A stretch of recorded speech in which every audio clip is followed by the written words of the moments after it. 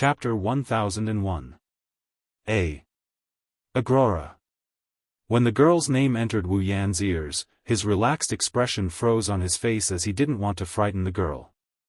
His wine-red eyes started fluctuating intensely. Agrora? Isn't this the fourth primogenitor Kokeng and Yukaina spoke of? This girl who scares him when he speaks louder is the fourth primogenitor of the previous generation? Looking at the beautiful girl who is looking at him with a timid yet curious expression, an absurd feeling kept rising in his heart. This cute thing can be the fourth primogenitor, no wonder Kokeng can be the fourth primogenitor. Agrora? Nagisa, who was hugging Agrora, shook her head in a daze. She clutched her head in pain. Why do I feel so familiar? Nagisa. Nagisa's painful moans woke Wu Yan up. Wu Yan hurriedly pulled Nagisa into his arms. It looked like Wu Yan was hugging two beautiful girls at the same time. Are you alright? Agrora looked worried as well. She looked at Nagisa, who looked like she's in pain. Nagisa chuckled when she sensed Agrora and Wu Yan's worried gazes. Don't worry, Nagisa, I'm fine. But why? Nagisa's red eyes turned to Agrora. She looked even more confused. Even Wu Yan looked pensive. Nagisa said she didn't know Agurola, but she subconsciously cared for him. She didn't feel any fear. She said something like she's been with Agrora for a long time. Wasn't this behavior a little too strange? Looking at how Nagisa was clutching her head in pain, Wu Yan has a feeling that Nagisa knows Agrora. However, there seems to be a problem with Nagisa's memories about Agrora. Wu Yan recalled the time he visited Koju after the fake angel incident. He wanted to talk about Agrora. However, Kocheng's behavior was exactly the same as Nagisa's. As long as Gu Cheng recalled even the slightest bit of memory regarding Agrora, his brain would stop him from continuing to think about it. It was as if this memory originally existed, but was now snatched away by someone. Nagisa. Could it be the same situation? What's even stranger is the fact that Agrora is in Nagisa's body. Vampires can devour their own kind to obtain higher-level blood. Vatler was an old pure-blooded vampire. He devoured two elder-level second-generation vampires and obtained the best bloodline below the primogenitor level. There's no need to explain what happens to those who are devoured. Kokeng has become the fourth primogenitor. This is something everyone can see. He was originally a human. In other words, the reason Gu Cheng became the fourth true ancestor was because he had used the principle of same race devouring each other to devour the previous fourth true ancestor, Agrora, obtaining Agrora's blood and power. Then, what was going on with this Agrora in front of him? Consciousness. Consciousness. Could it be that Agrora had stored his consciousness and the enchantress's Ashnice in Nagisa's body before he was devoured by the ancient city and was about to disappear? Was that how he survived? If that's the case, this should be Nagisa's mental world. Wu Yan looked around at this place that was filled with an aura of vicissitudes. He muttered to himself for a bit before speaking to Agrora. Agrora, it was you who brought us here, wasn't it? Agrora's expression was still timid, but he nodded firmly. Wu Yan and Nagisa exchanged glances before looking at Agrora. Then why did you bring us here? Agrora nervously looked around. When he calmed down, he bravely looked at Wu Yan. Because thou hast taken away my place. Took away your place? Wu Yan scratched his face in confusion. He frowned as he thought of something. You mean? Wu Yan probed, because I turned Nagisa into a familiar, you can no longer stay in Nagisa's body. That's why you pulled us into Nagisa's mental world? Seeing that Wu Yan accurately said what he wanted to say, Agrora, who was having a hard time figuring out how to explain to Wu Yan, immediately nodded his head in excitement. Wu Yan, on the other hand, frowned. That can't be. Even if Nagisa turned into a familiar, there's no reason for it to reject the consciousness in its body. Agrora shook his head at Wu Yan's words. He pointed at Ashnice on his back. Different familiars can't exist in the same consciousness. Wu Yan felt relieved when he heard this. Familiars didn't have a physical body. Their bodies were composed of mana. They were a collection of mana with a consciousness. As a collection of mana with consciousness, a familiar's consciousness was the embodiment of its body. It could be reconstructed if its body was destroyed, and it could be reborn if it was destroyed, because only its consciousness was its own. Under such circumstances, how could the same familiar possess two consciousnesses? In that case, the two consciousnesses would form two familiars when mana was used to construct the body of the familiars. Similarly, different familiars couldn't exist in the same consciousness. That would be equivalent to having two abilities and two strengths. That would be too contradictory. Of course, this was only limited to familiars. According to what you're saying, what I took away should be the shelter of the enchantress Azure Ice, right? What does that have to do with you? Hearing Wu Yan's words, Agrora trembled with fear and shyness. Wu Yan was shocked when he opened his mouth. I am Ashnice of Ashnice. What did you say? Wu Yan exclaimed. Agrora jumped in fright and almost burst into tears. Nagisa, who didn't know what was going on, tried to console him while glaring at Wu Yan. Wu Yan shut his mouth at the sight of Nagisa's angry glare. He felt helpless. It seems it's best to figure out the situation first. Wu Yan patted his cheeks and sighed. Then, Agrora, what do you plan to do? Nagisa is destined to be my vassal beast. Even I can't control it. Agrora fell silent. Nagisa is about to become Wu Yan's familiar. This is an irreversible fact. Once Nagisa's consciousness becomes a familiar, Agrora, the Ashnice of the Enchantress, will be automatically expelled from Nagisa's consciousness. Without a host, Agrora will only have one path to take. Death. Under Wu Yan and Nagisa's gaze, Agrora looked back and forth between them. She bit her lip. I am willing to fuse with Nagisa. Fuse? Wu Yan and Nagisa were stunned. Wu Yan quickly regained his composure. Agrora probably wants to fuse her consciousness with Nagisa's and turn her consciousness into a personality. That way, she can continue existing. Just like Coterie, she had a dual personality, but both personalities were Coterie. That way, there wouldn't be any rejection between the two personalities. But is this really okay? Wu Yan frowned. Once you fuse with Nagisa, you will become my familiar. Ashnice of Ashnice of Ashnice is the fourth primogenitor's familiar, right? That way, you won't be able to return to Koju's side. Agrora's expression shook violently, but when he saw Nagisa's blank expression, his expression became firm. Nagisa saved me. Without Nagisa, I wouldn't exist. I don't want to leave Nagisa. I want to be with Nagisa forever. Agrora. Nagisa looked at Agrora with a touched expression. She hugged Agrora's soft body and she looked at Wu Yan. Nagisa doesn't know what's going on, but Sensei, Nagisa also wants to be with Agrora. You too. Wu Yan shook his head with a bitter smile. Since you've already said so much, what else can I say? Joy appeared on the faces of the two girls. At this moment, a white light flashed between the heavens and the earth. The two girls' figures also slowly fused together. When he opened his eyes again, he saw the statue and the well. Nagisa was no longer there. The only thing left was a voice in Wu Yan's mind. Ding! Obtained familiar, Ashnice of Ashnice.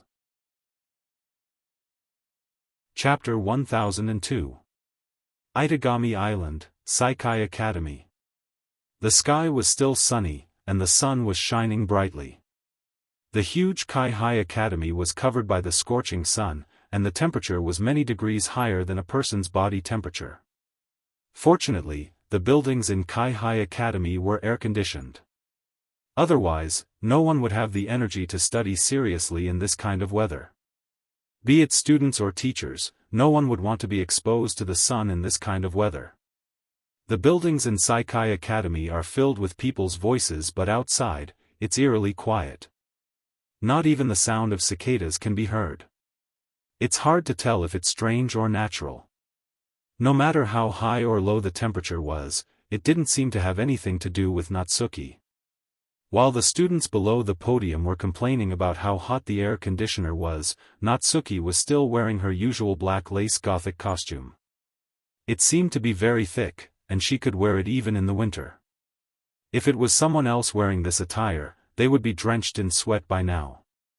However, Natsuki doesn't seem to be affected at all. She has an expressionless face as she looked at the students who are looking at her with a hint of seriousness in her eyes.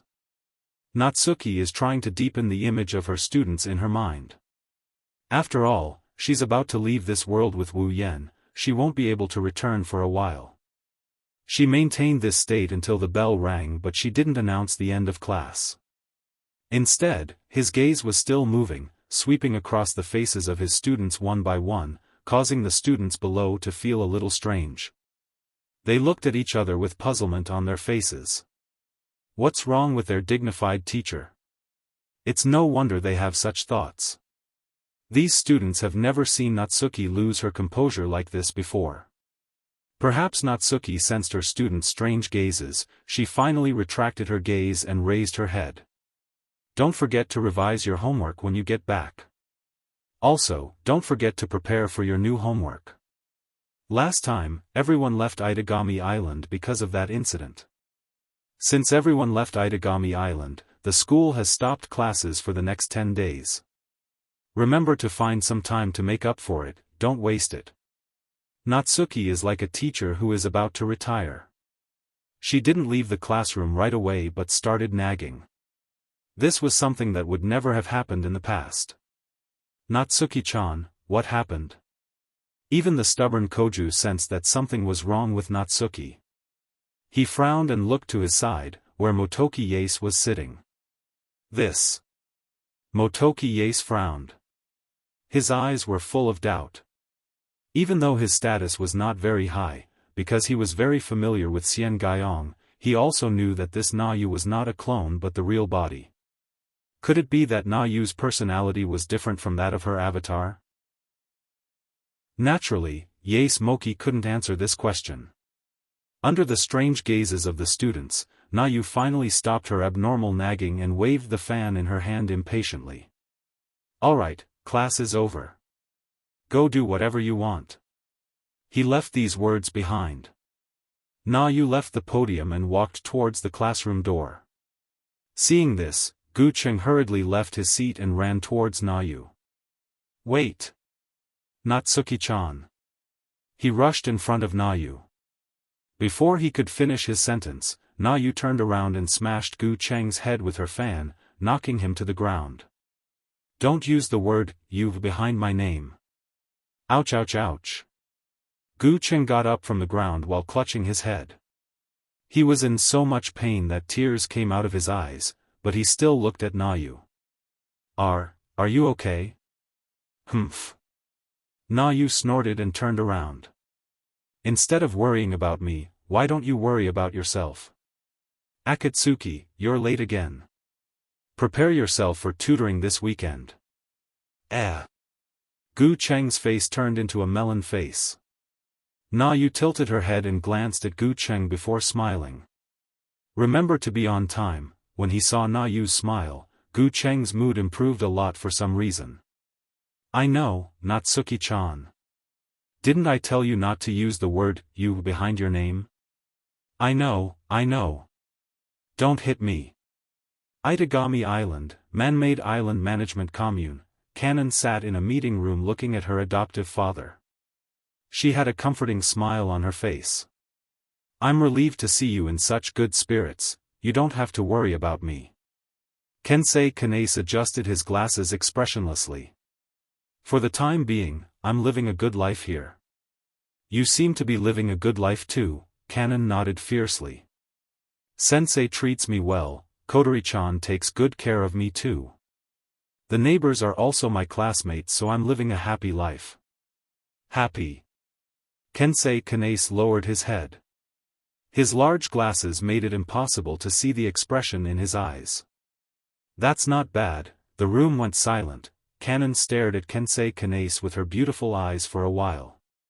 She clasped her hands together and said, I might leave this place for a while, Kensei paused for a moment before his gaze met Kanon's eyes again. When he saw the gentle smile on her face, Kensei paused for a moment before he opened his mouth. Will it be long? Hearing this, Kanon's face blossomed into a smile. She shook her head with her lustrous hair. I should be back soon, is that so? Kensei Kanase nodded nonchalantly and didn't say anything else. The two of them stood there quietly until the meeting time was over. Kanon stood up and bowed to Kensei as he was taken away by the management staff. Itagami Island, Southern Residential Area, Room 704, let me see. Nagisa sat in the living room and checked the things in front of her with a serious expression. I brought my toothbrush, cup, all my favorite clothes are here. I didn't leave anything behind, right? Nagisa blinked and tilted her head. She then pounded her palm. Oh right. I forgot to bring my pillow. Nagisa didn't notice Kotori, who was sitting beside her, couldn't stay calm. Seeing Nagisa rushing into the room to bring her pillow, Kotori couldn't hold back her emotions and grabbed Nagisa's collar. That's enough. You're not going on a vacation. Why are you bringing a pillow, toothbrush, and cup? Kotori dragged Nagisa back by the back of her collar and said in an unquestionable tone. You're not allowed to bring these. Nagisa screamed as if it was the end of the world. How can that be? If I say it's okay, it's okay. Kotori declared domineeringly. She grabbed Nagisa and walked out the door. Anyway, time will stop flowing in this world. Just follow us like this. Yua. Don't drag me. Itagami Island, Southern Residential Area, Room 703, Wu Yan stood by the window and looked down at the noisy pedestrians. He turned around to face Kotori, Natsuki, Nagisa, and Kanon. Are you ready? Natsuki and Kanon nodded. Nagisa was the only one who mumbled unwillingly. I'm not ready, sob. I forgot to bring a lot of things. Everyone chose to ignore Nagisa's nagging and glanced at each other. Then Wu Yan looked at Natsuki, Nagisa, and Kanon. He closed his eyes and he cut off the supply of mana to the three girls. Natsuki, Nagisa, and Kanon turned into streams of mana. They returned to Wu Yan's body after losing the support of their mana. Since they've become Wu Yan's familiar, they're part of Wu Yan's body. Wu Yan can bring them away without needing to summon them again. It's good news. Wu Yan smiled when he sensed the three girls' consciousnesses slumbering in his body. He looked at Kotori and waited for her to nod before speaking. System, we're leaving this world. Wu Yan and Kotori's bodies slowly faded away until they disappeared. No one knows that the five of them are missing from this world. Chapter 1003. Behemoth Forest, Campsite. After a period of chaos, the campsite had gradually calmed down and returned to its usual orderly state. Originally, there were 3 people with the highest authority in charge of the campsite. They were also responsible for organizing the resources and information needed by the Ailu Empire and handing them over to the Ailu Empire's royal family. But now, 2 of the 3 people in charge of the campsite were killed. Only Pelosi was left to manage the campsite. In the eyes of outsiders, Pelosi was undoubtedly the one who benefited the most from this series of events. Not only did he eliminate 2 competitors without wasting any energy, but he also became the only person in charge of the camp in one fell swoop. It could be said that Pelosi was now the only person in charge of the entire camp. Which one of the upper echelons of the various families who came to the Behemoth Forest campsite didn't want to reap some benefits for their family? With Pelosi's position as the only person in charge of the campsite, the one who reaped the most benefits is undoubtedly him. But only Pelosi himself knows that he has a lot of unspeakable troubles. Reap some benefits from the campsite? Yes, he does. But compared to these benefits, he'd rather have two people of the same status as him managing the campsite. Even if they're his rivals, at least he won't be as tired as he is now. Not only does he have to constantly monitor the situation in the behemoth forest, but he also has to make an inventory of the behemoth forest's profits every day.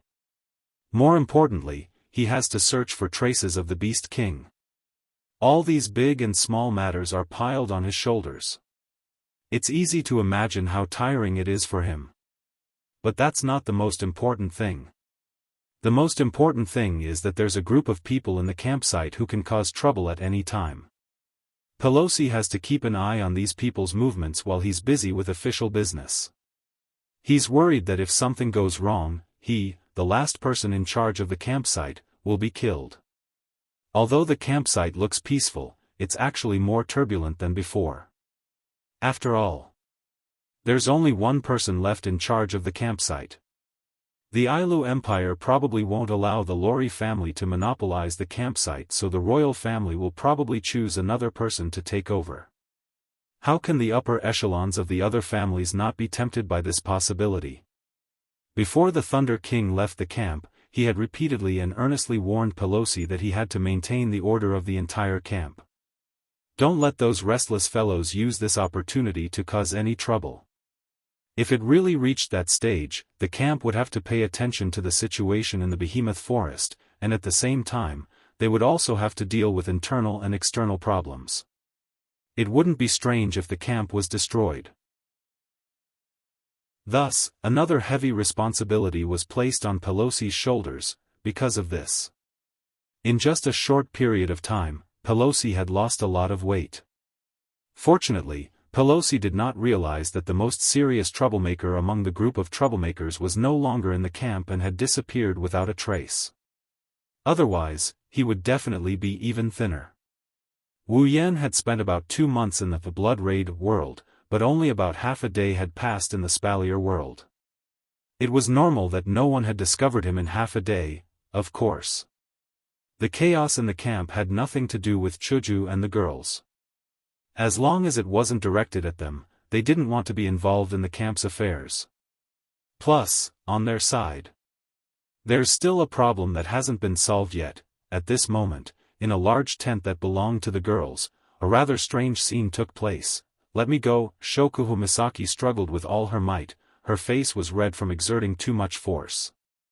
However, she didn't seem like she was going to give up. Despite being a sports idiot, Shokuhu Misaki displayed an astonishing amount of strength as she struggled to move forward. Shokuhu Misaki may not have a hard time walking, she may be a sports idiot, but she's not that stupid to the point where she needs 10 seconds to take a single step. The reason why it's so hard is because there are 3 people hanging on her soft waist. Shokuhu, calm down. Kinohita Sayai's face was red, she was being dragged along by Shokuhu Misaki. She almost wanted to use her ability. You shouldn't be so stubborn. Frenda also hugged Shokuhu Misaki's waist tightly, trying her best to stop her from moving forward, while shouting at her. You're just bad at cooking, right? What's the big deal, aren't you a queen? Why do you have to cook yourself? Can't you just wait for someone else to cook for you? Yeah. Shokuhu. For the first time, Takitsubu Riku followed Kinohita Sayai and Frenda and hugged Shokuhu Misaki tightly. If you're hungry, I can cook for you. No. Shokuhu Misaki didn't even think about it, she refused and continued her difficult journey. How dare you look down on my cooking? While saying that, Shokuhu Misaki's gaze turned to the corner. There, Kurumi was smiling and sipping on a cup of black tea. Obviously, the person who looked down on her cooking is Kurumi. Seeing Kurumi's happy face, Shokuhu Misaki was furious, she struggled even harder. Let me go. Kinohita. Frenda. Takitsubu. This time, I will cook something that will surprise all of you. No, hearing Shokuhu Misaki's words, the trio screamed as if their parents just died. At the same time, they hugged Shokuhu Misaki even harder, unwilling to let go. Surprise! Chuju and Mikoto looked at Shokuhu Misaki, who made such a declaration. Their mouths twitched. Recalling the cookie Shokuhu Misaki made today, Chuju and Mikoto's face turned red. Indeed, that dish is too shocking, it looks fun. Flandre-chan sucked on her finger as she watched the trio playing around with Shokuhu Misaki. She rolled her red eyes and looked at Shirono. Hey, Shirono, let's go play with the sisters, okay? That. Fourth Shaman's face was a little flustered as she tugged at Flandre-chan's hand. Let's not disturb the sisters, why? Shirono was stunned, she didn't know what to say. It was Shirono who spoke up with a sneaky laugh. Well, they are trying to improve their relationship, maybe there will be some flirty sparks, ambiguous sparks. Flandre-chan's mind was filled with question marks. As for Astria and Toka, they were hugging each other as they trembled in fear. Shokuhune-san's cooking is scary, it's not good at all. I don't want to eat it. For two gluttons who can eat anything to say something like that, they must have tasted Shokuhu Misaki's cookie before. Just like that, the four girls were fooling around. Beside them, there was a girl who was watching with a smile, two girls who were embarrassed, two little girls who were watching curiously, and two girls with plump figures who were hugging each other while shivering. It was not an exaggeration to say that this scene was strange. When Wu Yan and Kotori appeared in the tent, they saw this strange scene. One can only imagine how they reacted to this situation. Kotori raised an eyebrow and looked at Wu Yan. Are they playing around? Well. Wu Yan put on a fake smile. Who knows, Yen. Hinajaku and Mikoto finally noticed Wu Yan and Kotori standing there. They cried out in surprise and they rushed over. Wu Yan thought they were going to give him a warm hug, but who knew, two slender hands grabbed his collar at the same time and pulled him in front of them. What are you doing here? Think of something. Stop that woman from going crazy. Looking at the ferocious expressions on the two beautiful faces so close to him, he almost couldn't wrap his head around it. However, his intuition told him that it's best not to think too much about it, so he quickly changed the topic. Oh right, where's Ikaros? Ikaros? Hinajaku and Mikoto looked at each other in surprise. I think I saw her just now. She probably went to the lake to take a bath. Wu Yan's eyes flashed with a bright light. Chapter 1004. The night was as dark as wine, the fluorescent moonlight was like a transparent veil. Under the starlight, it slowly covered the ground far below. The ground seemed to be covered in frost. Little silver spots were like stars in the sky. They dotted the ground for a while and disappeared for a while. When they reappeared, they were no longer in the same place. There were no clouds in the sky, the night sky was unobstructed. The moonlight and starlight scanned every corner of the ground, the trees in the behemoth forest, the tents in the campsite, the hills around the campsite, and a small lake. The lake was located in a corner of the campsite, it was surrounded by cliffs on three sides. There was only one path that could fit 4 or 5 people, it led to a forest of tents in front of the campsite. That forest of tents was where Wu Yan's group and the Misaka sisters' tents were. In the camp, many people knew that there was a lake in this corner. Although the area was not large, the lake water was very clear. Moreover, it was surrounded by mountains on 3 sides, and there was only one passage for people to pass through. It was the most suitable place for the female guards to bathe. Unfortunately, the path led to Wu Yan's group and the Misaka sisters' tents. If they wanted to enter, they would have to pass through here, it was impossible not to be discovered. Chuju, Mikoto, and the other girls were tempted. However, this was still someone else's territory. The girls might do whatever they wanted, but they weren't so reckless as to take over this place. So, Under Shokuho Misaki's control, she used some of the resources she hunted in the behemoth forest to make the lake a place for the girls and the Misaka sisters to bathe. Of course, a certain wolf could also use this place, but after he found out about the existence of such a place and started to have some dirty thoughts, the girls seemed to have seen through his inner thoughts. Every time he used it, there was no one else in the lake.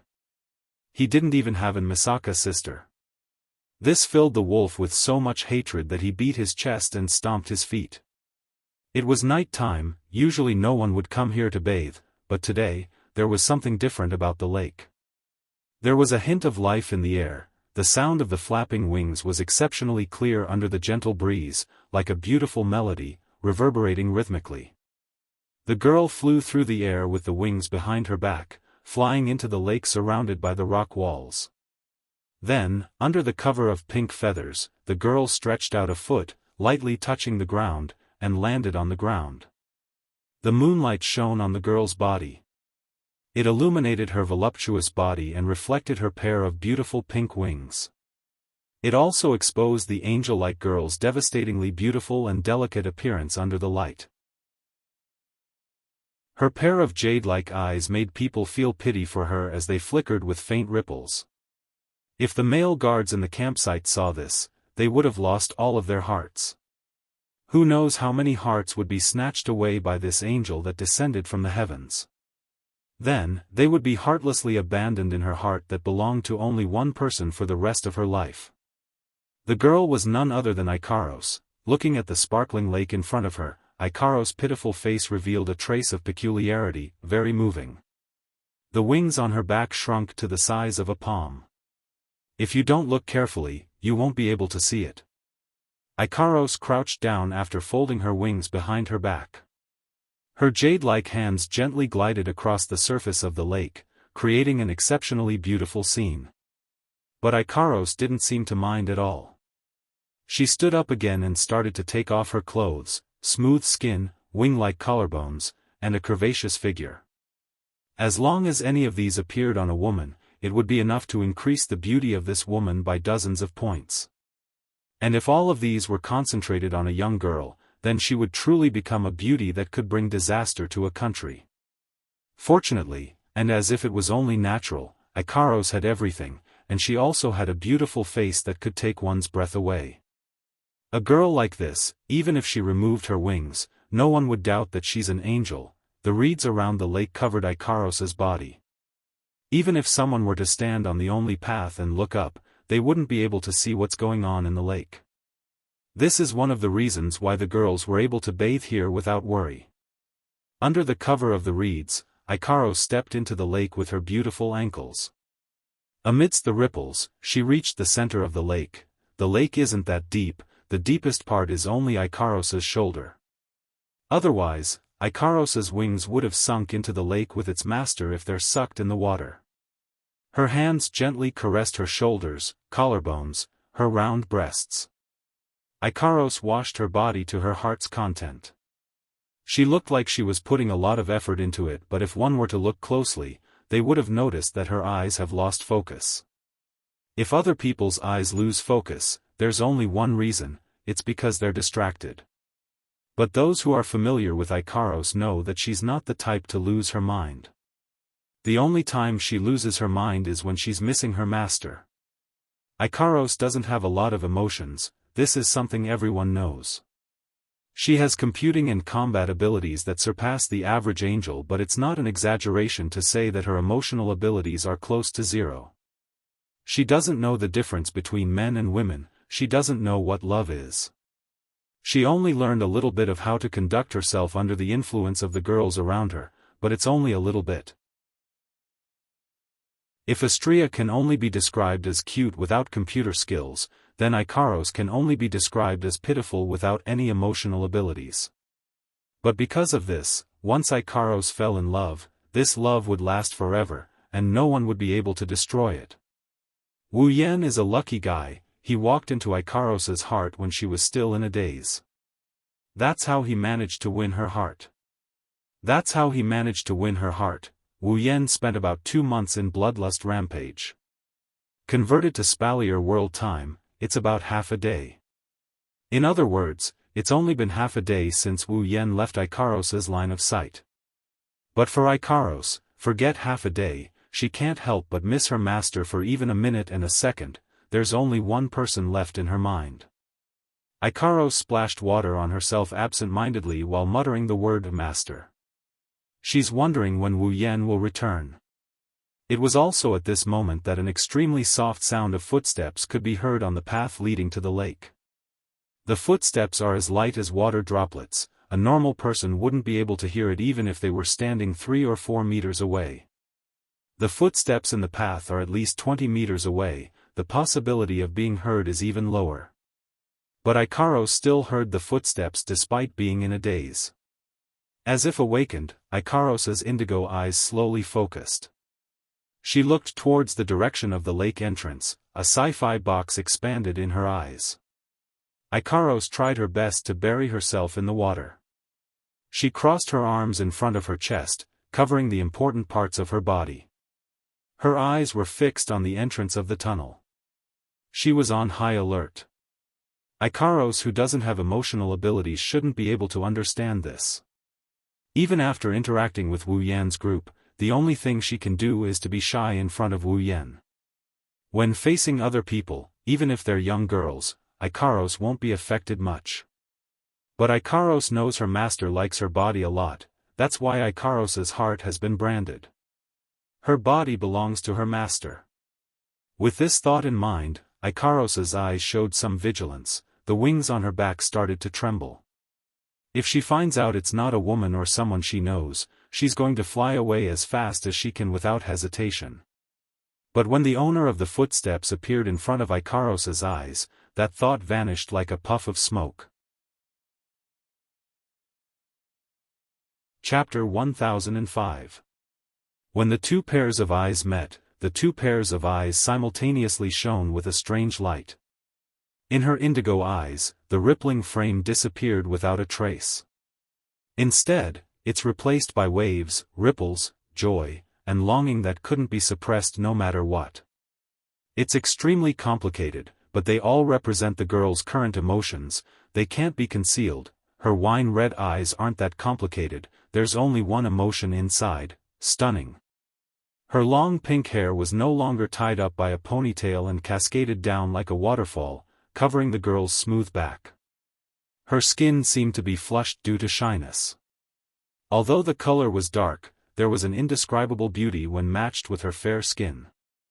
Her pupils are indigo, her hair is pink, and other than these two colors, there's only one color left on her body. That's white. Enough to touch people's hearts. Whether it's her exposed shoulders or her barely discernible body under the water, the girl's pearl-like white skin stole Wu Yan's gaze, making him unable to shift his gaze away. This isn't the first time Wu Yan admired this body without hindrance, it's not even the first time he played with it, touched it, but seeing it again, Wu Yan still can't stop his heart from beating faster than normal.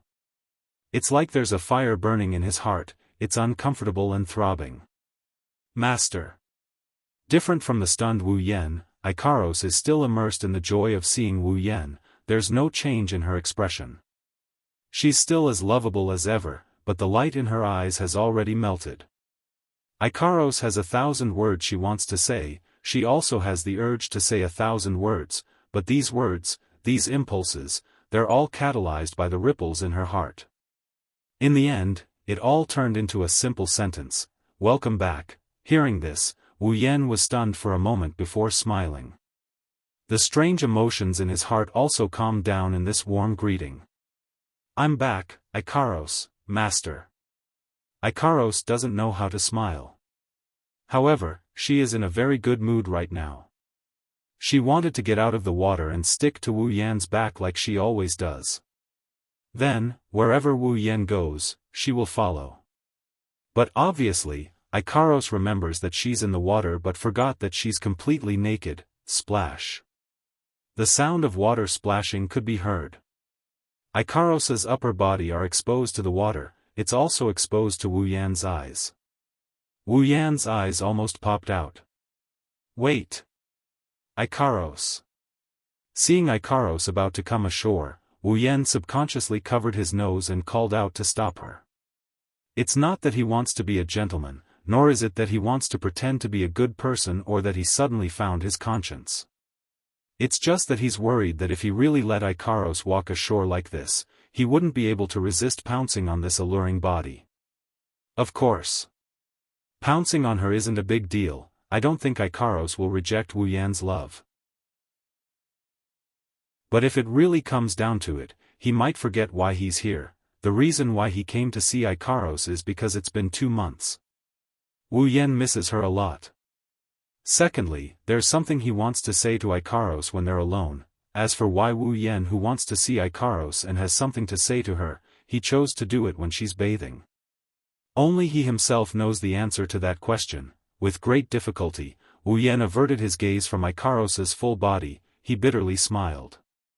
Don't come ashore yet, you're not dressed yet. Hearing Wu Yan's words, Ikaros finally realized her condition. Her cheeks flushed red, her indigo eyes filled with shyness. This is the kind of emotion that only bursts out when facing Wu Yan. Once again submerging herself into the water, Ikaros sneaked a peek at Wu Yan. After confirming Wu Yan didn't leave, Ikaros breathed a sigh of relief. Instead, she felt an inexplicable sense of loss. It's strange. Not sure if he noticed Ikaros's strange behavior, Wu Yan bitterly put down his hand that was covering his nose and scolded himself. If I don't cover my nose, will it bleed? It's not like I'm that idiot Koju. Shaking his head, Wu Yan looked at Ikaros. He scratched his cheek and spoke. I'm really sorry, Ikaros. Ikaros was stunned. Seeing this, Wu Yan helplessly shrugged and chuckled. Every time I go out, I make you worry. I'm really sorry, Ikaros. Ikaros finally understood why Wu Yan said this. She lowered her head and shook it. Her mouth opened as if she wanted to say something but she didn't know what to say. Expressing her feelings has always been Ikaros's weakness.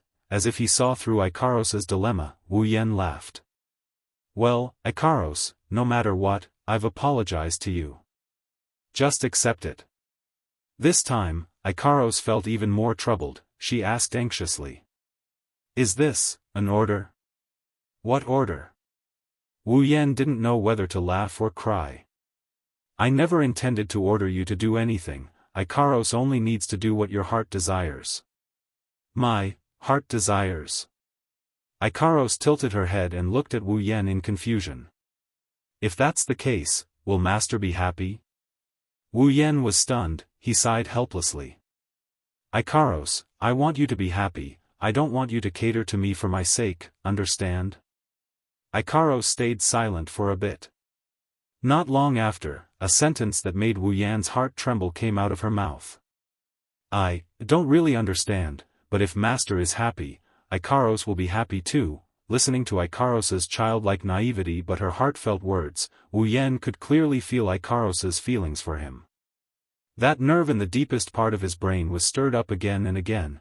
Wu Yan almost lost control of himself and shed tears. Hugh. Taking a deep breath, Wu Yan suppressed the throbbing in his heart. He raised his head and met Ikaros's expressive eyes. His face was full of helplessness and love. Then I'll be the same. Smiling gently, Wu Yan said to Ikaros.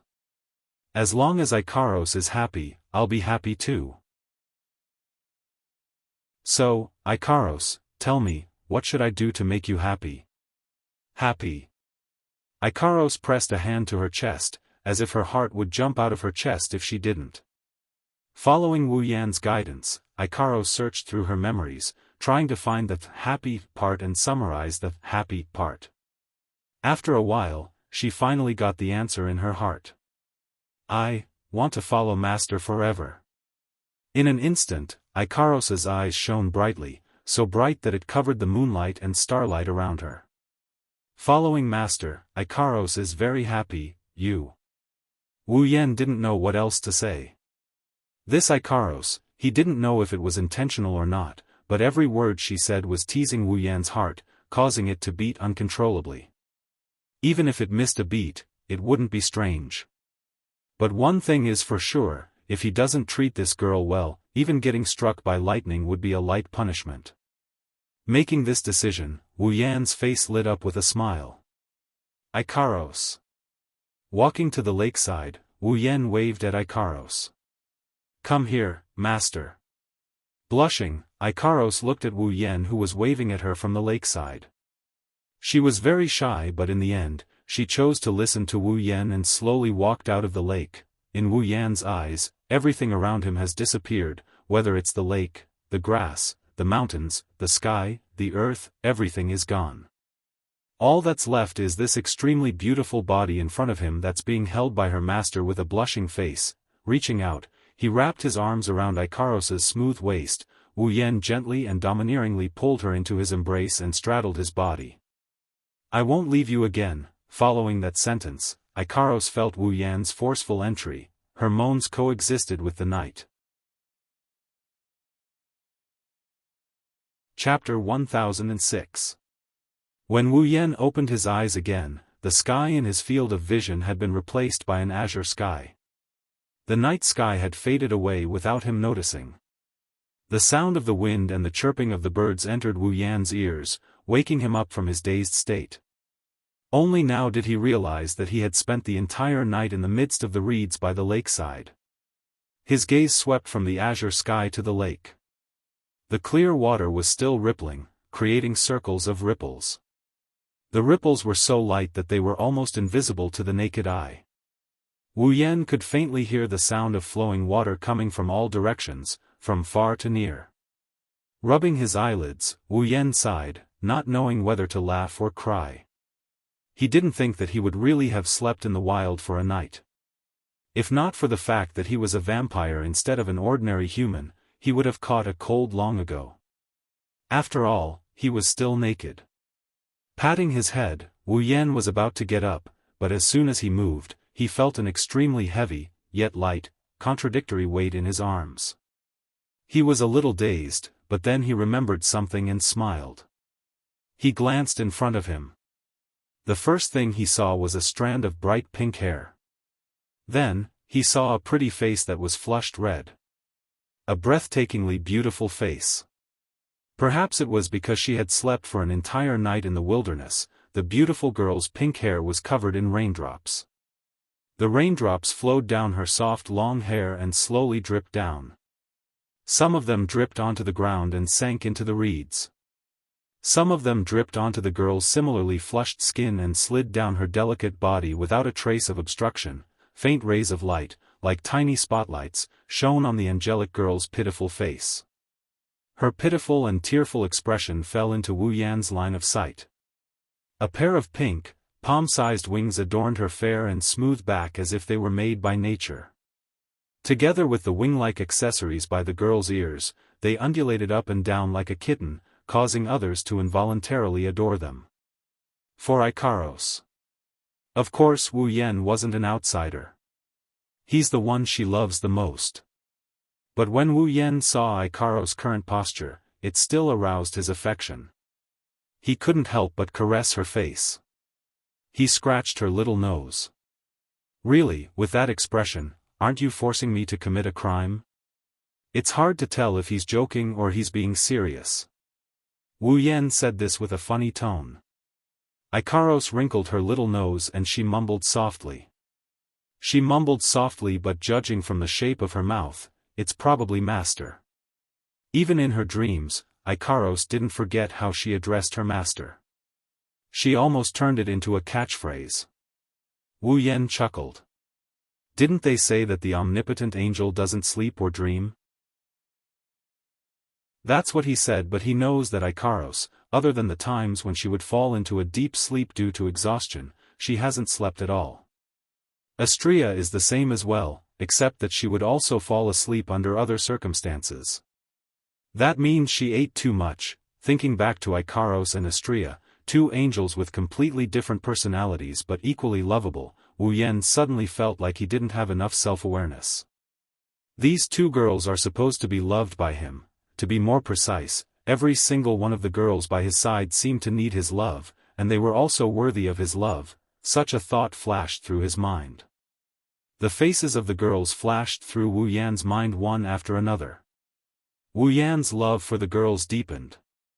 At this moment, such a big surprise the moment I wake up, should I say it's surprising? Or should I change my opinion of you? Without any warning, a childish voice filled with inconceivable majesty rang out from Wu Yan's heart. The voice seemed to contain some sort of chill as well. Of course, it's not a good thing. Wu Yan subconsciously froze when he heard the contradictory voice. He reflexively scanned his surroundings, and when he found the owner of the voice in his mind, his eyes lit up and he exclaimed in surprise.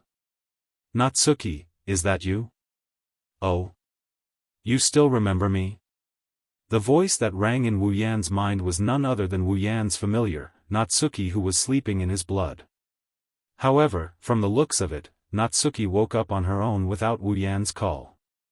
She naturally saw everything that happened in Wu Yan's mind, including Ikaros's current state. She might even know what happened last night. Realizing this, Wu Yan's expression froze. As if she could read Wu Yan's mind, Natsuki snorted coldly.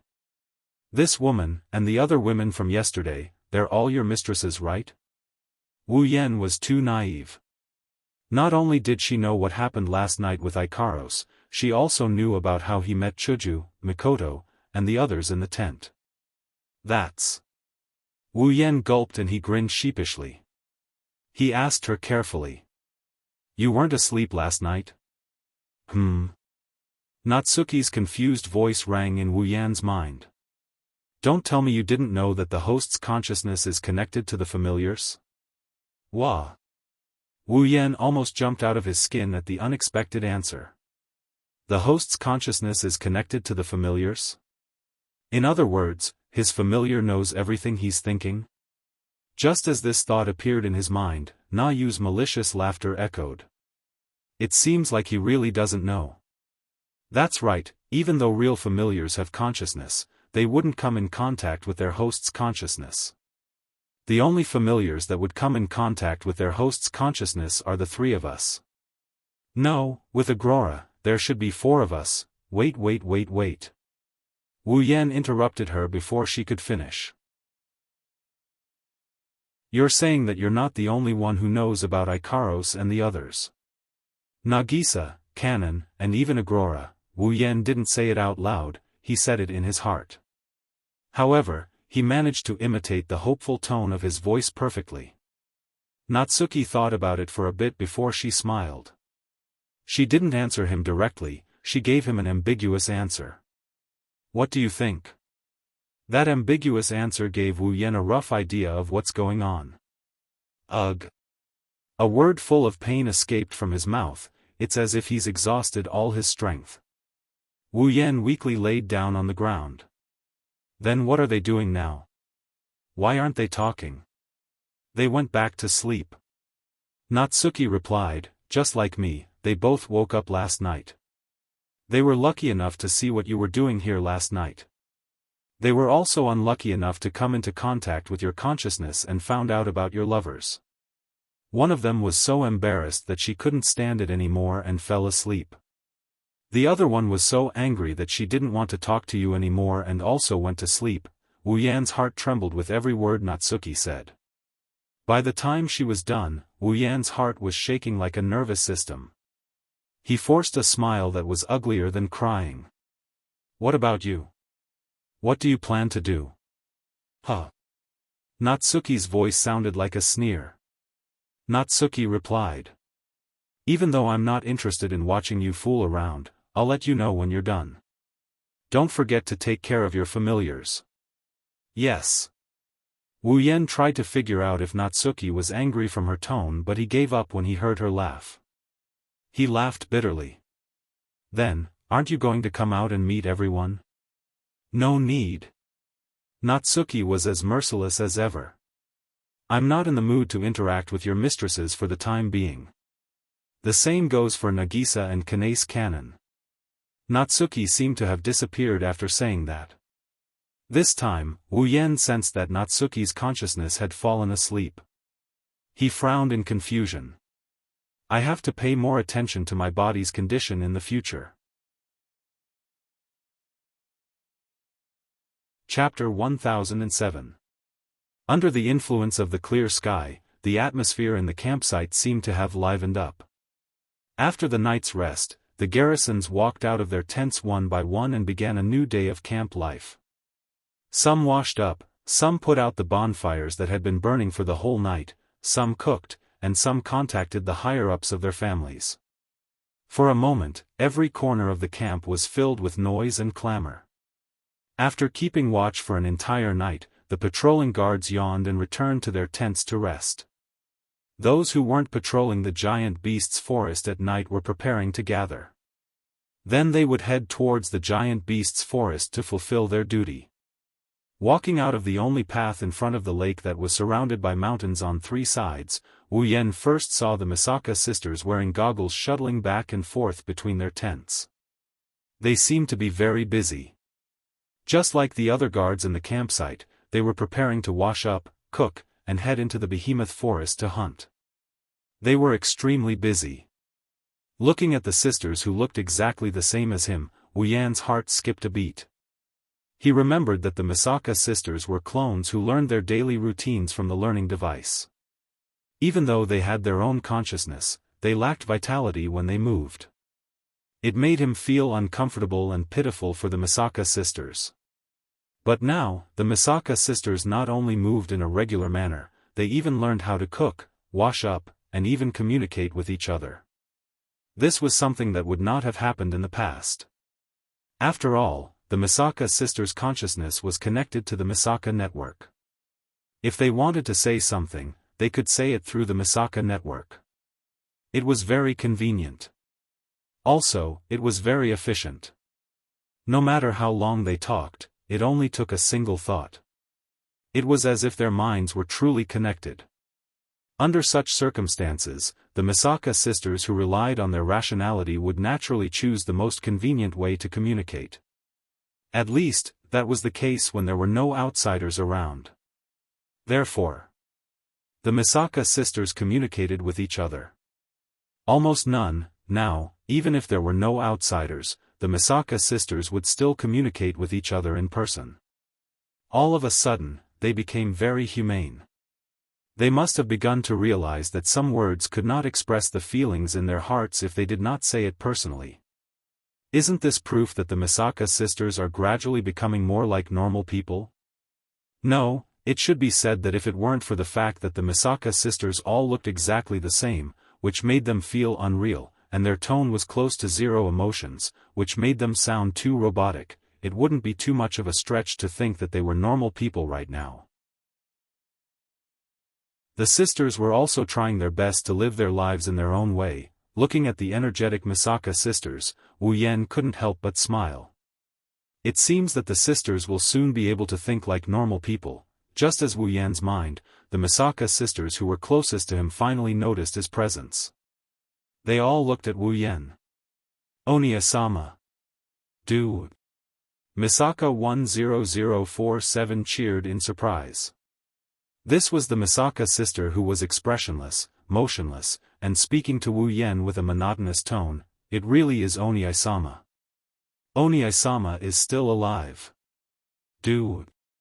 Misaka 14309 expressed her feelings after not seeing Onia-sama for a long time. This was the Misaka sister who was expressionless and motionless, but she was looking at Wu Yan as if she was looking at God. I heard that Lord Big Brother has already abandoned Big Sisters and ran off to find a new lover.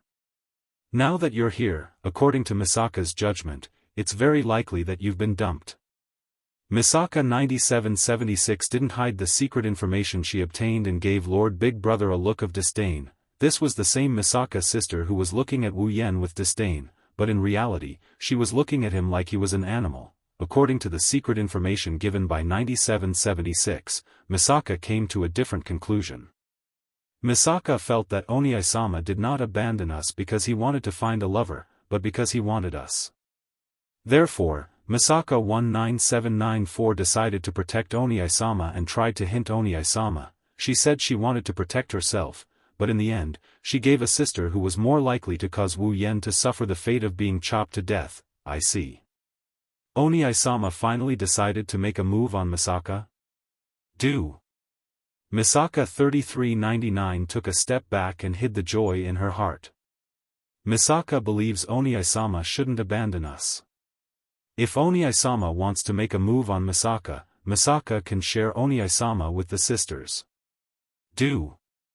Misaka 10976 decided to help the sisters redeem Oni-sama's impure heart and test the waters.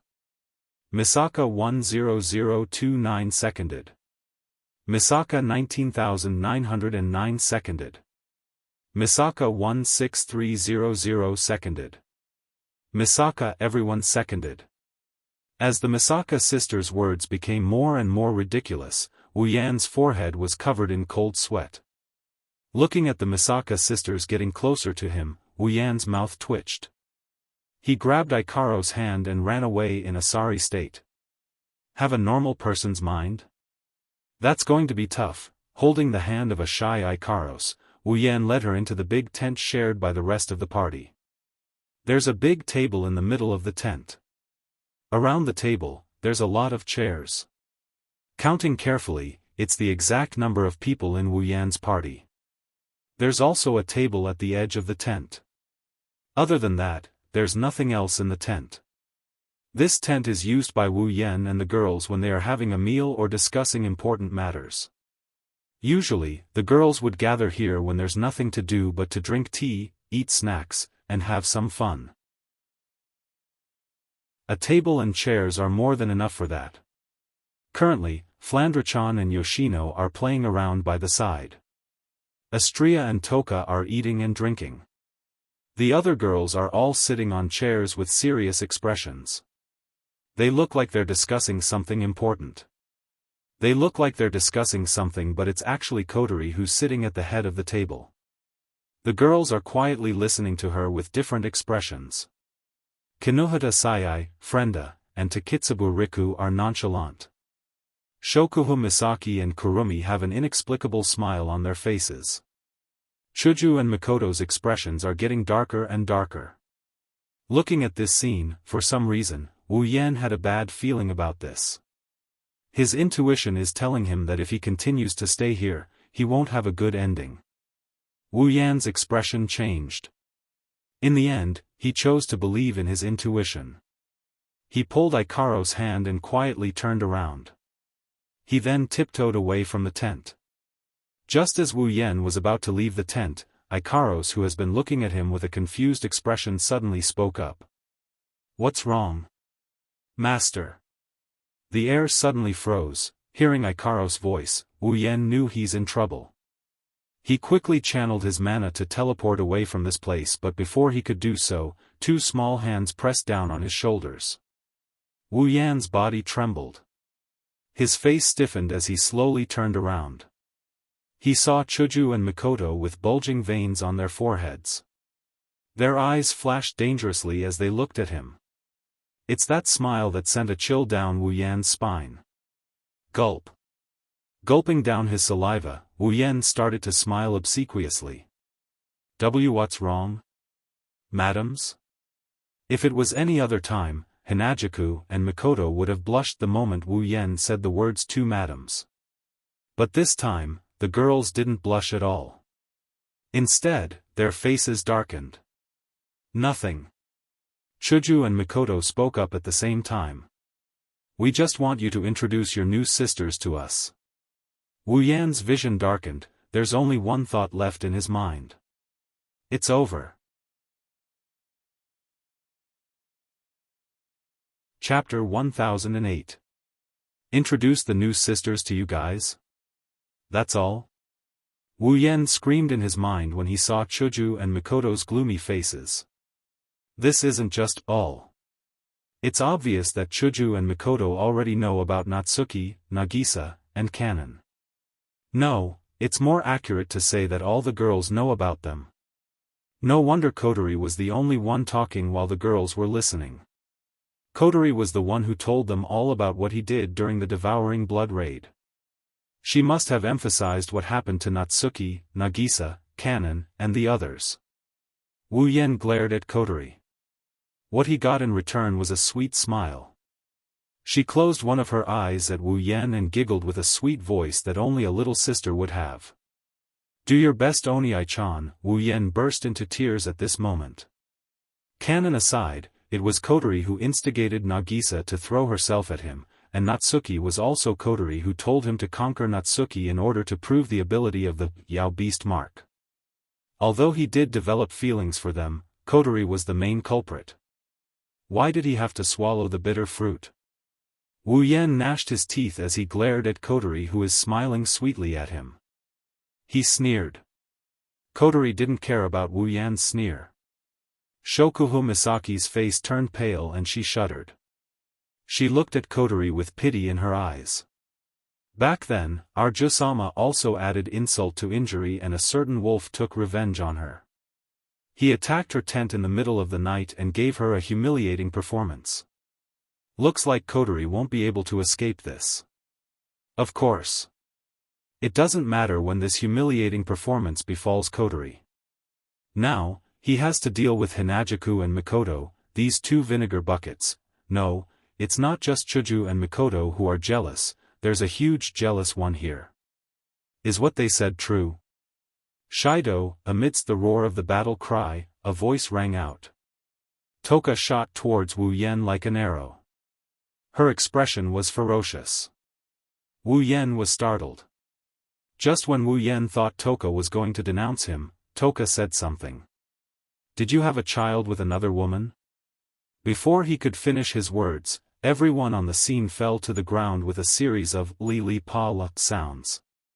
Kotori. This time, it was Wu Yan's turn to look at Kotori.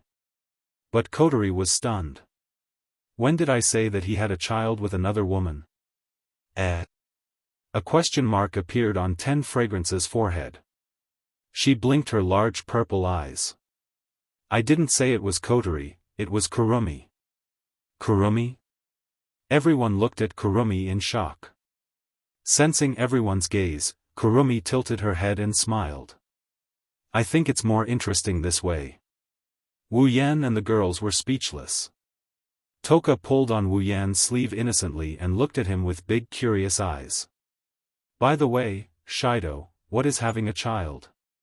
His breath got stuck in his chest and he almost died from not being able to catch his breath. While the girls were trying their best to hold back their laughter, Wu Yan forced a smile. If you don't know what having a child is, why did you yell at me? Toka was stunned, she punched her palm. Oh yeah, why did I yell at you? Ahaha. The girls couldn't hold back their laughter any longer. They giggled and Wu Yan couldn't help but feel a little annoyed by them. Ahem. After suppressing their laughter, Chuju and Mikoto turned serious and looked at Wu Yan. Aren't you going to explain it to us? Their voices are still low but the gloominess on their faces disappeared. Only seriousness remained. Wu Yan released a sigh of relief and he secretly thanked Kurumi and Toka. However, when Wu Yan looked at Kurumi with gratitude, she gave him a beautiful smile. Wu Yan flinched and he was surprised. Could it be that Kurumi deliberately told Zhuxiang that in order to help him? Wu Yan couldn't come up with an answer for the time being. Wu Yan shook his head and looked at Chuju and Mikoto. He smiled awkwardly. You heard it from Kotori, right? Then they should know that they are in my body and have fallen into a deep sleep. They probably won't come out in a short period of time. According to Natsuki, they don't want to come out to meet the girls for now. Of course, Wu Yan can't say that. He used a vague excuse to brush them off. When Natsuki, Nagisa, and Kanon are mentally prepared, he will let them meet up with each other.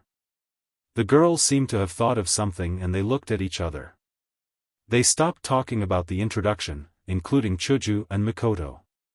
Well, even though they looked a little unhappy, that's right, only Shokuho Misaki, after looking at everyone around her, suddenly started crying. Little Yen, you're such a bad person. We have to deal with the people in the camp and plan for the future. Our sisters even go hunting in the giant beast's forest every day. It's normal for us to get injured if we don't do well. But you, The atmosphere tensed up again after hearing Shokuhu Misaki's words. Not to mention Hinajaku and Mikoto, even Kinohita Sayai, Frenda, Astria, Kurumi, and Takitsubu Riku, who didn't care about this matter, looked at Wu Yen with an uncomfortable expression. Wu Yan's heart clenched as he felt guilty for what he did to Wu Yen. Indeed, as Shokuhu Misaki said, the girls in the camp must be worried about the spalier world every day. Under such circumstances, he lived the life he wanted. He was a jerk. Wu Yen looked apologetic. He lowered his head and covered his face with his bangs. The girls panicked when they saw Wu Yan's reaction. Their dissatisfaction disappeared and was replaced with heartache. This is what girls are like. They are kind and considerate girls who care about Wu Yen.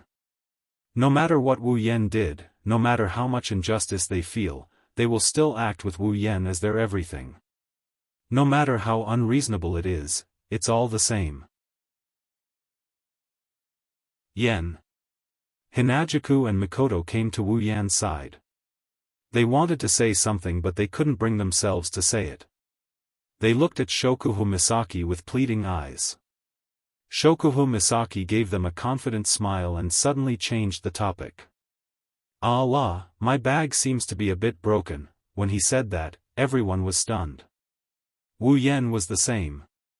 However, he miraculously reacted and quickly replied. I remember there is a shop in the supply town that sells good bags. I will buy one for you next time. Shokuhu Misaki immediately smiled. Unlike the professional smiles from before, this smile came from the bottom of Shokuhu Misaki's heart. Wu Yen understood why Shokuhu Misaki suddenly blamed him. Shokuhu Misaki didn't blame him for leaving Silveria's matters to them. She was just using this as an excuse to act coquettishly. That's right. She's acting coquettishly. Maybe Shokuhu Misaki is worried about not being able to be as intimate with Wu Yen as she used to be. That's why she's acting like a spoiled child in front of him. At the end of the day, Shokuhu Misaki is just a normal girl. The girls seemed to have realized what was going on. They looked at each other and smiled. My clothes are getting old too. I wonder if the supply town sells go tie. Ah, Era, I need a hair accessory too. Astria wants to eat cake. Whoa. Me too. Flan wants cake too. The girl's noisy voice echoed in Wu Yan's ears, but in Wu Yan's ears, this noisy voice sounded like the most beautiful music in the world. His heart melted. Chapter 1009. The Behemoth Forest was a natural treasure trove.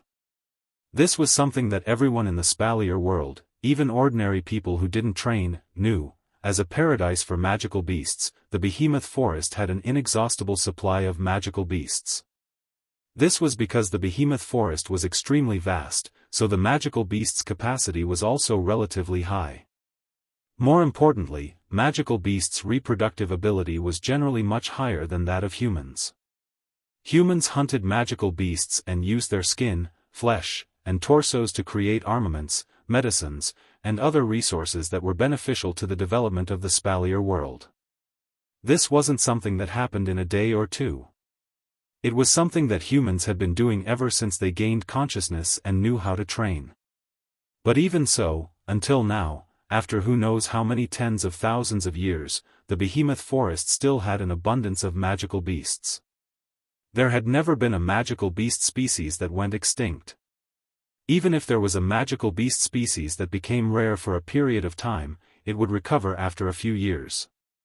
From this, it could be seen that the Behemoth Forest's magical beasts' reproductive ability and capacity were extremely high. Not only that, but there were also all kinds of heavenly treasures in the Behemoth Forest that could be used for all kinds of purposes. Some of the real treasures would even attract countless experts to fight over them. It was also something that had caused a bloody storm in the spalier world before. Therefore, the Behemoth Forest's position in the spalier world was extremely important, so important that it couldn't be replaced. The spalier world had once given birth to 4 gods, and these 4 gods had relied on the help of the divine power. Suddenly, they had reached the level of life and finally evolved, reaching the true peak. Unfortunately, the disappearance of the divine power had caused the spalier world to lose all gods. They would forever lose god-level experts. If the disappearance of the divine power had caused the spalier world to no longer have god-level experts, then the disappearance of the behemoth forest would very likely cause the spalier world's martial power level to plummet to the very end. They might even lose demigod experts, or even level 9 experts. This was not an exaggeration. After all, not everyone was so talented. Although demigods were powerful, they must have consumed some treasures that could increase their power and break through their current level. Only then would they be able to reach this level in their lifetime. They would only be able to become demigods smoothly. Once the spalier world lost the behemoth forest and these heavenly treasures, it would be much more difficult to break through to the next level.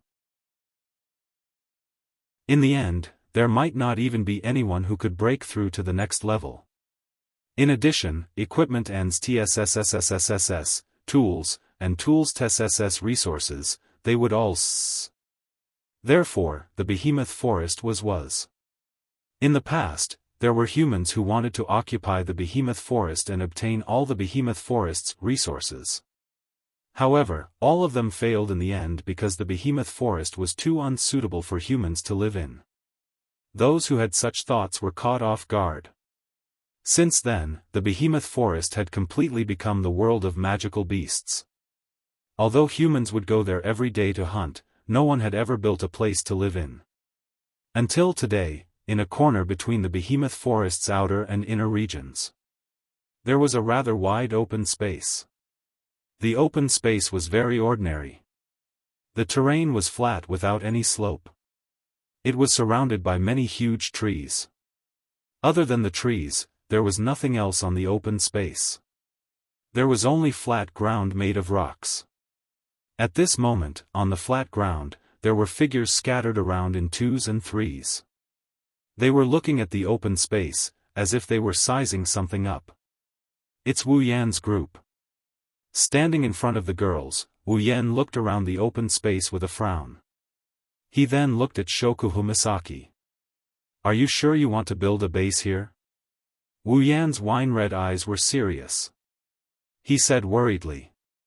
Don't forget, this is the behemoth forest. It's because this is the behemoth forest that I want to build a base here. Shokuhu Misaki smiled, but her eyes were serious. In any case, the sisters will come here every day to hunt for resources and earn experience points. In that case, instead of finding another place for them and having them come here every day, why don't we just let them use the giant beast forest as their base? But won't that be dangerous? Mikoto was worried. This is demonic beast territory. What if we get surrounded by demonic beasts? Or if a demonic beast that's too high level attacks us, what do we do? Also, this place isn't suitable for living, we need food and water first. Also, the Beast King might be here. Misaka-san, don't worry so much. Shokuhu Misaki smiled bitterly at Mikoto's nagging. How can a demonic beast horde break through the defense line of 20,000 sisters? High-level demonic beasts won't be able to come to this place. As for food and water, it's a big problem for the people of the spalier world. But Xiaoyan has a system. I'm sure it won't be hard for her to find items that can provide her with food and water, right? What if something unexpected happens? Like last time, didn't you also say that the sisters would be fine here? But then the Beast King appeared and the demonic beasts went berserk. The sisters are still trapped here. We can't guarantee that this won't happen again. Mikoto said stubbornly. Shokuhu Misaki shook her head helplessly at Mikoto's stubbornness. She looked at Wu Yan for help. Wu Yan looked at her helplessly. It's okay, Mikoto. Holding her hand, he shook his head. What you said makes sense, but Misaka-san's idea is correct. Instead of letting the sisters wander around outside, why don't we just use this place as our base? It'll be more convenient, but... Mikoto opened her mouth worriedly. Every sister is her favorite, she doesn't want to see them get hurt. After all, in her heart, she has always felt that she owes them. Shokuhu Misaki, who has always been against her, didn't argue with her on this matter. Don't worry. Wu Yan consoled her with a smile. Once the base is completed, I will set up the highest level defensive barrier here. I will also set up some defensive spells. It just so happens that I have obtained some powerful ancient weapons in this dungeon world. I will use them to defend this base. Even if a real beast king appears, it will be able to hold them off for a while. Moreover, we can also set up a teleportation point in the base. If something really happens, we can rush back at any time. Besides, we won't always be outside. This is not only our sister's base of operations, but also our base of operations. Mikoto fell silent. The other girls didn't speak either. They waited for Mikoto's decision. If Mikoto insists on not setting up a base in the behemoth forest, then they will compromise. As if she sensed their thoughts, Mikoto's brown eyes revealed a helpless expression. She nodded and agreed. Seeing this, everyone let out a sigh of relief. Don't be fooled by Mikoto's carefree and valiant appearance. In certain aspects, she's even more fragile than a normal girl. She's also terrifyingly stubborn in certain aspects. If she really gets into a fight, even Wu Yan can't do anything about it, unless it's under the blanket. Then, how should we build it? This base. The girls all looked at Wu Yan. Wu Yan scratched his face and frowned. If it's just building a base, there are many ways to do so in the system. However, considering the sisters' safety and external defense, the base's level can't be too low. It might even need to be equipped with some defensive measures. If that's the case, the points. If it's just the points, we can solve a lot of the problems here. Shokuhu Misaki took out a space ring and handed it to Wu Yan. The sisters' efforts weren't in vain. There are quite a few monster carcasses, magic crystals, and eggs inside. We should be able to exchange them for item points, ability points, and summoning points. As for equipment points, there's nothing we can do about it. If it's just equipment points, it won't be a problem. We don't need that many equipment points anyway. Wu Yan smiled. Let's go back and exchange everything we need. Then, let the sisters build it here. The girls nodded. Chapter 10:10. Behemoth Forest, Campsite. 10 days have passed since Wu Yan returned to the Spalier world from the Bloodlust Rampage dungeon. In these 10 days, the Behemoth Forest campsite has passed by in an unexpectedly peaceful manner. It's not as chaotic as it was a few days ago. People died, people turned into monsters of unknown origin, causing everyone to panic. The current camp was like a sunny day after a storm. Other than some of the usual small fights and schemes, there was basically nothing major happening. This could be considered another kind of tranquility. It allowed Pelosi, who had been on tenterhooks, to have time to let go of the sense of urgency in his heart and let out a sigh of relief. Of course, that's only for Wu Yan's group. In these 10 days, something major has happened in the campsite. It's the appointment of a new person in charge. This is to be expected. Pelosi's abilities are outstanding. Even though it's tiring to manage the campsite by himself, he still manages the campsite in a disciplined manner. However, Pelosi is still a member of the Lori family. If he's the only person in charge of the campsite, then the Ailu Empire's campsite will become the Lori family's campsite. Even if the Lori family is willing to see this happen, the Saito and Ladin families aren't willing to see this happen. Thus, halfway through the 10 days, the Ailu Empire's royal family finally gave the order to appoint a new person in charge of the campsite. From the Saito family and the Ladin family, he chose one person from each family to come here and work with Pelosi to manage the camp.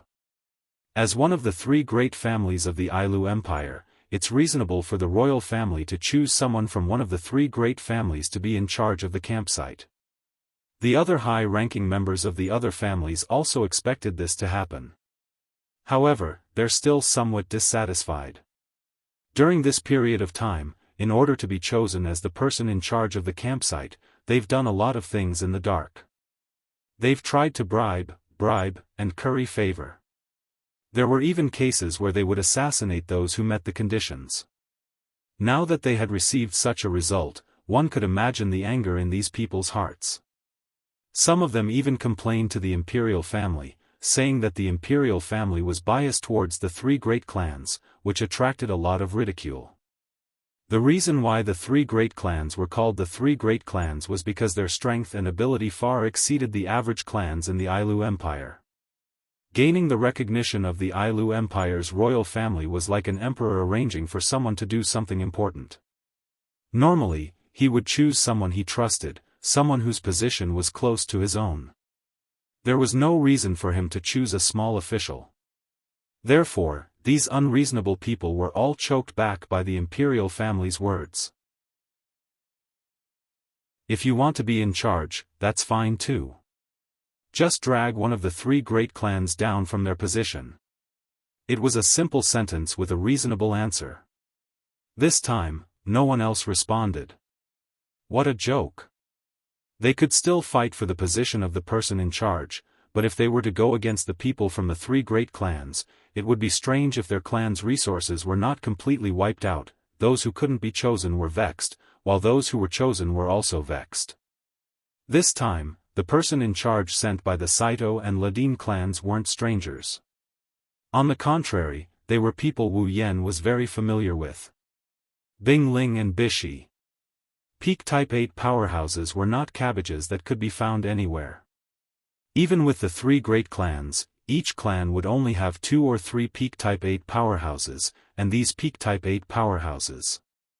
These Peak Rank 8 experts were either the patriarch of the three great clans or the second in command. They couldn't possibly let the patriarch be the person in charge, right? What would happen to their own clans if they did? Therefore, the camp's second in command had to be sent out. Unfortunately, the second in command of the Saito clan, Marcus, became a traitor and a monster. He was killed by Wu Yan in front of so many people. The second in command of the Ladin clan, Andrew, was also killed without a word for offending Wu Yan. How could the two great clans have any extra Peak Rank 8 experts to be their second in command? Maybe they could send out an advanced Rank 8 expert. Even if they don't have a Peak Rank 8 expert, they should at least have an advanced Rank 8 expert. They did have some, but these advanced Rank 8 experts weren't qualified to be the camp's overseers. At least, they weren't qualified to be the camp's overseers. The other clans sent out their second in command, but they sent someone of average rank. Wouldn't that be a joke? As a result, the two clans had no choice but to send out the next pillars of their clans. Bing Ling and Bishi, if there were no accidents, they would be the next patriarchs of their respective clans. In terms of status, they were qualified. In terms of strength, they weren't strong enough. However, it wouldn't be a problem to send a few powerful guards to protect them. However, the strength of a peak 7th order warrior was still too weak. If they were to walk out of the Saito family and Ladin family, the two families would have to pay a heavy price to raise Bing Ling and Baishi's strength to the 8th order warrior level. That was why the Saito family and Ladin family had to pay a heavy price to raise Bing Ling and Baishi's strength to the 8th order. 2 Rank 8 experts under the age of 25. The future patriarchs of their respective clans. These 2 titles were more than enough to be the camp's overseer. It's worth mentioning that since the Saito clan's second in command and future second in command were destroyed by Wu Yan, some of the guards brought by Bing Ling were clamoring to get revenge for their clan. Along with other Rank 8 experts, they formed a group and charged towards Wu Yan's area. In the end, in less than 10 minutes, these people were all thrown out one by the furious girls. Including Ikaros. After the previous incident where he acted like a spoiled brat, Wu Yan seemed to have found his conscience. During this period of time, he showered each of the girls with a fiery love. It's as if he's holding them in the palm of his hand, afraid that they'll fall, afraid that they'll melt in his mouth. all of the girls enjoyed an exceedingly mushy yet comforting tenderness. It wasn't easy for the girls to wait for Wu Yan's long-awaited love other than rolling in the sheets. In the end, under the taunts and ridicule of these annoying guys, Wu Yan's face that always had a sweet smile on it turned dark and gloomy. How can the girls who have enjoyed his love and care stand by and watch this? Even someone like Ikaros couldn't hold back her anger, let alone the other girls. It can only be said that these people don't look at the almanac when they leave the house. They deserve to be F***ked. After this incident spread, the respect the people in the camp have for Wu Yan's group increased. With this group of people who aren't afraid of anything, even if the next emperor of the royal family came, they would still be fine. Living together with them is no different from living with a tiger. After all, no one wants to offend this group of unscrupulous people and bring trouble to themselves. Because of this, the people in the camp kept a respectful distance from Wu Yan's group. They didn't notice that in the forest where Wu Yan's group was staying, quite a number of Misaka girls didn't even come back from the behemoth forest at night. More and more of them came back. Therefore, those who weren't chosen as the person in charge were vexed, those who were chosen were vexed, the guards in the camp were vexed, the girls were vexed, even Wu Yan was vexed at this moment. Sitting on the bed in his tent, Wu Yan looked at his personal list floating in front of him. Only he and the girls can see it. Wu Yan let out a sigh. In order to build a safe and secure base for the 20,000 Misaka sisters, Wu Yan spent quite a bit of his fortune on this project. Right now, all the items that needed to be exchanged had been exchanged and handed over to the Misaka sisters. They were starting to use these items to build their own base. He believed that with the convenience of the system's items, a base that could accommodate 20 to 30,000 people would be built in a few months' time. Because of this, Wu Yan's equipment points, item points, and even ability points are almost empty. This is even after adding in the points that the girls obtained from hunting. Otherwise, Wu Yan's points wouldn't be enough. Wu Yan pursed his lips when he saw that the system didn't seem to have any points on the three options. Should I hand over the things in the ring of gold as well? Wu Yan muttered to himself as he looked at the fourth point on the system list. It's also the only point that he hasn't used yet, summoning points.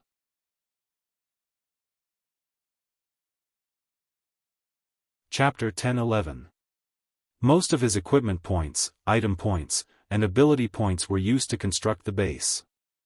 Wu Yan only had summoning points that he did not use to construct the base. After all, summoning points are used to summon characters from the instance dungeon to his side.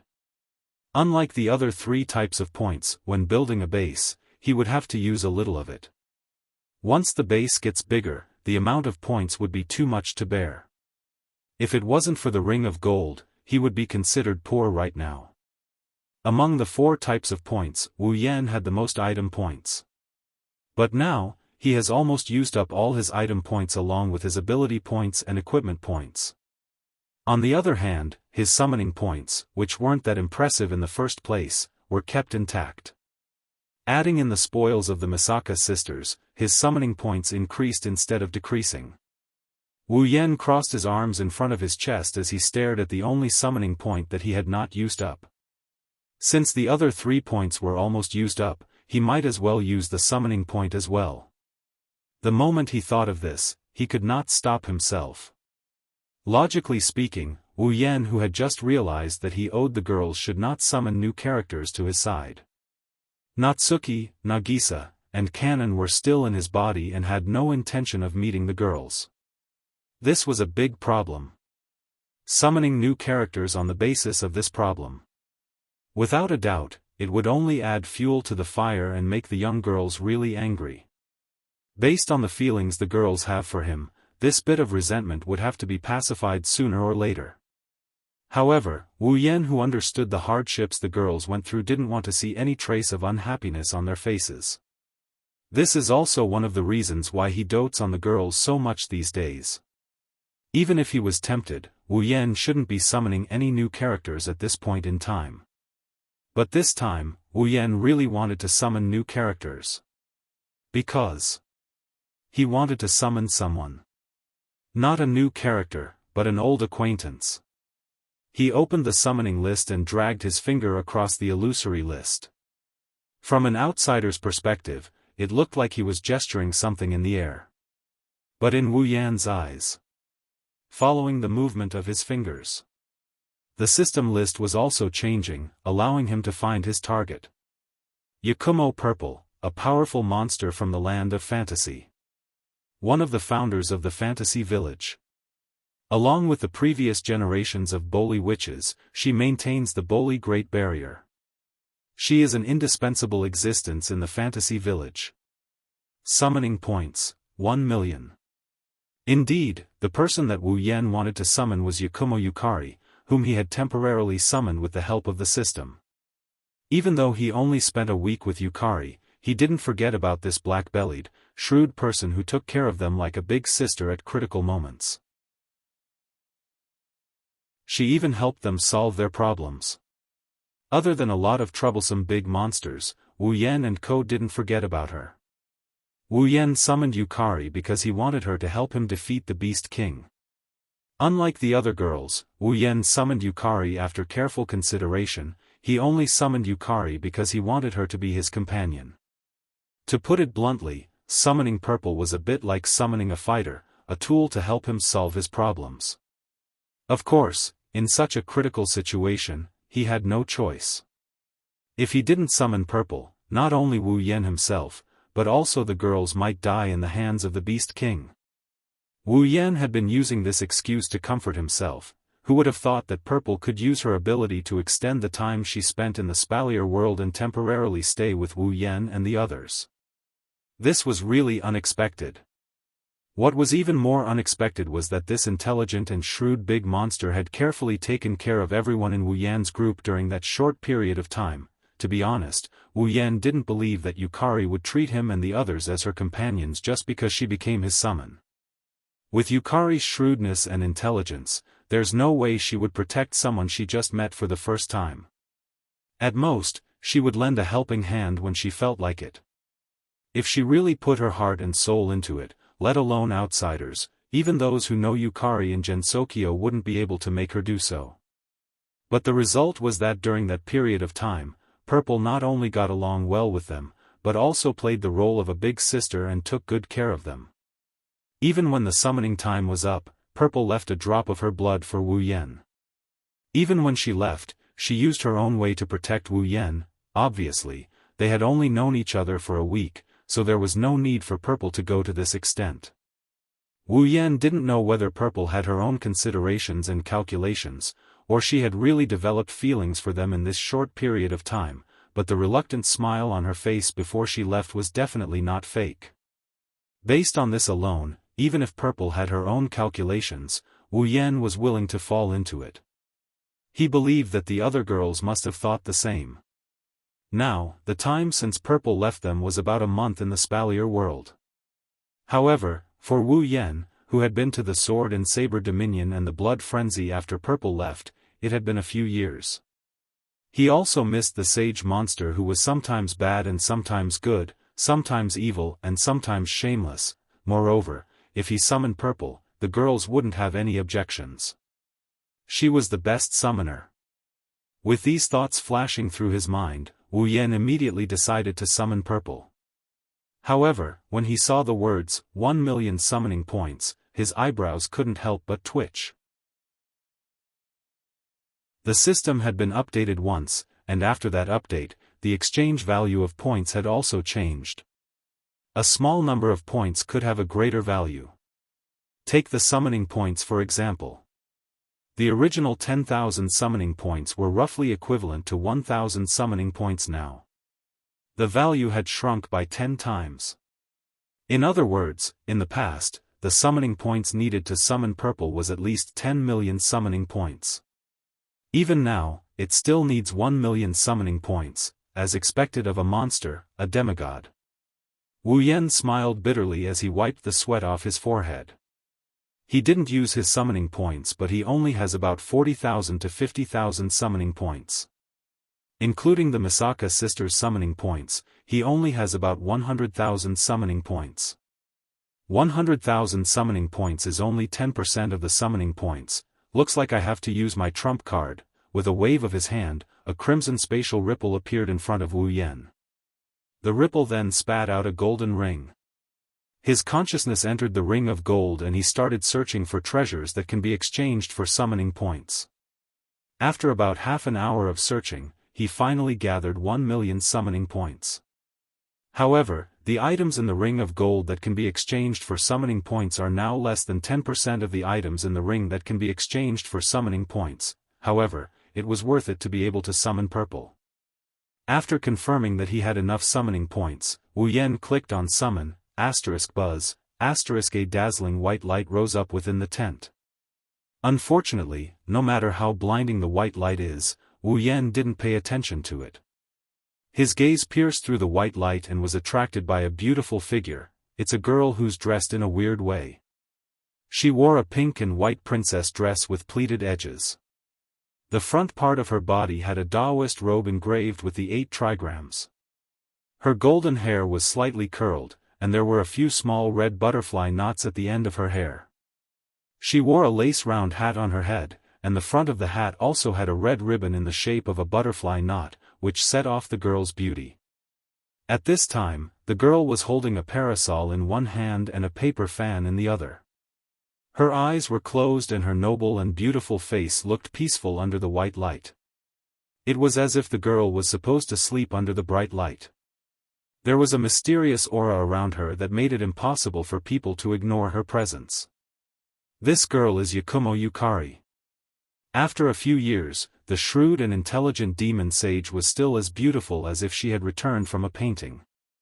The faintly discernible trace of a powerful aura that made one's heart tremble seemed to be telling the world. Don't worry. She, Yakumo Yukari, has returned.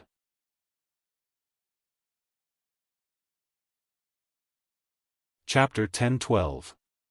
Not only did the glaring white light fill the entire tent, even the outside of the tent flickered with rays of light, which were exceptionally intense. However, in Wu Yan's eyes, no matter how strong the white light was, it was not as dazzling as the beautiful girl in front of him. For a moment, he was stunned. Sensing Wu Yan's gaze, Yukari's eyelids fluttered. She slowly opened her eyes, revealing a pair of purple crystal-like eyes in the air. They were also exposed to the intense white light, adding a touch of color to the pure white light. Wu Yan, who was standing in front of Amethyst, naturally met Amethyst's gaze. For a moment, Wu Yan did not dare to look Amethyst in the eye. He had the urge to move his eyes away. His heart pounded faster and faster, causing Wu Yan to smile bitterly. Maybe Yukari woke up from her stupor because her eyes regained some life.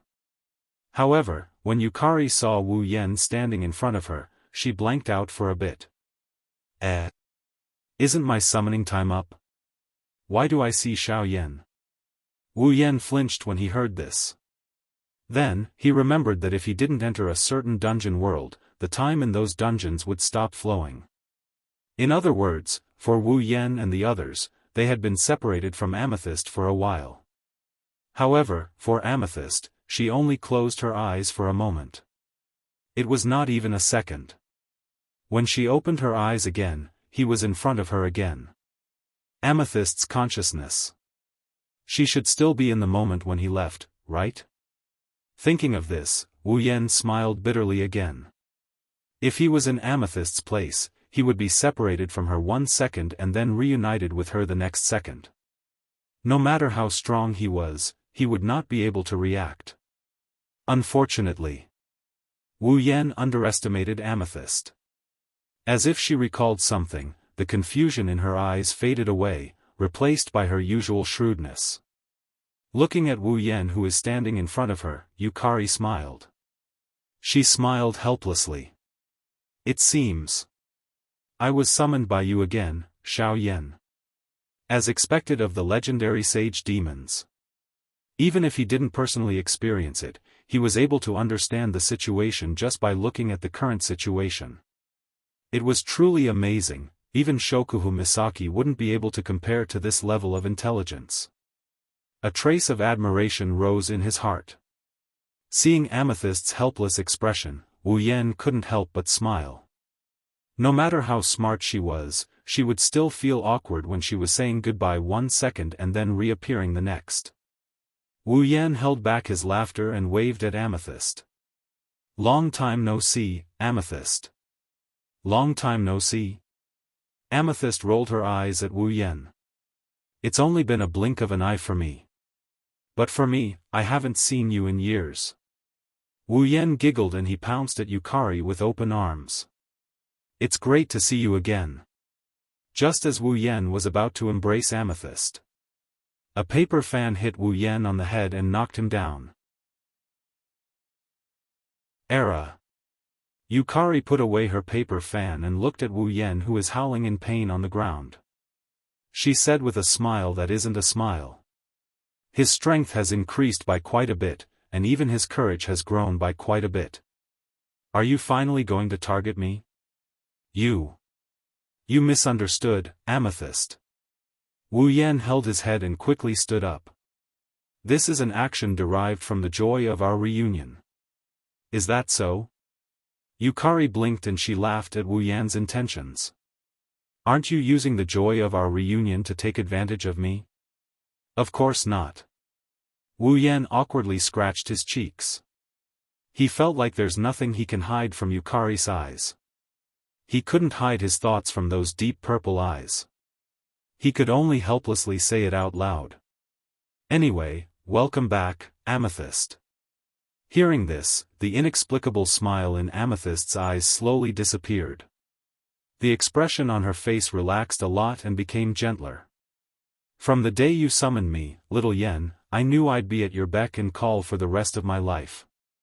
Amethyst's voice slowly drifted out from under the fan as she skillfully waved the paper fan in her hand to cover the area below her nose. "It's not a good thing to be targeted by you." "You're joking." Wu Yan shook his head with a wry smile. "If you don't want to, who can order you around?" The corner of Amethyst's mouth twitched and her eyes turned serious. "I didn't believe it before, but now." Frowning slightly, Violet's tone became rather displeased. Without any self-awareness, his life was taken away and merged with someone else. Even his own body had to be summoned here and there. If such a situation had happened, it wouldn't be strange if something else were to happen. Amethyst's annoyance reverberated in Wu Yan's ears. Wu Yan felt resentful. He knew Amethyst wasn't blaming him for summoning her around. She might have when they first met, but after spending some time together, she should understand that he wasn't the kind of person who would force girls to do things he didn't want them to do. What Amethyst was upset about was the feeling of being unable to control herself. As the founder of the fantasy village and a sage of demons with the power of the realm, Amethyst's strength had long reached the transcendent realm. It was difficult to find someone who could compare with her.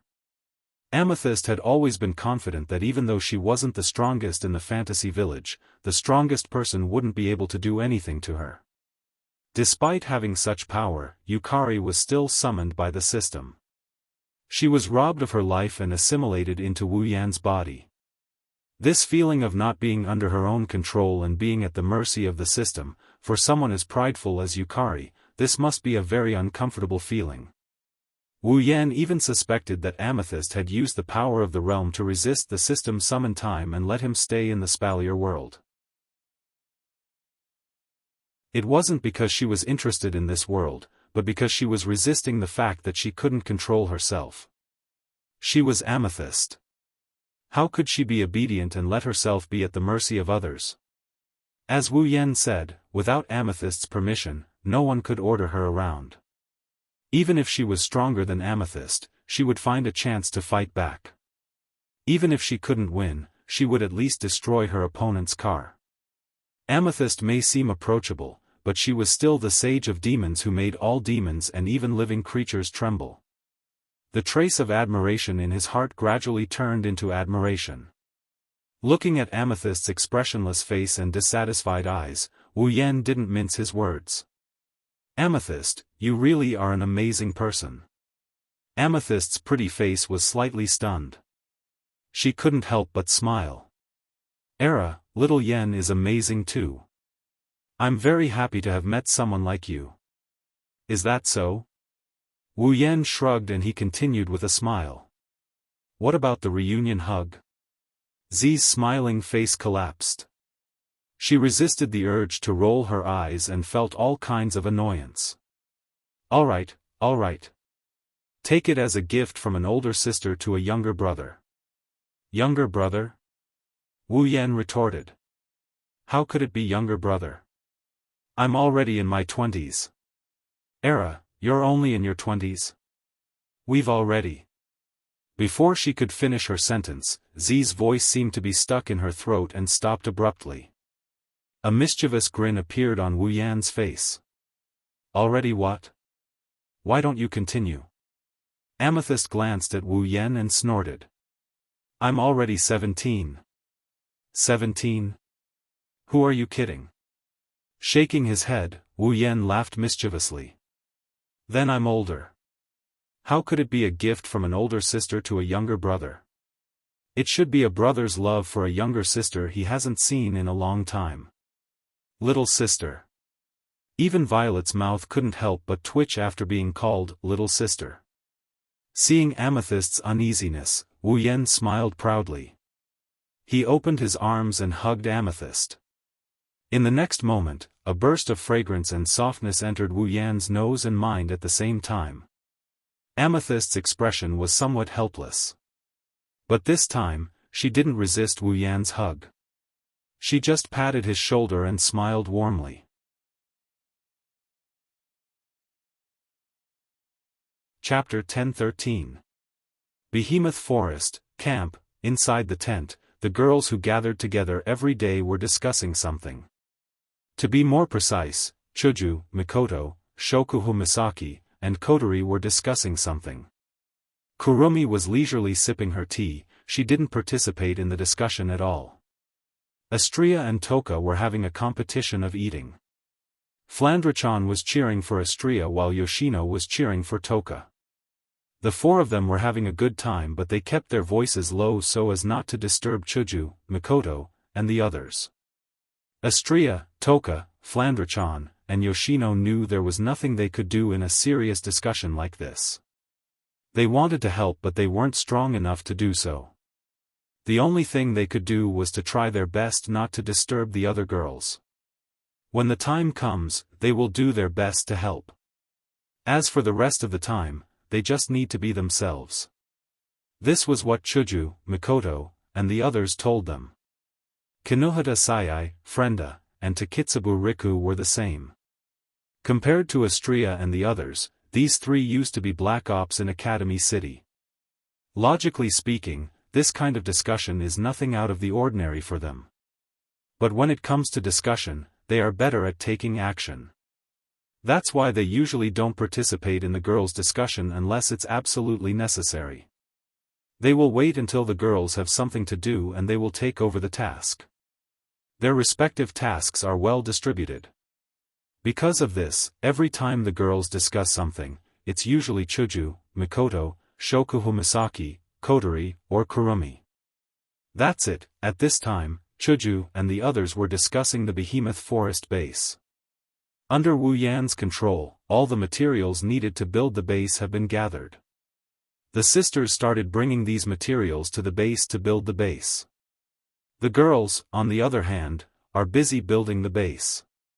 His role was to supervise the work. If he noticed any problems, he would discuss it with him. Of course, although the girls were discussing the matters of the base, it wasn't because of any problems. They were just estimating when it would be completed. Also, if anyone notices a problem, they will bring it up to discuss it. It had to be said that the items in the system were miraculous.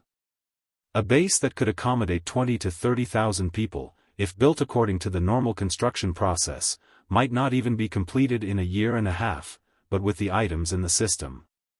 It saved them a lot of trouble. In just a few days' time, with the help of the system's tools and the efforts of his sisters, the vast base was now almost 1/5 complete. This is even taking into account the defensive measures Wu Yan prepared for the base. Or else, it wouldn't even take a day to build a shelter. In other words, after the girls concluded their discussion, Kotori tapped on a design on the table. Will it take about a month for the base to be completely completed?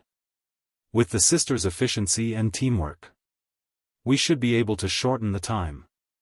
Shokuho Misaki brushed her blonde hair. It was a normal action, but it gave her a different kind of charm. But it's better to make it longer than shorter. The girls all nodded in agreement, but Hinajuku seemed a little confused. There are only about 10,000 sisters who participated in the construction of the base, right? Why don't we let the other 10,000 sisters participate as well? We should be able to shorten the time by half, right? That won't do. Chuju was the one who replied. Mikoto was the one who replied.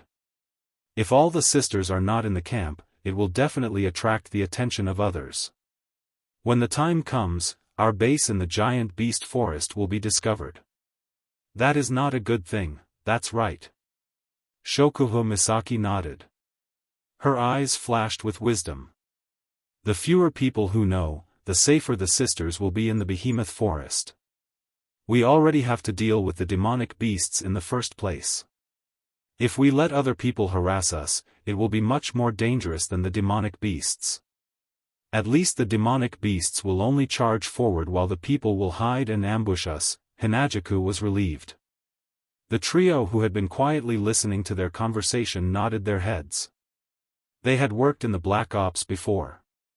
Naturally, the Black Ops wasn't a department that could be exposed to the public. They had done a lot of sneak attacks, including the seemingly honest Takitsubo Riku. Then let's wait for another month. We'll leave the base in a month. Chuju slammed the table and crossed her arms. Even I think we're being too thick-skinned by staying in other people's territory. Mikoto bitterly smiled. She seems to have the same idea. Shokuho Misaki, Kotori, and Kurumi didn't agree, but they didn't say anything. They don't want to stay here either. It's better to have their own territory. Mikoto glanced at Chuju, Shokuho Misaki, Kotori, and Kurumi. Her gaze stopped on Kotori. Mikoto hesitated for a moment before asking Kotori. Hey, Kotori, what kind of girls are the three girls in Yan's body? The girls were stunned. Shokuho Misaki was the first to laugh. She covered her mouth and started teasing. Misaka-san, do you care that much? Who cares? Mikoto jumped up from her chair, her face flushed red as she screamed, what woman is he looking for outside? It has nothing to do with me. Misaka-san, what you said isn't true at all. Shokuho Misaki smiled meaningfully. Don't tell me you're not jealous that those three girls can become Xiao Yan's familiars and become one with him. Of course not. Mikoto said without hesitation. Everyone could see the change in her eyes. Mikoto wasn't the only one who felt that way. Everyone else felt the same way when they heard Shokuho Misaki's words. Jealousy, you. Flandre-chan seemed to have lost all her energy. She said what the other girls were thinking. Flandre-chan wants to become Oniai-san's familiar too. That way, she can be with Oniai-san forever. Yono seemed to be moved as well. Her face was red and she didn't say anything for a long time. The other girls had different expressions, but they were all thinking the same thing. At the same time, Wu Yan entered the tent. Oh? You're all here? Seeing that all the girls are present, he didn't notice the strange looks on their faces. Instead, he retreated to the side like he's keeping them in suspense. Look, who is it? The young ladies all subconsciously cast their gazes towards the entrance of the tent. When a purple figure walked in and appeared in front of their eyes, their expressions changed and they were all stunned. Time seemed to have stopped. Yukari looked at the girls and their stunned expressions. Yukari found it funny but also felt warm. If it wasn't a surprise, they wouldn't be acting like this. With a rare gentle smile, Violet tilted her head and smiled at the girls. What's wrong? Don't you recognize me? Her crisp and charming voice entered the ears of the girls one by one, causing the sluggish expressions on their faces to gradually relax and be replaced by a thick sense of joy. Yukari sis. Astria and Flandrachan, who spent the most time with Yukari, got up and hugged Yukari's arm. Flandrachan jumped on Yukari's body. Their faces were flushed red from excitement.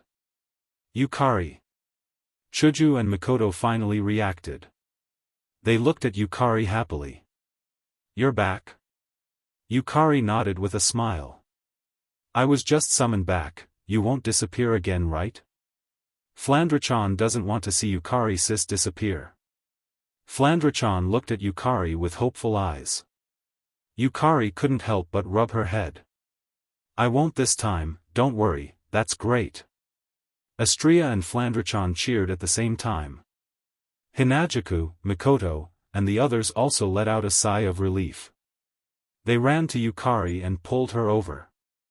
For a moment, the whole place was filled with the laughter of reuniting with each other. Wu Yan laughed dryly when he saw the girls surrounding Yukari and talking about something. Just ignore me.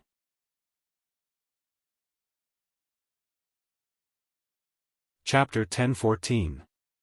Early morning, walking out of his tent, Wu Yan tidied up his messy clothes while yawning tiredly. Yesterday, because of Violet's return, the girls decided to hold an impromptu celebration to celebrate Violet's return. Initially, Violet didn't want to celebrate. She was more curious about what happened to the girls while she was away. As for the celebration, when can't they celebrate? However, when Violet refused to celebrate, the girls also used the same reason to force Violet back. Left with no choice, Violet could only follow the girls' arrangement and participate in the celebration. At that time, Wu Yan, who had been ignored, was picked up by the girls. As for the reason why he was picked up, it was very simple. The celebration required delicious food, therefore, while the girls were celebrating Violet's return, Wu Yan cooked for them for the whole night. In the end, the girls were all satisfied. As for Wu Yan, he kept cooking even when he was sleeping. Fortunately, vampires are nocturnal creatures and have unlimited stamina. Otherwise, after last night's torment, Wu Yan's hands would have been sore and numb when he woke up in the morning. At this time, the sun had just risen. Even the sun hasn't fully shined on the ground, it can only be considered as dawn. After tossing and turning for so long last night and now waking up so early in the morning, with Wu Yan's personality, it's no wonder he's so tired. Patting his cheeks, Wu Yan raised his foot. However, as soon as he lifted his foot, Wu Yan's face showed a stunned expression. He looked in a certain direction in front of him. His eyes were filled with confusion. In front of a tent not far from Wu Yan, a slender figure was standing in front of the tent with her back to Wu Yan. She was looking in a certain direction, emitting an unusually dignified aura. A pink and white dress swayed up and down in the breeze, along with the blonde hair tied with a bow. This scene was indescribably beautiful. The slender figure was none other than Violet. It's Violet? Looking at the beautiful figure with her back to him, Wu Yan's face and eyes were full of surprise. If he was said to be lazy because he liked to sleep in the morning, then compared to him, Z was definitely not inferior. Although she possessed a frightening level of power, Purple was a true monster, a real monster. Her main activity time was from evening to midnight. During the day, she slept all the time. It was said that she could sleep more than 12 hours a day. It could be said that except from evening to midnight, Violet was basically inactive. And this was one of the rules of conduct for ordinary demons. In other words, Violet was a monster, a very typical monster. Yukari hibernates during winter and only wakes up during spring. Since no one knows where Yukari hides during winter, they can't tell if this habit is real or not. However, since she said so herself, Wu Yan and co believed her. In addition, Violet had the habit of leaving everything to others when she was sleeping. During the week that he lived with Violet, Wu Yan and the others were really annoyed by her.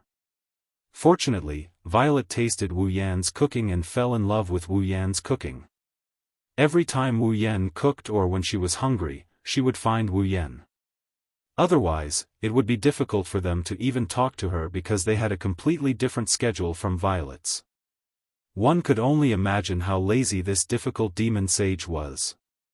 According to her, it was all due to her physique. However, the others were only skeptical and did not fully believe her. More accurately, no one actually believed her.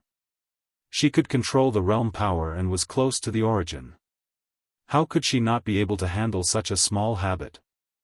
Yukari managed to pull Wu Yan down from his position as the laziest person in the room. Yukari took the title of the laziest person in the room.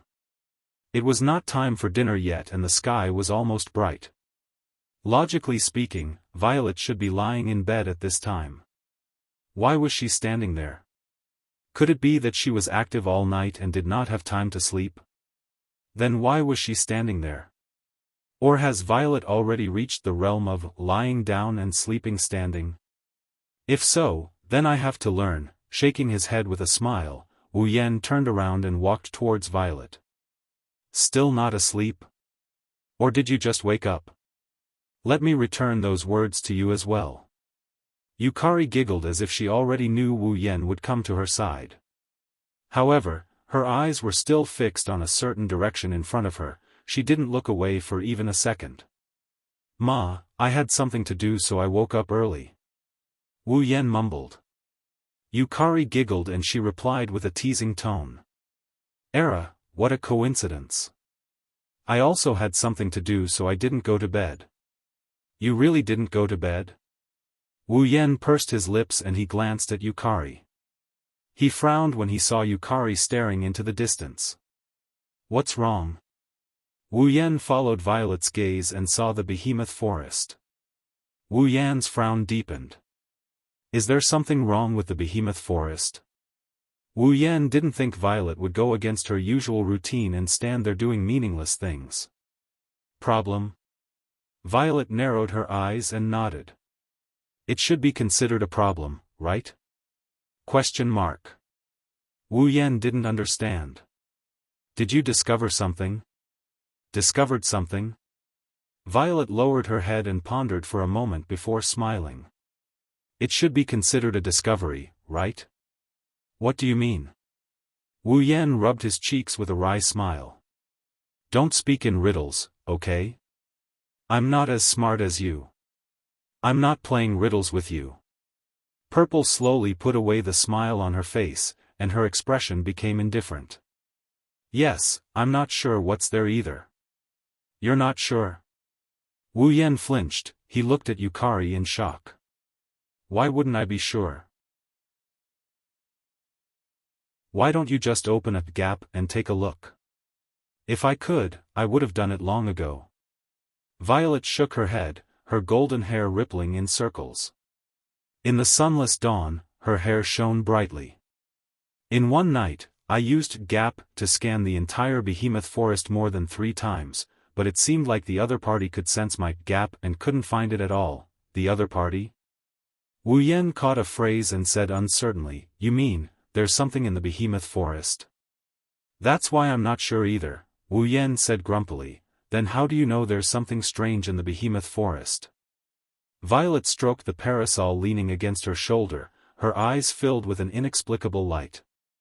If I have to explain, I can only say that there's a very ominous aura in that place. Ominous aura. Wu Yan couldn't make heads or tails of Yukari's cryptic words. Wu Yan thought for a moment and said, In other words, you didn't feel any ominous aura in the behemoth forest last time, but you felt it this time, so you're a bit concerned, right? Ah, la, as expected of Xiao Yan. You guessed it right away. A smile appeared on Violet's face as she nodded. Indeed, I'm a bit concerned, I see. Wu Yan scratched his cheek and hesitated before asking, Do you want to go and take a look? That's exactly what I'm planning to do. Violet didn't refute and admitted it. When she saw Wu Yan was about to say something, she knocked him on the head with the paper fan in her hand. There's no need for that, we can handle this on our own. Yukari grinned at Wu Yan's wine-red eyes and she said in a meaningful tone. Don't you have something you want to do too? As soon as he finished speaking, Violet's figure suddenly disappeared. What was left on the spot was only a crack that was closing up. Wu Yan shook his head and left after watching the gap close. As for worry, with Violet's strength, there was no need to worry at all.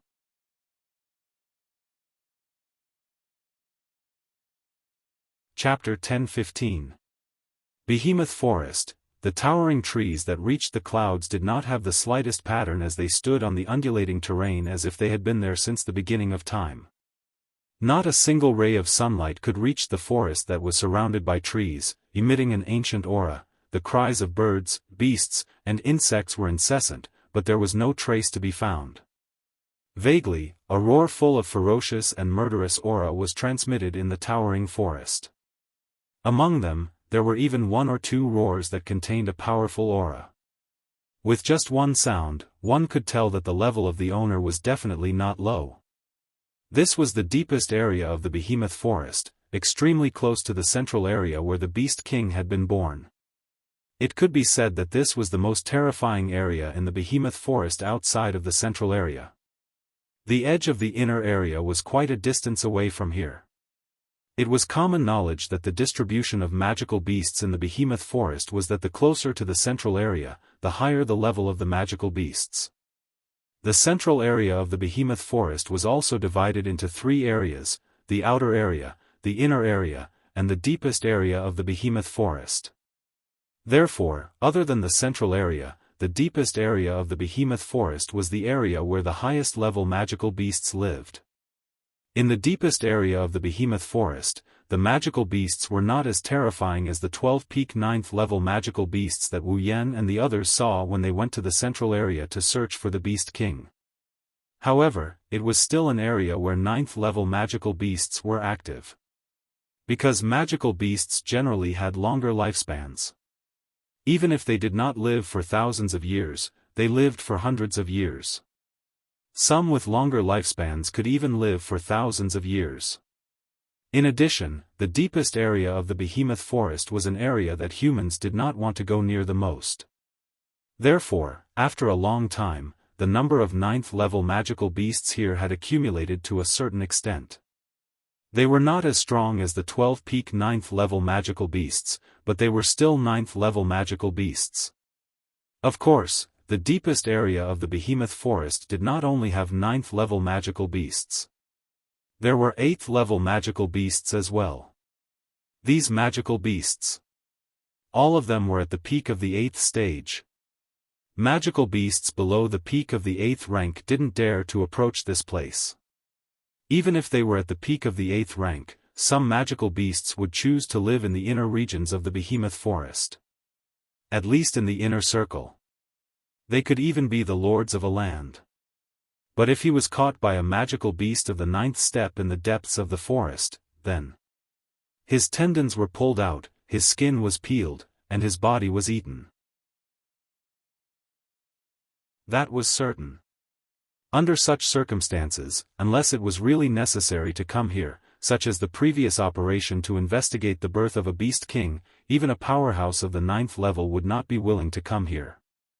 But today, in the depths of the Behemoth Forest that everyone feared, someone had come. In a certain corner of the Behemoth Forest, there was a dilapidated stone forest. The trees that were everywhere stopped growing here, leaving behind a large empty area. There were no more trees. Instead, there were stone pillars, stone spikes, stone towers, and even stone statues. It looked like someone had lived here before. The stones were artificially carved, but in fact, they were all natural. That's right, the stones in this stone forest naturally existed here. No one had ever touched them, and no one had ever come here before. It had been at least 1,000 years since anyone had come here. No one knew how long it took for this place to become such a miraculous sight. One could not help but sigh at the uncanny workmanship of nature.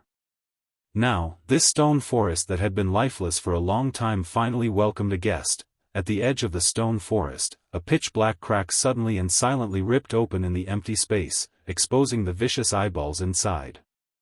It caused the dead silence in the surroundings to become eerie all of a sudden. It was chilling. In the next moment, in the pitch-black crack filled with sinister eyeballs, Violet held a parasol and leaned on her slender shoulder. She walked out of the crack, with a smile on her face as if she was taking a leisurely stroll. Her dress fluttered in the wind as she slowly walked out of the crack and arrived in front of the stone forest. The gap closed after its success, returning the scene to an intact void as if nothing had happened. Only Purple's figure stood alone in front of the tall stone forest. Compared to those stones, Purple's slender figure was undoubtedly very tiny. However, the incredible sense of existence that hovered around her gave people a wonderful feeling that she was the only one in the world. It was far from what those dilapidated stones could compare to. Her hand stroked the hair by her ear. Her action was so natural that it could definitely make the blood of the young men boil. Zihuan's bright eyes were cast on the stone forest. She glanced at her surroundings and tilted her body. Soon after, she smiled.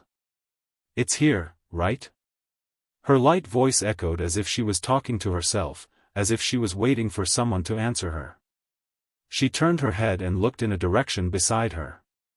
Over there, a few black figures were slowly closing in on them. Those were demonic beasts. No, to be more precise, they were demonic beasts that had turned into monsters. Its entire body was covered in pitch-black scales. The front end of its 4 limbs were like the claws of a ghost or the tentacles of an octopus. It was extremely disgusting. Its ferocious head was also covered in black scales. However, there were no eyes on it. What was left was only a large eye socket that looked like a pair of goggles. Inside the eye sockets, there were many moving eyeballs.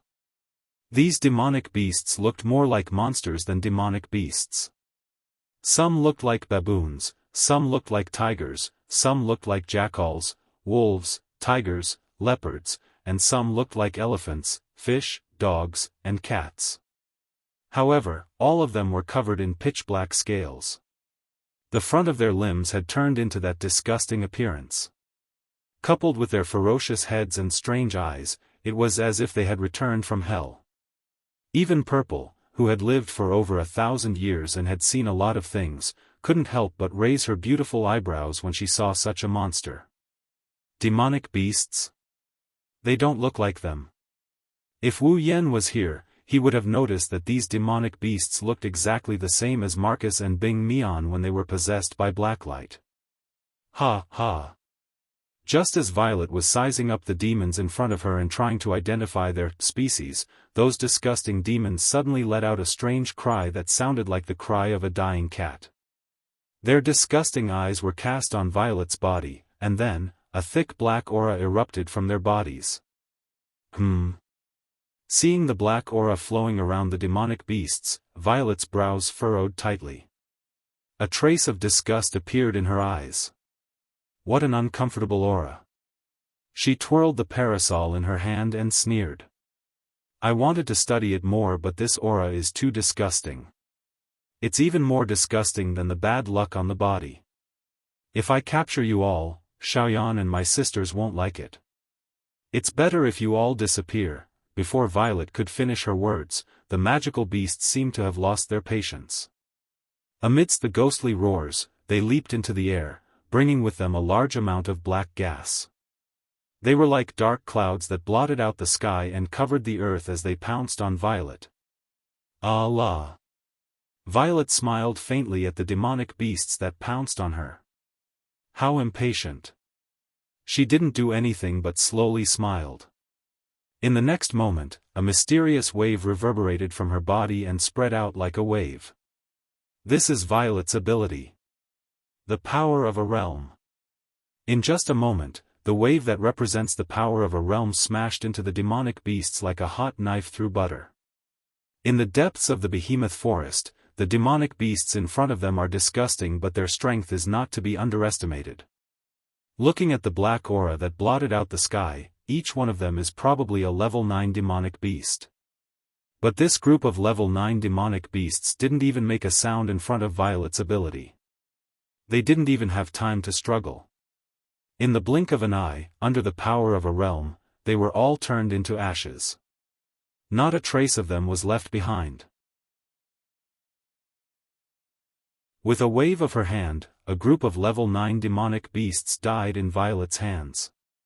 This is the power of a demigod. This is Violet's power. It belongs to the founder of Fantasy Village, the power of a sage. As for Yukari herself, it was as if she had done something extremely insignificant. Her expression did not even change in the slightest. Only a sharp glint flashed in her purple eyes as she looked at the place where the magical beasts had been reduced to ashes a second ago.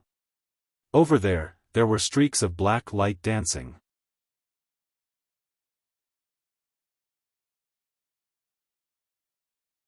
Chapter 10:16. There were about a dozen of them. The black lights danced up and down like ribbons, pacing back and forth like large earthworms, twisting their bodies. However, if one were to observe carefully, one would notice that although they were flying around recklessly, none of them dared to fly in the direction of Amethyst. Purple narrowed his eyes filled with interest. Although Amethyst did not know what these black lights were, she was certain when she saw that they were timid and did not dare to approach her. These black lights either had consciousness, or even if they did not, they had a beast-like instinct. They knew what was dangerous and what could threaten them. Black lights with instincts or consciousness? They could even attach themselves to other life forms? Amethyst felt that she had seen enough strange things in her life. She had seen all kinds of strange things in the fantasy village. However, she was still interested in something like this. The reason why those magical beasts became so disgusting is probably because of you. Amethyst's lips curled up slightly. She stretched out her hand. That's good too. I can't take those disgusting things away, so I'll bring you back to study them. Amethyst did not know if the black lights understood her words. When Amethyst stretched out her hand, they all trembled. With a sudden twist, it broke through the atmosphere and flew toward the forest in the distance with a whistling sound of wind. Their speed exceeded that of an ordinary 9th-grade warrior. Running away? Seeing the black lights flying in the opposite direction of her, Yukari was not surprised. Instead, she was delighted. They chose to run away when she was about to attack instead of running away when the situation was bad. Amethyst could basically rule out the possibility that the black lights had consciousness. These black lights. They should have some kind of biological instinct and relied on it to control their actions. Isn't this interesting? Amethyst's interest grew. She no longer dared to delay. She slowly opened her hand and let her palm face up. Then, a sparkling, translucent cube appeared in Amethyst's palm, glowing with golden light. Amethyst was not only good at cultivation, she was also good at enchantments. This cube was one of the enchantments that Amethyst was good at, quadruple enchantments. Therefore, if anyone could discover it, he would have seen it. Inside this small cube, there were 3 other cubes that almost overlapped with it. These cubes were one size smaller than the original one. Clearly, by using the power of the barrier, Violet wanted to capture all of these black lights. With a move of his palm, the 4-layered square enchantment whistled in the air. It expanded with the wind and turned into a star. It tore through space and shrouded the black light that was flying away. Buzz! Before they could even touch He Guang's body, the 4-layered square-shaped barrier expanded fiercely. In an instant, it expanded from the size of a palm to the size of a stone forest on the ground, covering the sky above the stone forest. Although the speed of the black light was extremely fast, the 4-layered cube that suddenly expanded was even faster.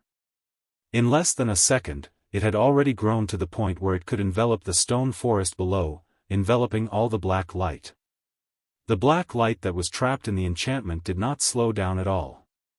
It crashed into the enchantment at an extremely fast speed.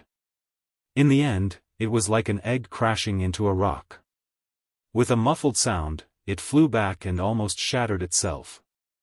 When all the black light was trapped in its body, the 4-layered barrier slowly descended.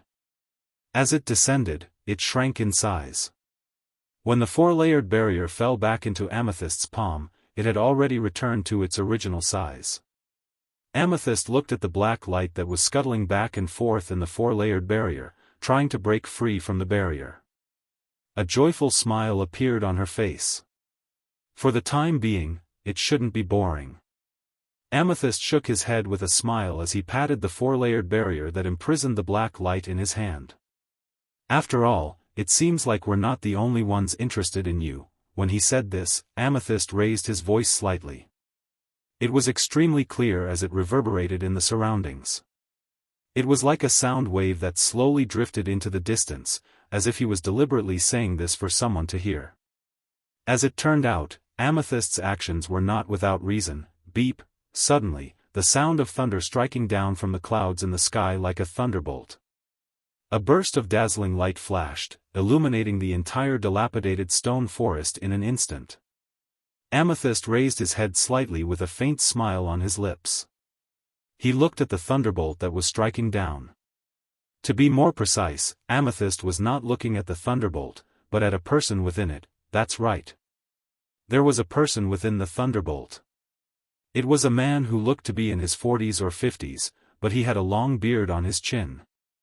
This person wore a white robe with a thunderbolt pattern engraved on it. In addition to the thunderbolt that fell from the sky just now, one could imagine how powerful this person was.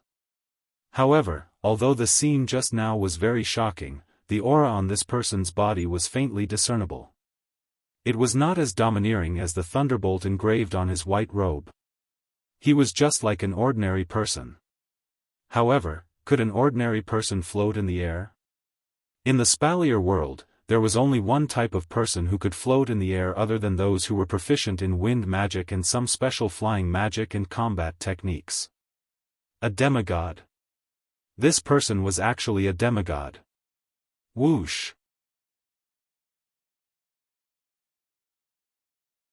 Almost at the same time as the thunderbolt fell, an ear-piercing sound of wind breaking resounded above the stone forest.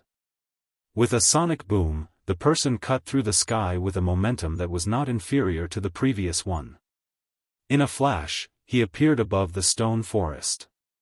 It was an old man, an inconspicuous old man wearing a gray robe. However, this old man was also floating in the air. Just as the old man appeared above the stone forest, a pitch-black figure flashed from afar.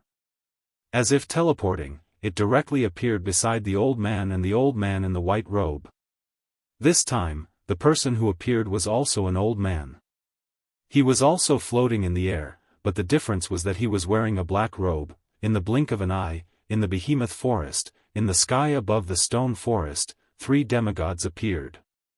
No! It's not over yet. Whoosh! Like the howling of the wind and thunder flashed, bringing with it an ear-piercing sound. Immediately, another figure appeared in the sky. Her long hair was scattered behind her back, fluttering with the wind around her. She looked very elegant. She looked to be around 30 years old, more than twice as young as the other 3. However, the wrinkles at the corners of her eyes constantly showed that her real age was definitely above what one could see from her appearance. This was a gorgeous woman. However, she also knew how to float in the air. The 4 people who suddenly appeared in the sky stood in opposition to each other, forming a square with 4 corners. After they appeared, their auras completely disappeared. They were all like ordinary people, inconspicuous, if one ignored the fact that they were floating in the air. Sweeping her gaze across the 4 people in the air, the smile on Violet's lips unknowingly widened by quite a bit, proving that she was definitely in a rather good mood right now. However, that happiness was not directed at the 4 people in the sky. Instead, under the guidance of her gaze, it was directed towards the person on the ground opposite her. In her vision, in front of her, in the stone forest, next to a stone pillar that was supposed to be lifeless, a figure appeared out of nowhere. Silver white hair, blue muslin clothes, a delicate figure, a beautiful face. She was in the prime of her youth, looking as youthful and beautiful as Violet. However, Z's interest in such a young girl was even greater than that of the 4 people in the air who weren't young at all. This was because although the auras of the 4 people in the air were ordinary, Yukari could still clearly sense their specific strength. As for this young lady who looked as young as herself, if not for Yukari wanting to test the wonders of the system's perceptive ability, she might not have discovered her until now. It wasn't that she was stronger than Violet, but there seemed to be something on her that was hiding everything about her.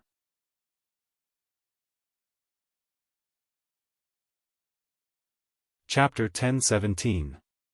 In the air, the white-robed old man, the gray-robed old man, the black-robed old man, and the gorgeous woman faced each other. They looked at each other, as if they were surprised by each other's appearance. "I didn't expect you to come as well." The white-robed old man was the first to voice his surprise. When he looked at the black-robed old man, the surprise in his eyes became even more obvious. "That's not a big deal. I didn't expect you to come as well, Mula. You haven't left your Spalier World Academy magic crystal shop for at least a decade, right?" Hearing this, the black-robed old man snorted heavily, and his attitude was extremely bad as he yelled. "What? Do you have a problem with me coming here? Magnubi." If Wu Yen was here, he would be so shocked that his jaw would drop to the ground if he saw this black-robed old man whom Magnubi referred to as Mula. This old man is the owner of a magic crystal shop that Wu Yen met when he first entered Silveria World Institute. The owner of the shop had a very bad attitude towards his customers. After hearing Mu La's bad attitude, the other 3 didn't feel strange at all.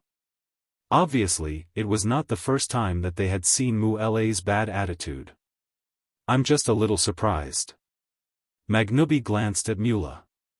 "Didn't you say you wouldn't leave the Spalier World Academy until you reached peak demigod rank?" Mula curled his lips in disdain and sneered. "Didn't you say you wouldn't cultivate your lightning beast-type combat skill to the point where you could destroy the entire Spalier World Academy? You wouldn't leave the Baruba Empire's treasury?" "Humph." Magnubi's eyes flashed with anger. "If you didn't embarrass me, would I have said something like that? I just don't like the way you Baruba men look down on women." Mura spat out his saliva. "Disgusting. You." Enough. The argument between Mula and Magnubi escalated to a higher level. When his anger was on the verge of erupting, the gorgeous woman stood up at the right time. "Stop arguing. Since you're here, I'm sure you're here for the same reason. Do you want to mess things up by arguing?" Mula and Magnubi paused at the same time. After exchanging a glance, they both snorted. Turning his head away, he could tell that the relationship between the two of them was not good. "Linya, did you receive the news as well?" Magnubi turned his gaze to the beautiful woman. "I thought I was the only one who received the news. Even Mura left the Silveria World Institute and you received the news. It's reasonable for you to leave the Faya Empire's treasury. Aren't you the same?" The gorgeous woman named Linya smiled and looked at the gray-robed old man who had been silent all this time.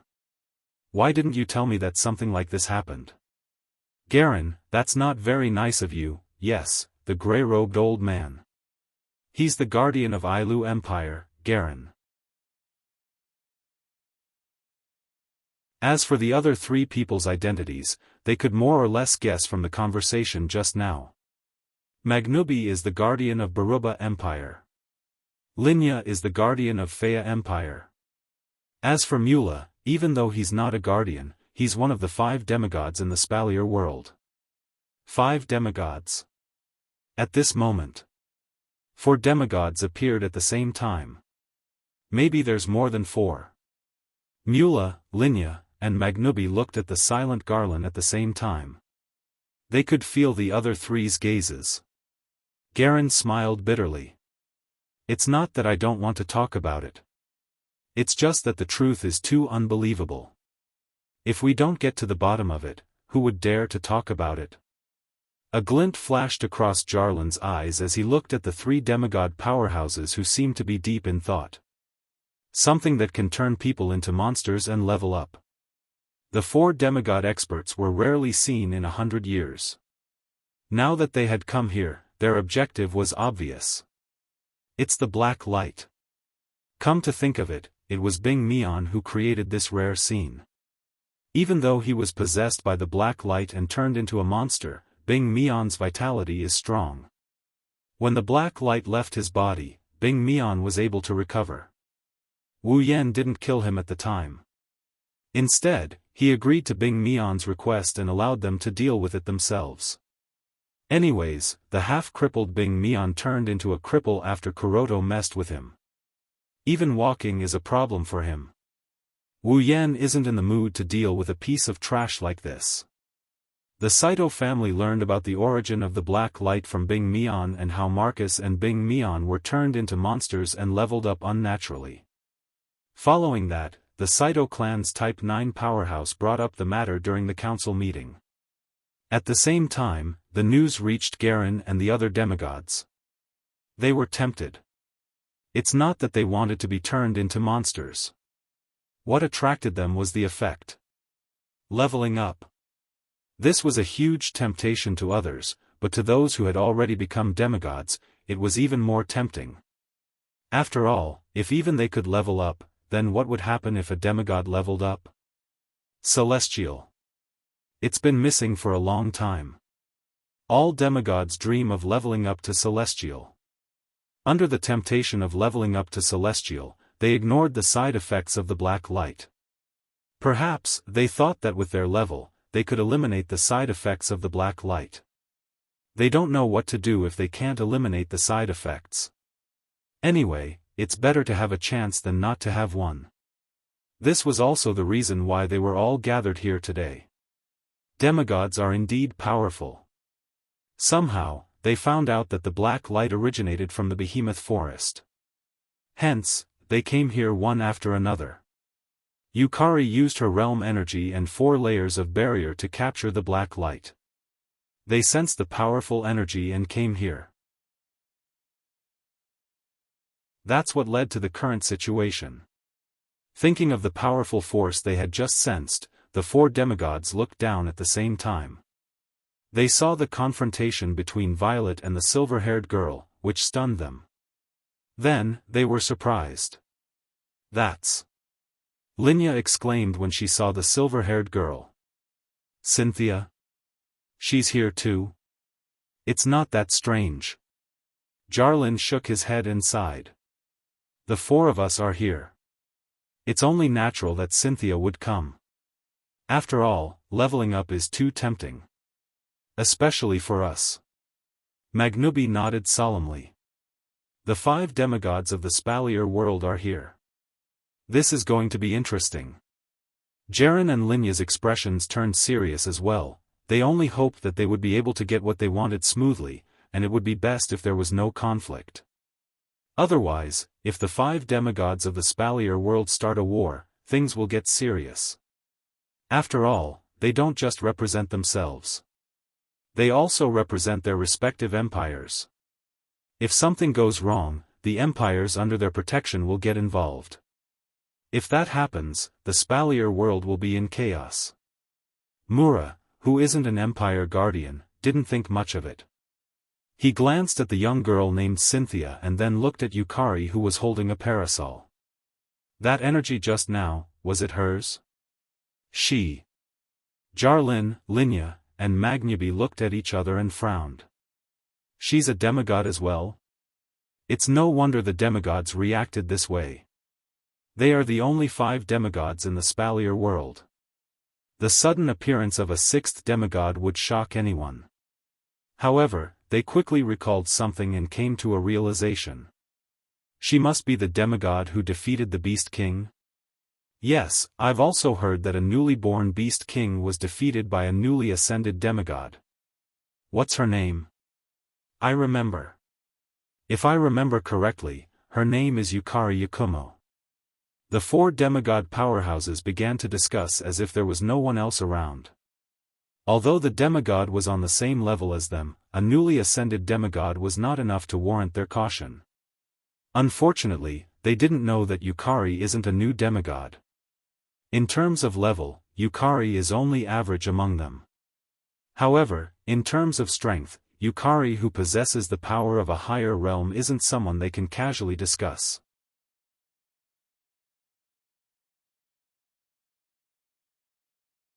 Chapter 10:18. Perhaps because Garen, Linya, Mula and Maganubi didn't lower their voices at all, the content of their conversation naturally fell into the ears of the two people who were standing opposite to each other on the ground. Cynthia? Yakumo Yukari? The two girls muttered at the same time. Their gazes grew more and more interested. Yukari didn't expect such a young girl who looked like she was in her 20s or even in her teens to be a demigod. Silveria wasn't a fantasy world where monsters, vampires, undead, celestial beings were everywhere. Existences that lived as long as the heavens could be found on the streets. Humans were the dominant lifeforms in this world, but their lives were also weak and pitiful. Yukari didn't think the girl was anything other than a human. However, could a normal human reach the demigod level in their 20s? The answer was no. Now, such a person appeared in front of Yukari. She didn't know if there was any inside story, but it didn't stop Yukari from being curious about Cynthia. Moreover, if she didn't use the system senses, she wouldn't have been able to discover his existence. As a shifter sage, how could Yakumo Yukari not be curious? As for the young girl, Cynthia, her curiosity was much purer. She was just curious.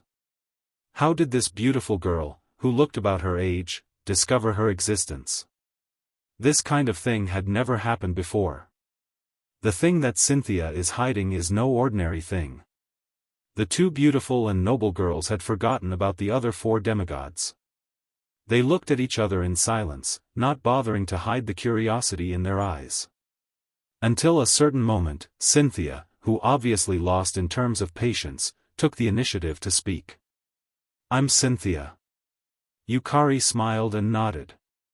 Yakumo Yukari. What a strange name.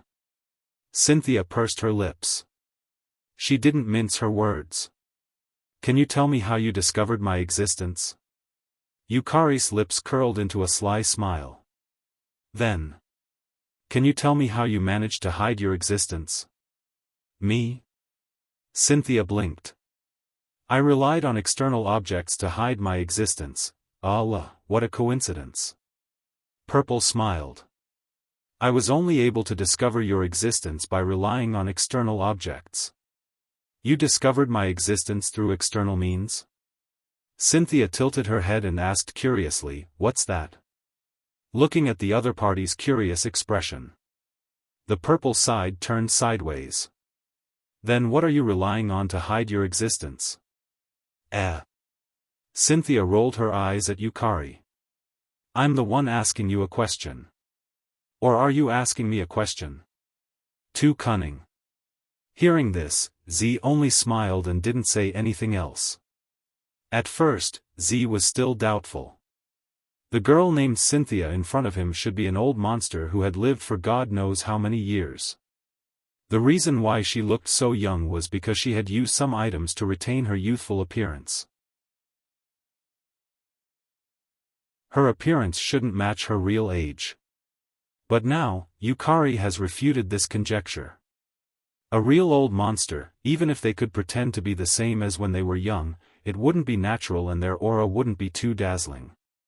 However, not only did Cynthia act like an ordinary young girl, she also acted naturally.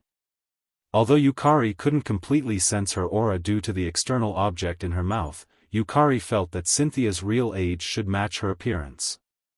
In other words, Cynthia was a demigod in her teens or 20s. Thinking of this, Amethyst narrowed his eyes slightly. Of course, she didn't think that anyone in their teens or 20s could reach demigod rank. At least in the Spalier world, there was no such person. Even if there was such a person, it would be Wu Yan Summon who had the system. Therefore, this demigod named Cynthia must have a story behind her. At this moment, the four demigods floating in the air landed on the ground one after another. They came to Yukari and Cynthia's side.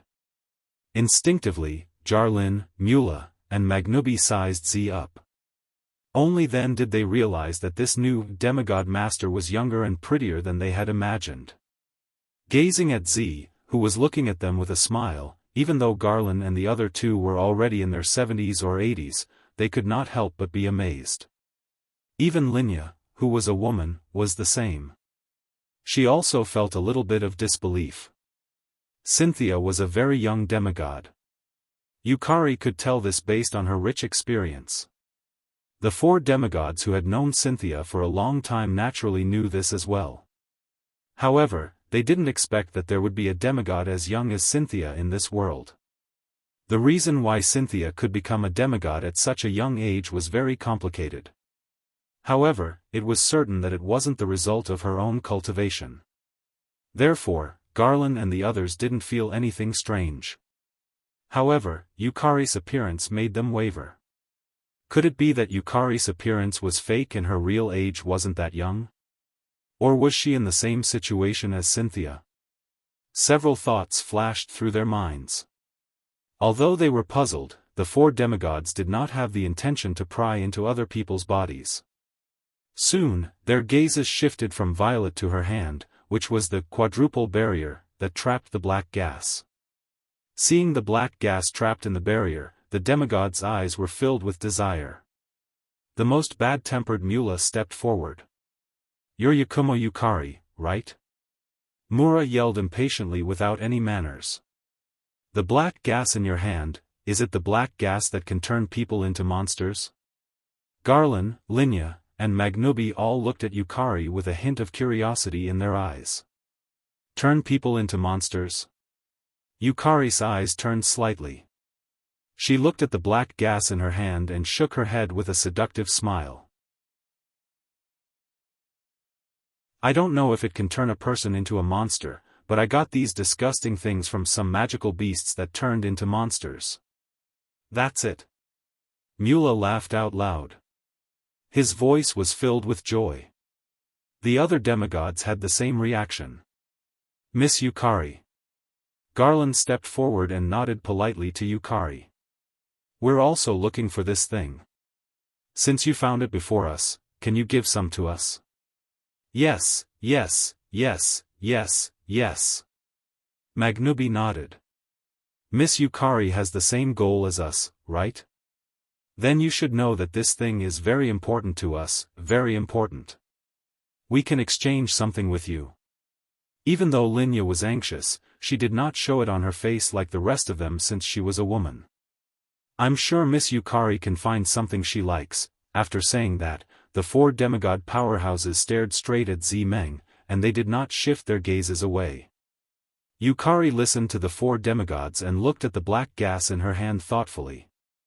She then turned her head and looked at Cynthia. "Are you here for this as well?" Cynthia was surprised. Cynthia was startled for a moment. She didn't expect Violet to ask her such a question, but she still nodded honestly. "Yes, I need this thing too. If you're willing to trade, I can give you something in exchange." Hearing this, Z's smile suddenly became sweet. If someone familiar with Yukari was here, like Wu Yen or Yukari's Shikigami, Yakumo, they would break out in cold sweat if they saw this. Yukari was a typical monster. She was difficult to understand, but she had a habit that everyone knew. If there was a sweet smile on Z's face, it meant that she was definitely not thinking of anything good at that moment. The sweeter her smile, the more dangerous it was. The pitiful group of demigods did not know that because of what happened today, they would be toyed around by our demon sage for a long time in the future.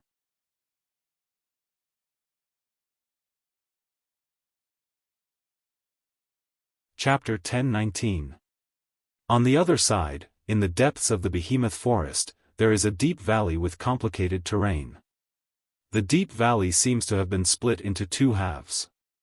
There is a small passage at the end that can only allow one person or a small magical beast to pass through. On both sides of the passage are walls that are more than 10 meters tall. There are vines growing all over them. One look and you can tell that there has been no signs of life here for a long time. And in the deep valley, there was a stream that led to the deepest part of the valley. When the stream reached the end of the valley, it flowed into a lake. At the end of the lake, there was a waterfall on the cliff. Although the terrain of the deep valley is very complicated, there is no doubt that it is a paradise.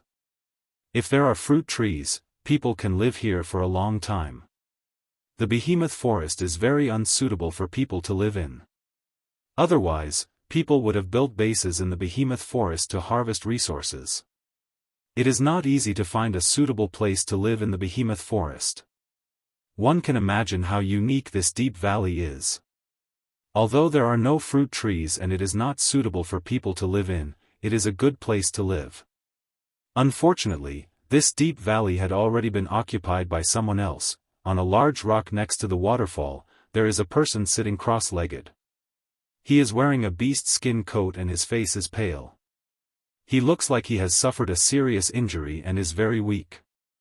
The right side of his body was completely deformed. An arm and a pair of thighs had completely disappeared, leaving behind only a torso, an arm, and a head. It was incomparably miserable. If an ordinary person's body was crippled like this, they would probably have thoughts of committing suicide. This person is the Beast King that was heavily injured by Wu Yan. Clearly, the Beast King is not in a good condition.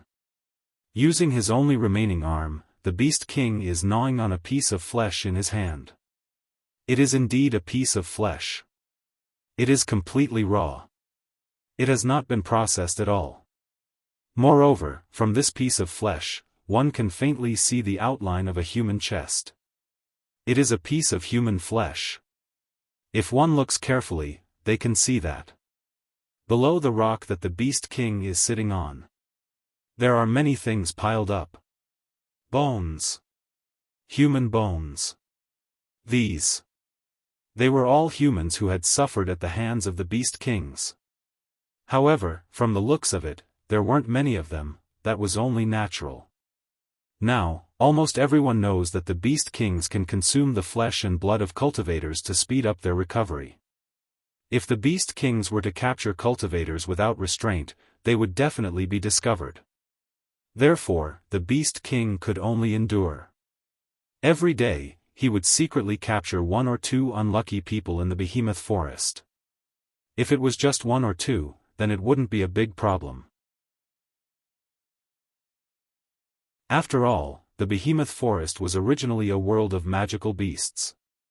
If people wanted to hunt here without casualties, then they would be too naive. Sitting cross-legged on the boulder, the Beast King silently gnawed on the flesh in his hand, extracting the essence within to heal his injuries.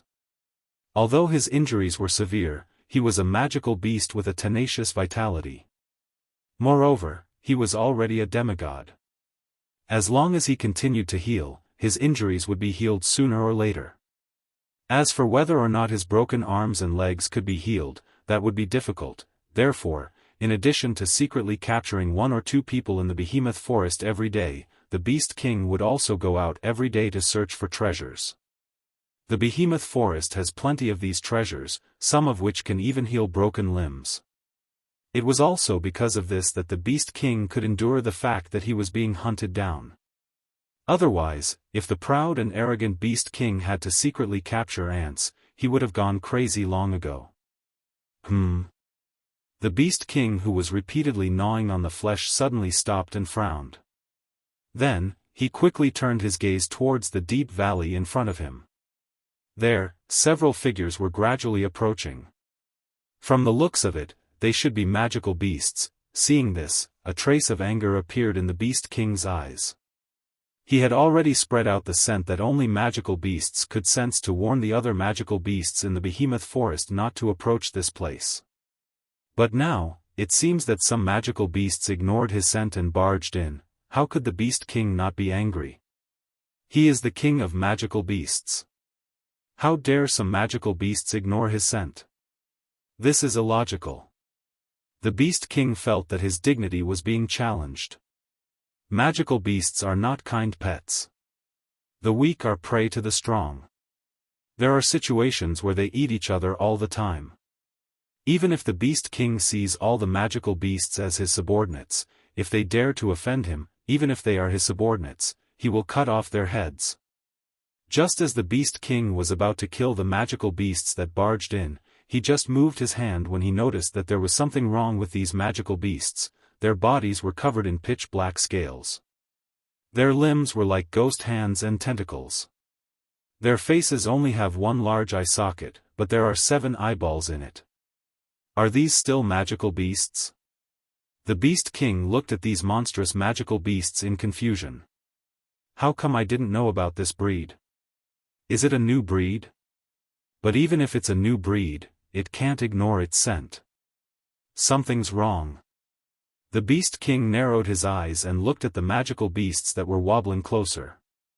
He waved his hand. Poochie. Poochie. Poochie. Following a few popping sounds, a few sharp bone spikes burst out from the ground beneath those magical beasts, and directly pierced through their bodies. Ah!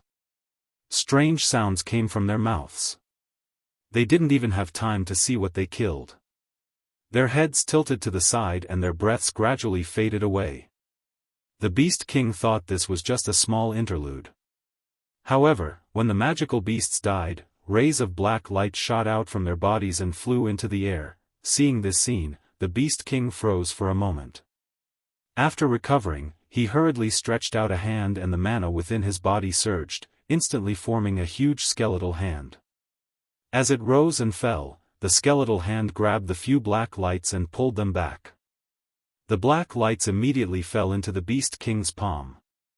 At the same time, a scene that the Beast King did not expect happened. The rays of black light ignored the Beast King's hand and collectively entered his skin. Not long after, the Beast King's hand surged with black gas and black scales climbed up his arm. This. The Beast King's body trembled, his face became serious. Although I don't know what this thing is, but if it wants to be impudent in my body, as he spoke, the Beast King closed his eyes and a majestic magic began to circulate around his body. After an unknown amount of time, the Beast King finally opened his eyes when the sky turned completely dark. Rays of black light flashed in his eyes. So that's how it is. A sinister, hateful, and ferocious smile suddenly appeared on the Beast King's face. It made his originally domineering aura seem like that of a devil's. Moreover, his smile continued to widen. In the end, he actually laughed out loud. Ha ha ha. Good. Very good. After saying this, the Beast King rose into the air and flew towards a certain direction in the Behemoth Forest. Behemoth Forest, a tall cliff. When the Beast King arrived at this place, the scene in front of him could be called hell. Waves of dense black gas rolled around like waves, completely enveloping the huge cliff. Within the black gas, rays of black light intertwined and danced around. It was like thousands of insects were stuffed into a small jar. It was a hair-raising sight. Occasionally, one could see 1 or 2 magical beasts in the surroundings of the high cliff that seemed to have been attracted by the strange phenomenon. As a result, these magical beasts were all possessed by the black light that suddenly surged out and turned into ferocious monsters. The Beast King calmly looked at this scene and a black light flashed in his eyes. His body turned into a meteor and rushed into the black gas.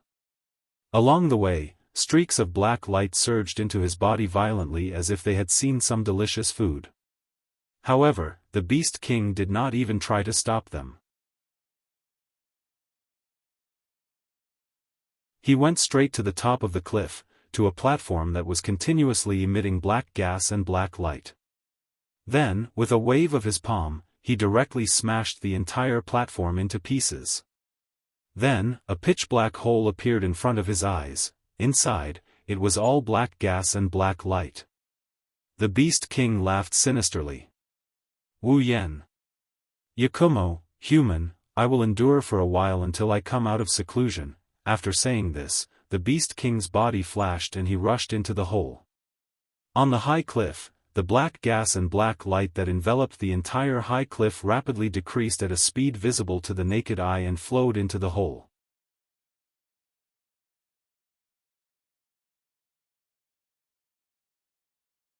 Chapter 1020. Ailu Empire, Supply Town, ever since the establishment of the camp outside the giant beast's forest, or more accurately, since the day of the monster rampage, the town's popularity has been dwindling. That's to be expected. The behemoth forest is a natural treasure trove. The reason people keep coming here is because the spalier world's demand for demonic beast body parts and other natural treasures. Warriors and magicians who have reached a certain level of mastery in the giant beast's forest will fight magical beasts. It's not just because fighting magical beasts can increase their combat experience, it's also because killing magical beasts and harvesting their body parts can be sold for a good price. If you're lucky, you can find some rare natural treasures while hunting demonic beasts. It's not impossible for you to become rich overnight. Cultivators had a high status in the hearts of ordinary people because they had great power. However, cultivators also needed to eat, to have a place to stay, and even to feed their families. Not every cultivator was a member of a large clan or a powerful force. In fact, there was a very common phenomenon among all cultivators. Warriors make up 2/3 of the commoners. Magi make up 2/3 of the people in large families and factions. Among all the cultivators, warriors accounted for more than 2/3 of the total number of cultivators. The conclusion drawn from this data was that cultivators make up the majority of the commoners. The result of this conclusion is that cultivators rely on themselves to survive. Most of them had to rely on their own strength to support themselves, unlike those cultivators from large clans and forces who could rely on their clans and forces to support themselves. Most cultivators chose to hunt in the giant beast's forest to increase their combat experience while selling their loot. That's the path most cultivators chose to take. That's why the supply town closest to the behemoth forest is the most popular. Cultivators who want to enter the behemoth forest have to pass through here. They sell their demonic beast body parts here. They sleep here at night and travel to and from the behemoth forest. That's why the supply town is the most popular place. Wu Yan still remembers. When he first came to the supply town, the streets were filled with people, regardless of whether it was day or night. It was like a festival, and it was like that every day. But now, the demonic beasts in the behemoth forest are in danger of rioting. The behemoth forest camps have been set up. The Empire gave the camps the resources needed for normal operations. To ensure safety, no one is allowed to enter the behemoth forest. That's the same as cutting off the cultivator's source of income. Of course, no matter what. Even if they were commoners, cultivators were still cultivators. With some strength, they could find a way to get money wherever they went. But at the same time, there was no need for that anymore. There were no more cultivators coming to the supply town. The streets that used to be filled with people were now scattered in 2s and 3s. At a glance, the end of the street could be clearly seen. It was no longer like before, where even 1 or 2 meters away from the ground would be filled with people. The supply town is no longer a supply town. It's a real town. Other than the occasional guards from the camps who come here to buy things, the only people in the supply town are the natives. Fortunately, the shops here are still open. Some of the resources brought back from the camps are sold here. Otherwise, the town would have been abandoned. Thank you for your patronage. Walking out of the shop amidst the cheers of the shop's employees, Wu Yan's hands are already filled with bags. Chuju wants clothes. Misaki-chan wants a bag. Kurumi wants hair accessories. Yoshino wants some books. What else do I need? Oh right, Mikoto wants Gouda, Kotori wants lollipops. Wu Yan counted the items in the bags. He's at a loss. But do they sell Gouda and jewel lollipops in the spalier world? Obviously, Wu Yan is buying gifts for the girls. This is what he promised the girls. If it wasn't for the fact that he couldn't leave, Wu Yan wouldn't have delayed until now. But from the looks of it, Wu Yan, who's not good at shopping, is a bit tired. Looking at the sparse streets of the supply town, Wu Yan sighed in a troubled manner. I'll go look for more. I don't have anything to do today anyway. after making up his mind, Wu Yan patted his cheeks to cheer himself up.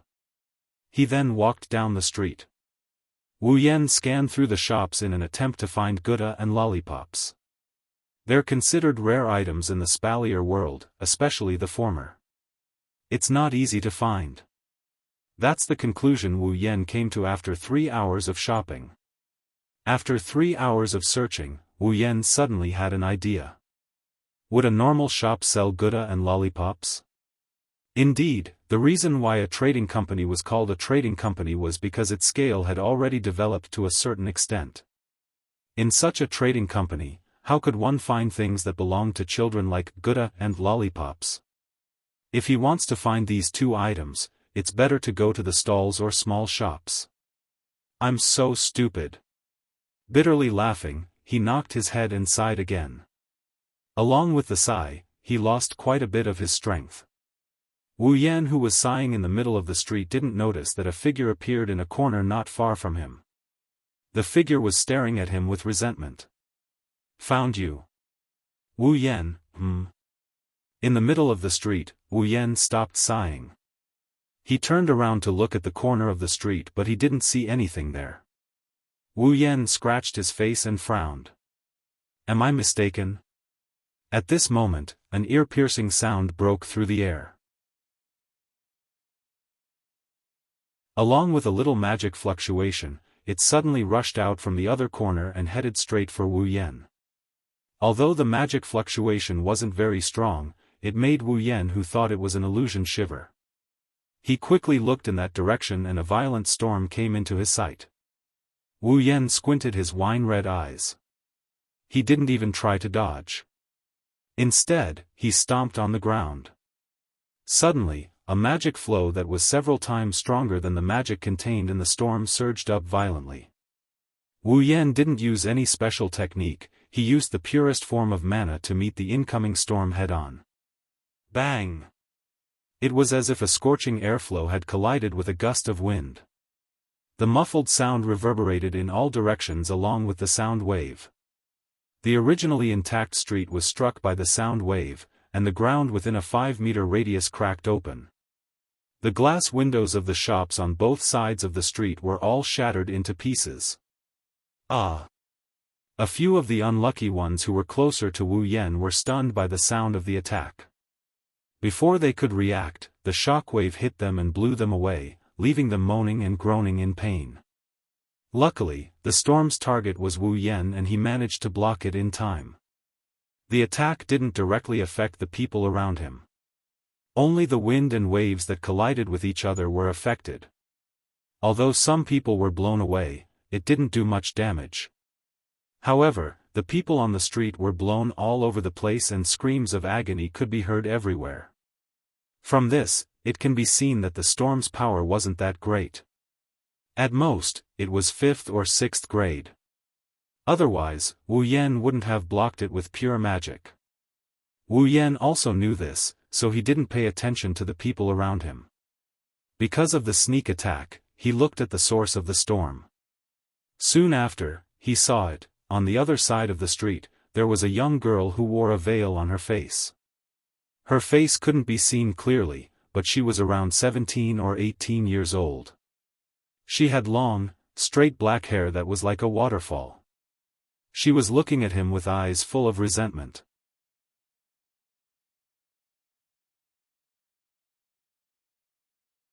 Chapter 1021. Murder. Some cultivators are fighting. Run. The surrounding passers-by finally reacted to the sudden situation. One by one, they let out terrified screams. Some of them even turned pale. To these ordinary people, a battle between cultivators, even if it was a cultivator of the lowest level, was extremely destructive. If they were careless and got themselves involved, with their ordinary bodies, they would be seriously injured for at least a few months. Because of the shock waves from the battles between practitioners, some commoners would die. Even though this didn't happen every day in Silveria, it wasn't a rare occurrence. Therefore, if a fight between practitioners were to happen, it would be no different from a disaster for the commoners who were unlucky enough to encounter it. Therefore, Amidst the waves of horrified screams, the surrounding pedestrians did not care about their destination and directly ran towards the end of the street on both sides. Especially the few people who were blown away just now, they looked as if they hated their parents for not giving them 2 more legs. They ran as fast as they could. Not long after, the people at the scene ran away without a trace. Only a few other cultivators remained, as well as the 2 people who had caused all of this to happen facing each other from a distance. His ears are still ringing with the terrified screams of the commoners around him. His eyebrows are clouded over as he looked at the veiled girl in front of him and coldly opened his mouth. Although I don't know why you attacked me. Can't you see that there are so many commoners around? Although ordinary people were no different from ants to cultivators, they were still cultivators after all. Other than a few extremely evil people, cultivators would usually take into consideration that there were no ordinary people around when they fought, so as to avoid being implicated. It's not that cultivators are kind-hearted. It's just that if they knew that there were commoners around, they would hurt the weak commoners. How is that different from bullying others? Most of the cultivators had this mentality. Therefore, they would usually check the location of the battle. After all, they don't want to hurt the weak commoners for their own sake. Of course, that is excluding the evil people. The veiled girl was slightly taken aback. His gaze, which was filled with resentment, immediately dropped. A look of guilt appeared on her face. However, it was quickly replaced by hatred. Then, a light and ethereal voice came from under the young girl's veil. It slowly spread out. Since I didn't hurt anyone, if I don't vent my anger today, I won't give up. Vent your anger? Wu Yan was taken aback. He frowned and looked at the girl. How did I offend you? The girl didn't answer Wu Yan's question. Instead, she asked another question, Are you Wu Yan? Yes, I am Wu Yan. That's right. Strands of mana flowed out from the girl's slender body. She didn't give Wu Yan a chance to ask any more questions as she yelled at him. See if I don't kill you. Listening to the girl throwing a tantrum like a child, he opened his mouth but he couldn't get angry no matter how hard he tried. Instead, he felt very conflicted. Wait. Are you mistaken? I don't think I've ever offended a girl. Before he could finish his sentence, the girl's mouth under the veil started to move quickly. She released a sound that was as soft as a mosquito. At the same time, a storm that was even more ferocious than before rolled up from the girl's body. It was like a blooming lotus. It flashed with a green light and violently swept past like a tornado. Hey! Wu Yan wanted to say something. The tornado that was spinning crazily like a spinning spear pierced towards him mercilessly. F***ck. At that moment, Wu Yan could only curse gloomily. However, since he knew that there was something fishy about this matter, he naturally wouldn't make a move. Moreover, Wu Yan wasn't going to argue with a little girl. His expression is gloomy but his body moved. He took a step forward and instead of retreating, he moved closer to the incoming tornado. Following that, he lashed out with his leg. Like a whip, his leg flashed in front of him and it landed heavily on the tornado that is not weak in the slightest. Pung!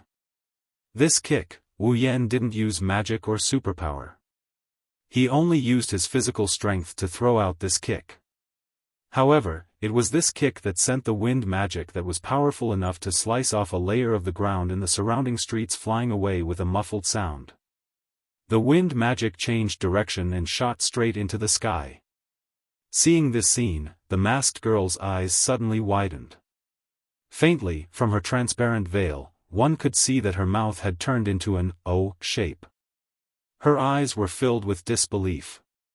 My magic was actually sent flying with a kick? Looking at the girl's look of disbelief, Wu Yan bitterly smiled and shook his head. He was certain that he didn't know this girl and this girl definitely didn't know him. If she did know him, even if she didn't know his strength, she should have heard of his deeds. She should know that he was once the strongest person in the Spalier World Academy and that he killed Marcus and Andrew, who were both peak rank 8. It's impossible for someone who knows him not to know such a big event. Moreover, the information from the system is also very unfamiliar. Rena Phelps, level 55. Rena Phelps? I don't know her. What did I do to offend this girl? Phelps. Phelps, this surname, is she a member of the Phelps Empire's royal family? Wu Yan couldn't figure it out no matter how hard he racked his brain. He could only bitterly smile. But this bitter smile in Rena's ears sounded like mockery. Thus, Rena became angry. What's there to be proud of? This princess hasn't used her true strength yet. Without thinking, Rena yelled angrily.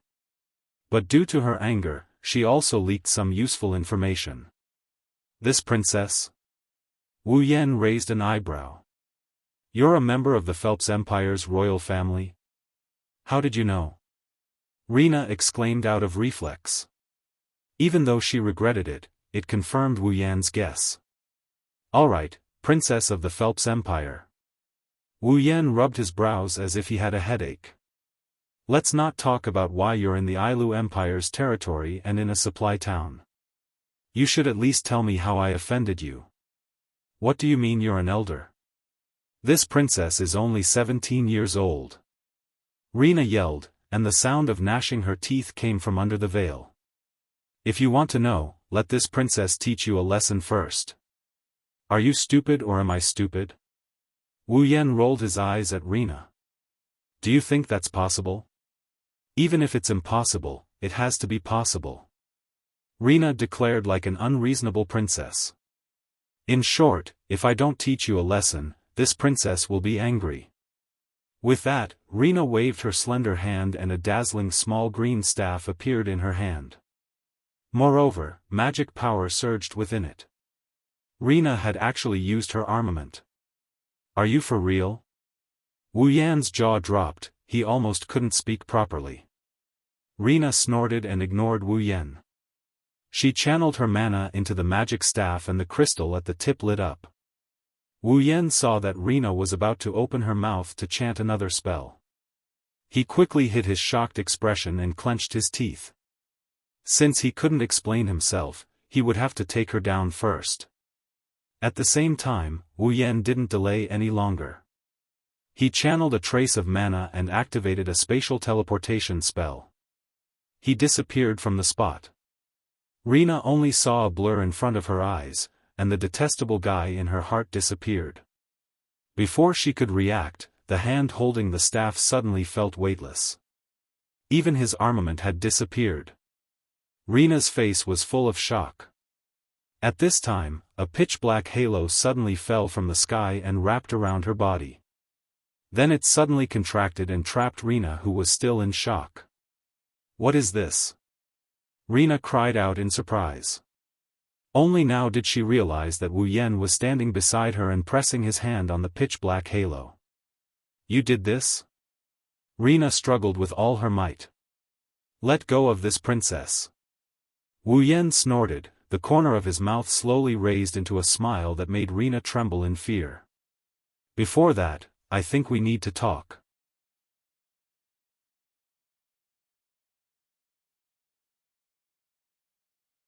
Chapter 1022. Bang! Ouch! With a soft thud, Rena, who had a black ring around her body, flew through the air in a beautiful parabola. Then, she fell onto the soft bed amidst her screams of pain and surprise. Although the bed was soft and didn't hurt Rena, she was still thrown on it.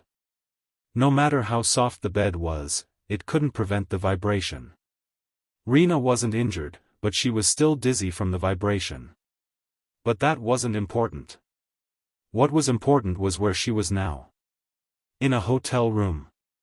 Moreover, she was sharing a room with a man she hated to the core. Sitting up from the bed, Rena retreated to a corner at an unimaginable speed. Her delicate body curled into a ball, and she screamed with a restrained voice. You! Why did you bring me here? What do you want to do?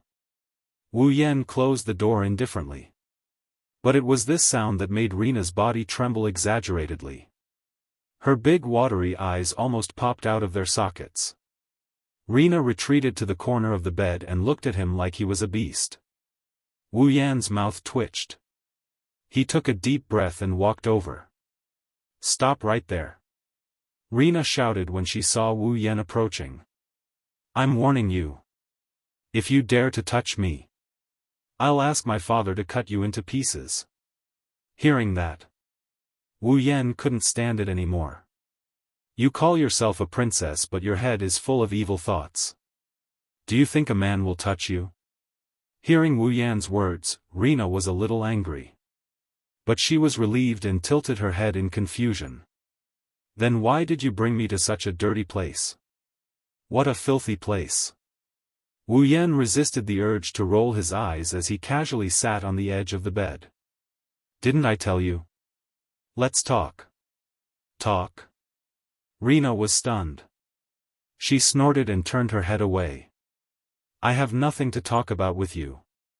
Oh? Is that so? Wu Yan smirked and rubbed his chin. He started looking at Rena's body. Rena has a good figure. Her body is slender but her curves are smooth. Her exposed thighs shone with a white sheen. Her breasts are also well endowed. Ikaros, Astria, and the other girls with great figures are better than her. She's much better than Kurumi and almost as good as Shokuhu Misaki. She has a pair of big round eyes and long black hair. Wu Yan didn't take off Rena's veil but he's sure she's a beauty. Also, she said she's only 17 years old, right? Rena's body at 17 years old, she's practically the second Lulu. Wu Yan couldn't help showing a look of admiration as he sized her up. Lana caught it by accident. Rena's face. Don't look at this princess with those dirty eyes of yours. Wu Yan raised his head and looked at Rena. He blinked and smiled. You can't take it? There's still a good show coming. What do you want to do? At this moment, even Rena couldn't help but feel afraid. You better not mess around. Otherwise, you will definitely die a very, very miserable death. Imperial father will definitely not let you off, father. Wu Yan rolled his eyes. Since you're calling him father, you must be the daughter of Fea Empire's emperor, right? Why that's right. Rena's courage increased when Ailu Empire's emperor was mentioned. I am the biological daughter of Fea Empire's emperor. Moreover, I am his only biological daughter. Imperial father loves this princess the most, so you better let this princess go. Otherwise, Imperial brother will definitely tear you apart before Imperial father does anything. He also loves this princess the most. Brother? Wu Yan ignored Rena's weak threat. Who's your brother? My brother is the prince of Fea Empire, Kaya Fea. Fea. Kakaya.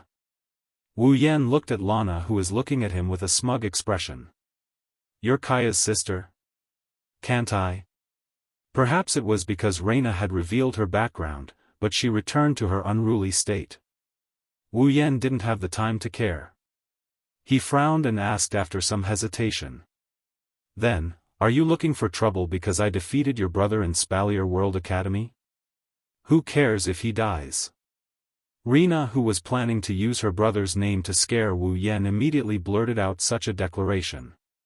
She was stunned for a moment before exclaiming. You said you defeated my brother? You don't know? Wu Yan's expression turned into one of amusement. Since you have such strength, you should be a student of Spalier World Academy, right? Haven't you heard of me? Do I have to hear of you? Rena curled her lips in disdain. I am indeed a student of Spalier World Academy, I just took a 3-month leave. Wu Yan felt relieved. No wonder this wild brat hasn't heard of him. She took such a long leave of absence. I haven't been a student of Spalier World Academy for more than 3 months. In other words, I went in as soon as this girl took a leave and she came back after I left? There were all kinds of coincidences. Helplessly shaking his head, Wu Yan sighed. Since you don't hate me because I defeated Kaya, what did I do to offend you? What? What did I do to offend you? Wu Yan's reminder reminded Lana of the reason why she came looking for trouble with him. Her face turned green and her eyes burned with rage. She started struggling with all her might. How dare you ask me what I did to offend you? Damned bastard! Let me go. I'm going to teach you a lesson. I think you're the one who needs to be taught a lesson the most. Wu Yan was pissed when Rina didn't answer his questions. You better tell me the truth or I'll throw you out on the streets. You dare. Why wouldn't I? Wu Yan sneered. That's right. By the way, let me tell you something. I still won't release the shackles on your body. If you want to wait for it to disappear on its own, it will take at least 8 to 10 days. During this period of time, I think there will be people who will be very, very interested in you who can't resist, you. Lana's expression changed. Wu Yan didn't look like he was faking it. She gulped and her eyes were filled with anger. Damn it! Why would someone like you be Sister Sylph's fiancé? Sylph? Wu Yan was surprised to hear this name. He asked Lana in a surprised tone. Are you looking for trouble with me because you think I'm not good enough for Sylph? Yes. Of course. Sister Sylph is so beautiful, so noble, so powerful and so sacred. You're not worthy of her. Even your clothes are cheap. How can you be worthy of her? Lana retorted. You're not worthy of her at all. Even your clothes are cheap. Wu Yan almost choked on his breath. His expression became more and more interesting.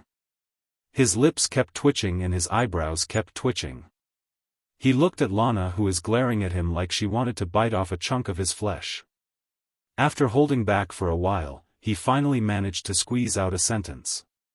You don't know me, so why do you think I'm not good enough for Sylph? Are you stupid? Are you an idiot? Lana gave Wu Yan a look of disdain. Then, her gaze turned into a heated one. Sister Sylph is as noble as a lotus on a snowy mountain. Her beauty can make heaven and earth lose its color. Her gaze can make all things sing and her voice can make everyone scream.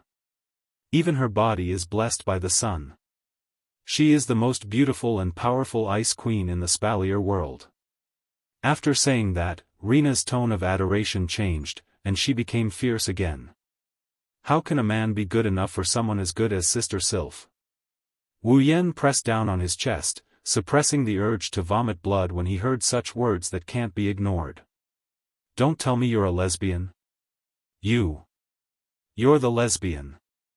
Your whole family are lesbians. I just can't bear to leave Sister Sylph's side. How could I be a lesbian? Lana said with a smirk. You're a lesbian, Wu Yan roared in his mind.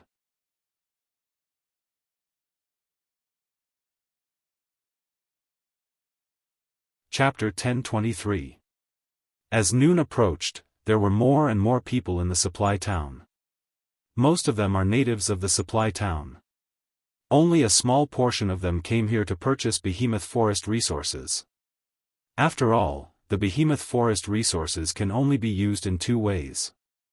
One is to transport them to King City, the other is to store them in the supply town and let the resources flow to the entire Ailu Empire. That's why the supply town didn't become a place for people to live in. Without the giant beast forest's resources, a lot of businesses would close down and the town wouldn't be worthy of the word supply anymore. However, as the flow of people increased, the pedestrians on one of the streets of the supply town all moved to the sides, leaving a large space in the middle of the street. It was as if some royal family was passing by. However, the people's shocked and curious gazes were telling others that the visitor wasn't someone worthy of respect. Let go of me. Let go of me. Rina shouted at Wu Yan, who was walking in front of her as if she was about to cry. Her face was red as if a flower thief was about to make a move on her. Only her angry eyes were silently accusing and proving something. Sensing the curious, shocked, and confused gazes from the crowd around her, as well as the way they looked at each other and whispered to each other, Rena felt that she had really embarrassed herself. She wanted to find a hole to hide in.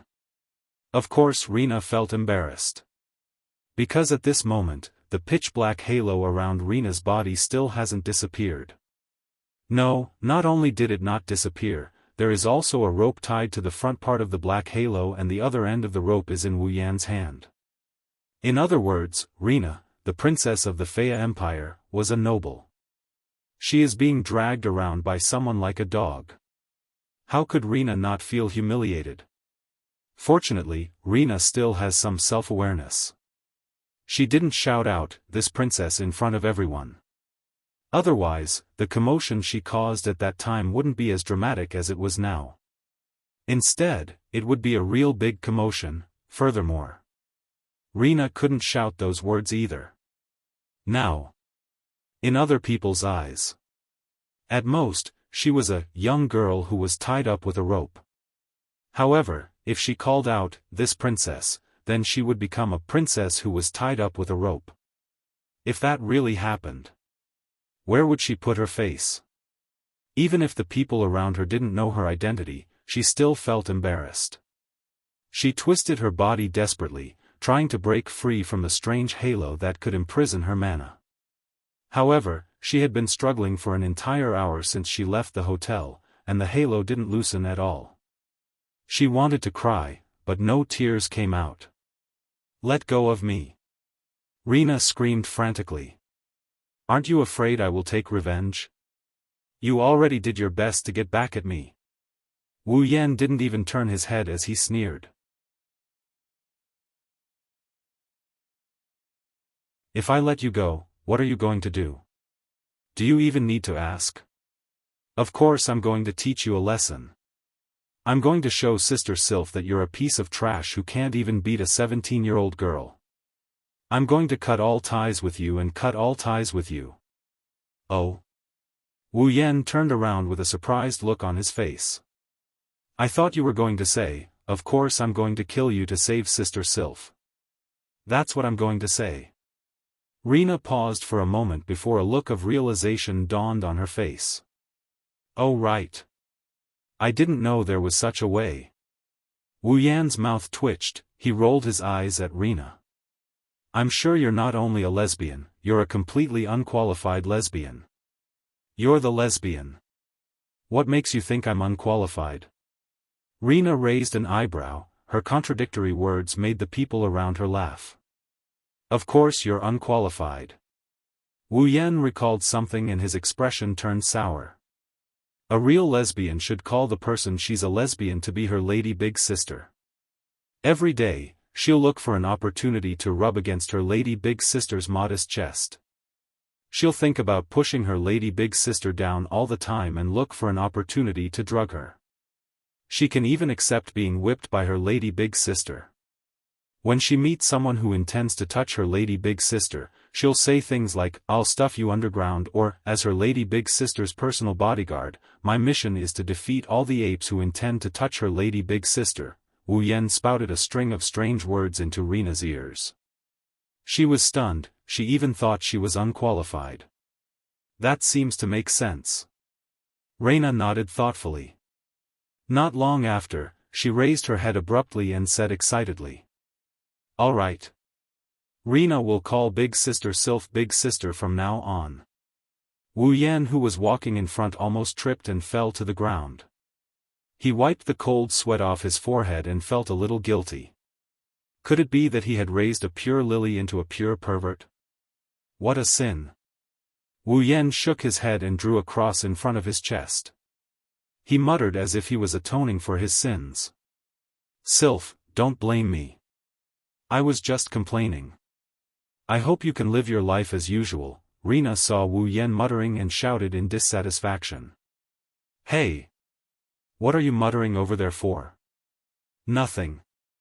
Wu Yan rolled his eyes and noticed the veil on Rena's face. He narrowed his eyes and asked, Oh right, why are you wearing a veil? Are you ashamed of your appearance? You're the one who's ashamed of your appearance. Rena jumped up like a cat whose tail was stepped on. I don't know how beautiful I am. How can a cheap thing like you know how to appreciate my beauty? Cheap thing? The veins on Wu Yan's forehead bulged. If you're not ashamed of your appearance, then why are you wearing a veil? Do you think I'm willing to do that? Lana's tone became indignant. I was fine when I first came to Ailu. Who knows if the men in this empire ate the wrong medicine? Every time they see me, they stick to me like flies. It's disgusting. If it wasn't for the fact that I have no other choice, I wouldn't want to be a masked person. Interesting. Wu Yan raised an eyebrow. Even flies stick to you. Looks like you're pretty good looking, of course. Rena's eyebrows danced. I'm a princess after all, how can I not be pretty? You really do shine with a little sunshine. Wu Yan shook his head with a chuckle. He tugged on the rope and continued forward. Hey! Lana yelled when Wu Yan pulled her along with a rope. Where are you taking me? Of course. Wu Yan pursed his lips. I'm taking you back to the camp. Back to the camp? Wu Yan nodded and glanced at Rena. I wanted to let you go so we can go our separate ways. But if I do that, you'll come after me again, won't you? Of course. If I don't ask you to annul your betrothal with Sister Sylph, I won't let you get away with it. Lana said haughtily. That's right. Wu Yan sighed. That's why I can't just let you go, but I can't just leave you here either. I can only bring you back to the camp and hand you over to the people in charge. They will send you back to Faya Empire or Silveria World Institute. What? You're sending me back? Rena screamed and started struggling again. No. No. No. I don't want to go back. Why are you so resistant? Wu Yan quickly pulled on the rope to prevent it from slipping away. Did you sneak out? That's not true. Rena shouted stubbornly as she struggled. You haven't cancelled your engagement with Sister Sylph yet, how can I go back unless you cancel your engagement with her? I think you should just give up. Wu Yan pursed his lips. Even though I was confused about the engagement, Sylph herself hasn't cancelled her engagement yet. Why are you making such a fuss about it? Impossible. Sister Sylph wouldn't be interested in a cheap piece of trash like you. Rena screamed and struggled. Let go of me. Ignoring Lana's antics, Wu Yan pulled Lana along and they headed towards the giant beast forest camp.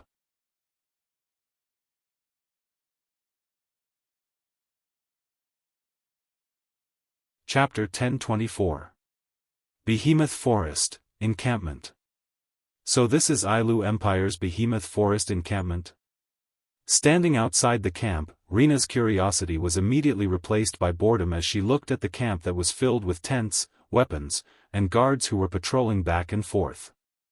Apart from that, there was nothing special about the camp. It's so shabby. Wu Yan rolled his eyes as he glared at Lana with an exasperated look. This is an encampment, not a castle. Do you think there are golden walls and war chariots? There should at least be a fence. Rena said in a matter-of-fact tone. If the demonic beasts go berserk and rush into the encampment, we'll be in trouble. You think a fence can stop a bunch of rampaging demonic beasts? Wu Yan pursed his lips. Lana wasn't convinced by his words. It's better than having nothing and exposing the encampment to the outside world, right? Wu Yan turned around when he heard Lana.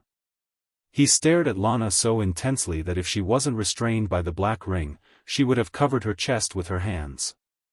You. Why are you looking at me like that? You can't take it anymore? Yeah.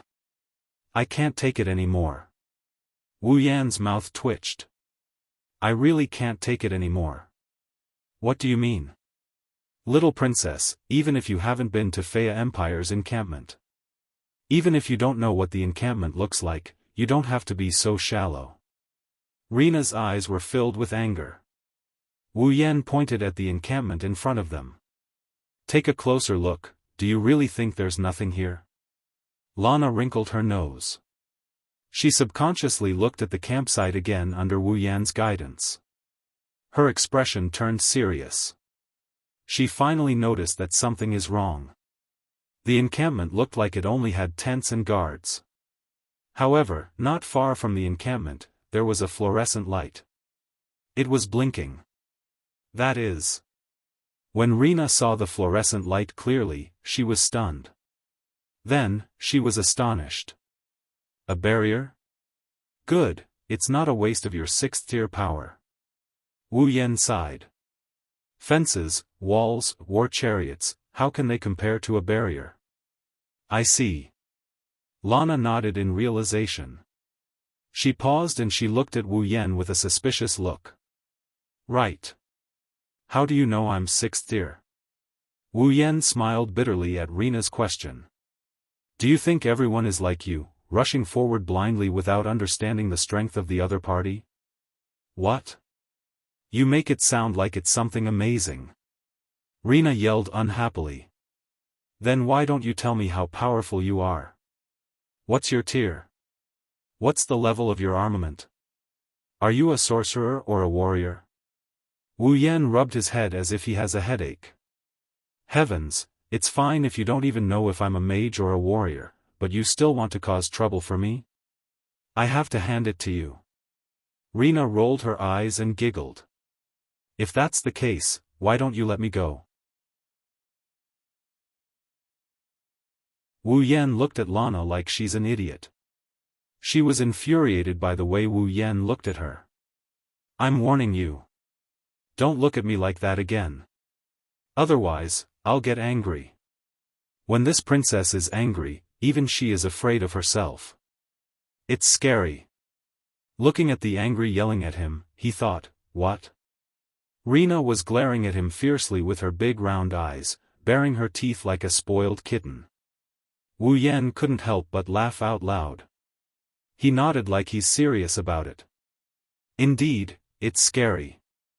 Ignoring Lana's flushed face, Wu Yan pulled the rope and brought this wild princess back to his tent. Lana's loud and coquettish scolding caused ripples in the air, attracting the attention of the surrounding guards. There is a rule in the camp that the guards are not allowed to bring outsiders into the camp. Violators will be punished severely. This is a rule that every guard has to abide by. When they saw someone bringing an outsider into the camp, the guards wanted to stop the intruder, but when they saw that it was Wu Yan, they exchanged glances with each other and they walked away while whistling like it was nothing out of the ordinary. If he dared to kill the person in charge of the camp, would the guards dare to cause trouble for him if he brought an outsider in? They would probably turn a blind eye to it. Even if the people in charge of the camp had a way to deal with Wu Yan, they wouldn't dare to offend a demon like him. It's better to pretend they didn't see anything. Under the watchful eyes of the guards, Wu Yan brought Rina to his tent. When Wu Yan was about to bring Rina to the public tent, Rina let out an ear-piercing scream. It almost shocked Wu Yan to the ground. What's wrong with you? Lana ignored Wu Yan's scolding. Her eyes bulged as she stared at the tents in front of her. To be more precise, she stared at the Misaka sisters who are busy with their chores. Her mouth that is hidden under her veil is wide open and her eyes are filled with disbelief. They all look. Wu Yan finally understood that Lana was frightened by the sisters who looked exactly the same as her. Sigh. Wu Yan patted his chest and sighed helplessly. What did I do wrong? Why did I have to deal with a wild girl like her? It's bad for my heart. Yen. At this time, the entrance to the public tent was opened, and Hinajaku, Mikoto, Shokuho Misaki, Kotori, Kurumi, and the rest of the girls ran out. Yen. What's wrong? I heard a scream. The more impatient Hinajaku and Mikoto ran towards Wu Yan as soon as they came out. While running, they started asking questions, but when they saw Lana being tied up by a certain wolf, they stopped in their tracks. Even their mouths were frozen in place. Their impatient faces darkened. Ah la la la. Kurumi acted as if she was frightened, but her wine-red eyes that weren't covered by her bangs revealed a deep smile, betraying her true thoughts. Did Aotsusama capture other girls because we couldn't satisfy Aotsusama's appetite? What a surprise, what a surprise. Not just Kurumi, even Shokuhu Misaki looked at Wu Yen with a half-smile. Unlike Kurumi, she didn't seem to be smiling at all. I didn't expect you to bring a girl back after just a short while. You even did it in such a way. Yen, is this your hobby? As expected of Aotsusama. Despite her praise, Kotori's lips curled into an evil grin. Clearly, her words didn't match her true feelings. Nah. Both Hinajuku and Mikoto's gloomy expression changed into a bright smile, saying so. Aren't you going to explain? When he saw the girls looking at him with sharp eyes, it was as if they were considering where to cut him first. Wu Yen shuddered and he quickly let go of the rope in his hand. He said in a flustered manner. Wait. This is a misunderstanding. A misunderstanding. The girls listened attentively but they didn't say anything. Shokuhu Misaki and Kurumi were still smiling as if Wu Yen was doing a good deed. However, Wu Yen knew that without a good reason, the two girls wouldn't mind adding insult to injury even if they didn't want to. Wu Yen smiled bitterly. To prevent unnecessary misunderstandings, he released Lana from the rope and prepared to explain himself. What he didn't expect was that as soon as the rope was released, something unexpected happened. Ah! Lana let out another ear-piercing shriek. Everyone was shocked, but before they could react, they saw. With a speed faster than anyone could react, Lana turned into a blur, rushed towards Ikaros who hadn't said a word, and grabbed her hand. Hey sister. What's your name? Everyone was stunned.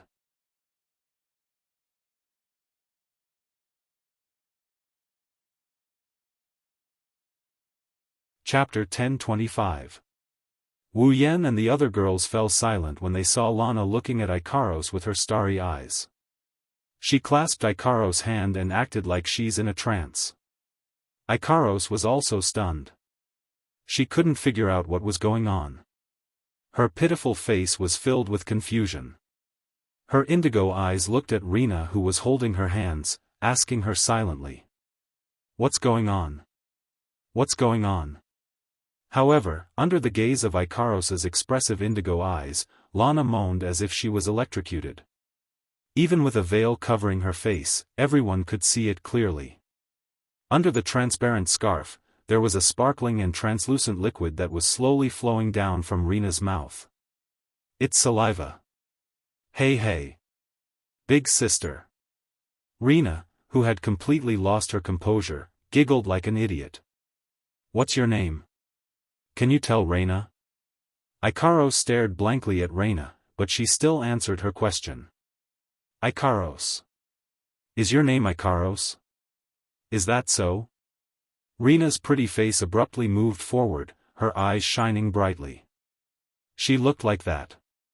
Even Ikaros couldn't take it anymore. What a beautiful name. You're beautiful, so is your name. Lana stuck her head on Ikaros' body like a pig.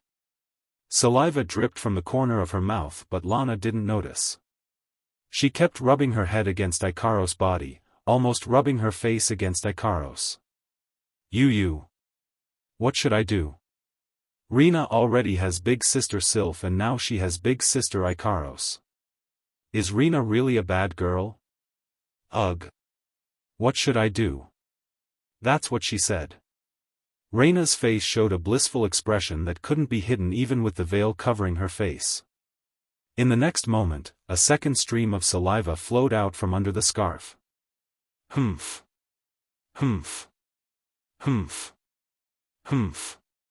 It's flowing out. Master. Reina passively accepted Reina's actions. Ikaros, who didn't know how to refuse, looked at Wu Yan for help. However, Wu Yan didn't have the time to care about Ikaros. He was petrified by the scene in front of him. He already knew Reina was a Yuri. He didn't expect her to be a true Yuri and not a pervert like Kuriko. Kuriko was only interested in Mikoto. She would only turn into a lesbian in front of Mikoto, but in front of other girls, her orientation was normal. But looking at Reina, it was obvious that she was different from Blackie. Not only was she cute to Sylph, but her interest was also effective for other girls. In other words, Reina is a true Yuri with an abnormal sexual orientation. Ikaros didn't know what to do as Lana rubbed her face against Ikaros. The other girls took a step back out of reflex, including Flandre-chan, Yoshino, Astria, and Toka. Mikoto's body was trembling as she stared at Lana with caution. Sparks of electricity appeared on her forehead as she stared at Lana with a wary expression. Needless to say, this Yuri who was abused by her perverted roommate must have recalled her painful past.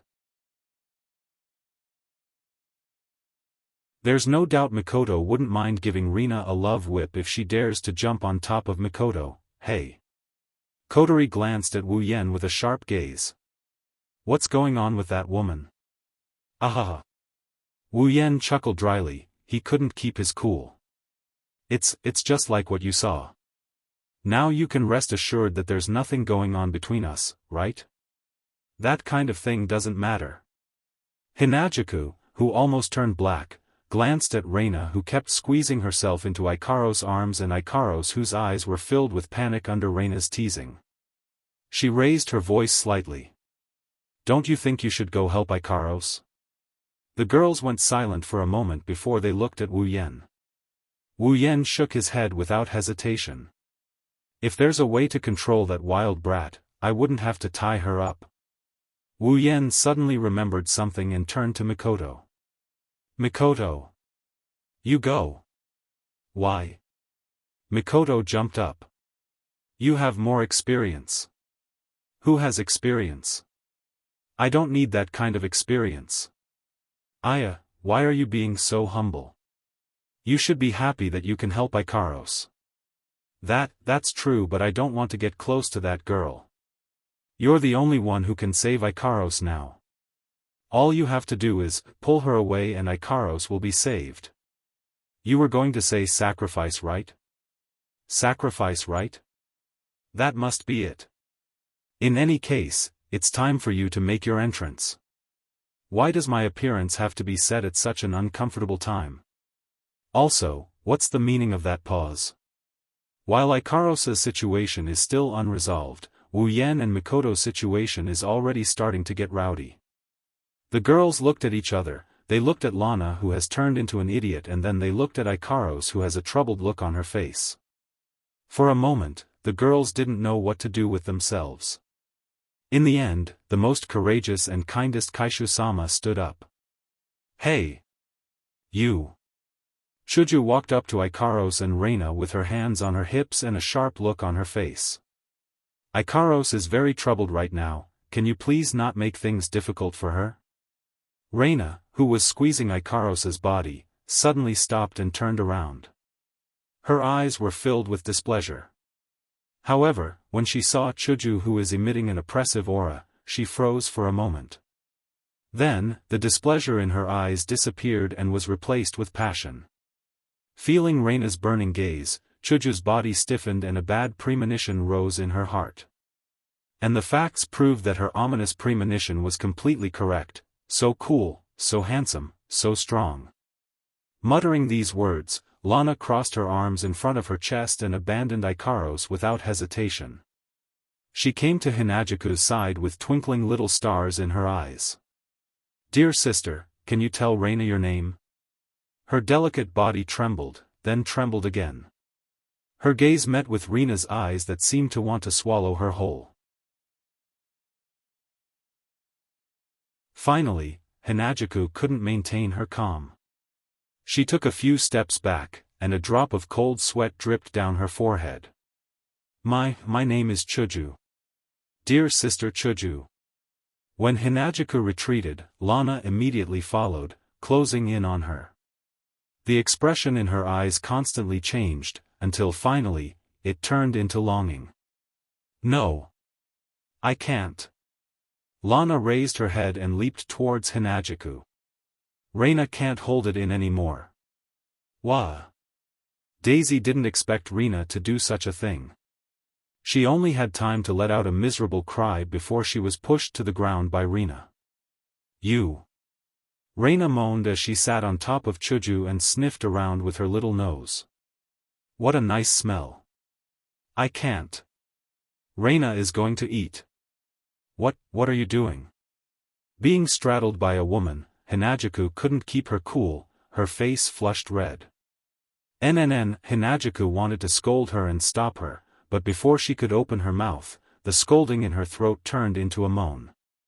That's because Reina sucked on Chuju's ear. No. Don't. Ugh. You. That's great. Here. And here. Wait. What are you doing? You. That's. Don't touch. No. Following Hinagiku's uncontrollable moans and Reina's excited gasps, the surrounding space was suddenly enveloped in a pink and ambiguous atmosphere. Everyone present was shocked on the spot, including the Misaka sisters who were watching from the sidelines. Watching Hinagiku being toyed with by Reina, the girls couldn't help but gulp, cold sweat dripping down their backs. Among them, Mikoto's situation was the most serious, even her back was drenched in sweat. Thank God I didn't go up. The girls didn't say anything else. Instead, they glanced at each other and quietly retreated until they were at a safe distance away. Only then did they spread their feet out in unison, they ran away.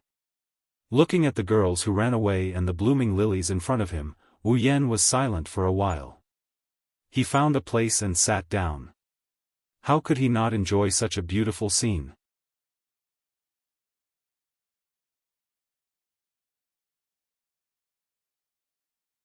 Chapter 1026. Hee hee. Hee hee, the entire tent was filled with Reina's silly laughter. It was as if she was a lone lunatic who had escaped from a mental hospital. Her laughter gave people goosebumps that they couldn't help but feel uncontrollable. At this moment, Reina was lying on the table in the tent. Her mouth, which was covered by a veil, could not help but let out a silly laugh. Her laughter was full of joy, as if she was a child who had secretly eaten something good. Her eyes were blurred, and the blush on her pretty face was directly reflected on the transparent veil. Coupled with her creepy laughter, it was very suggestive. Hinagiku, on the other hand, was sitting in a corner with her head lowered. Her pink bangs covered her face, making it hard for others to see her expression. However, the gloomy aura that lingered around Hinagiku made it so that no one dared to approach her. Wu Yan and the girls looked at Chuju and then at Reina, who was once again trapped by the black ring. They looked at each other with resentment and didn't know how to react. Something terrible just happened. Misaka 13674 puffed up her chest and said to the other Misakas. Your information is outdated. Misaka 17788 made a mocking declaration. Misaka, I've already heard that a sister was pushed down. Misaka 12976 tried to extract as much information as possible. She shared it with the other Misakas. Why wasn't Misaka there? Misaka 10414 was very unwilling to give up. She asked the other Misakas to share the information with her. Misaka was there at the time, and she even recorded everything that happened. Misaka 5392 took out a notebook from her bosom and proudly showed it off to all the other Misakas. Misaka 5392 is very cunning. Misaka 9987 made a stern reprimand and thought of how to get the notebook from Misaka 5392. Misaka 7747 made a request to borrow the notebook from Misaka 5392. Misaka 17377 agreed. Misaka 9919 concurred. Misaka 10032 concurred. Outside the tent, the Misaka sisters' undisguised conversation was heard by everyone, causing everyone's expressions to turn awkward. In his heart, he couldn't wait to drag those Misaka sisters out and strip them naked, and at the same time, run a circle around their tents. Since Wu Yan and Ko can hear it, Hinagiku naturally can as well. Her delicate body shuddered violently, but she quickly returned to normal. However, she lowered her head even lower and the gloomy aura around her became even denser. Looking at Chuju like this, they all wanted to cry. The girls looked at each other and wanted to say something to comfort Hinagiku, but they were just deserters, and if they went up now, it would only trigger the gloomy atmosphere. Therefore, no one dared to talk to Chuju. Mikoto snuck up to Wu Yan and growled in a low voice. "We can't let this go on. You think of a way. Now you want me to think of a way?" Wu Yan laughed coldly. Of course, he also lowered his voice. "Then why didn't you go and save Hinagiku? If you had, Hinagiku wouldn't have been violated like that." Era, Xiaoyan. Shokuhu Misaki appeared on the other side of Wu Yan. She covered her mouth with her hand, her eyes were full of meaning.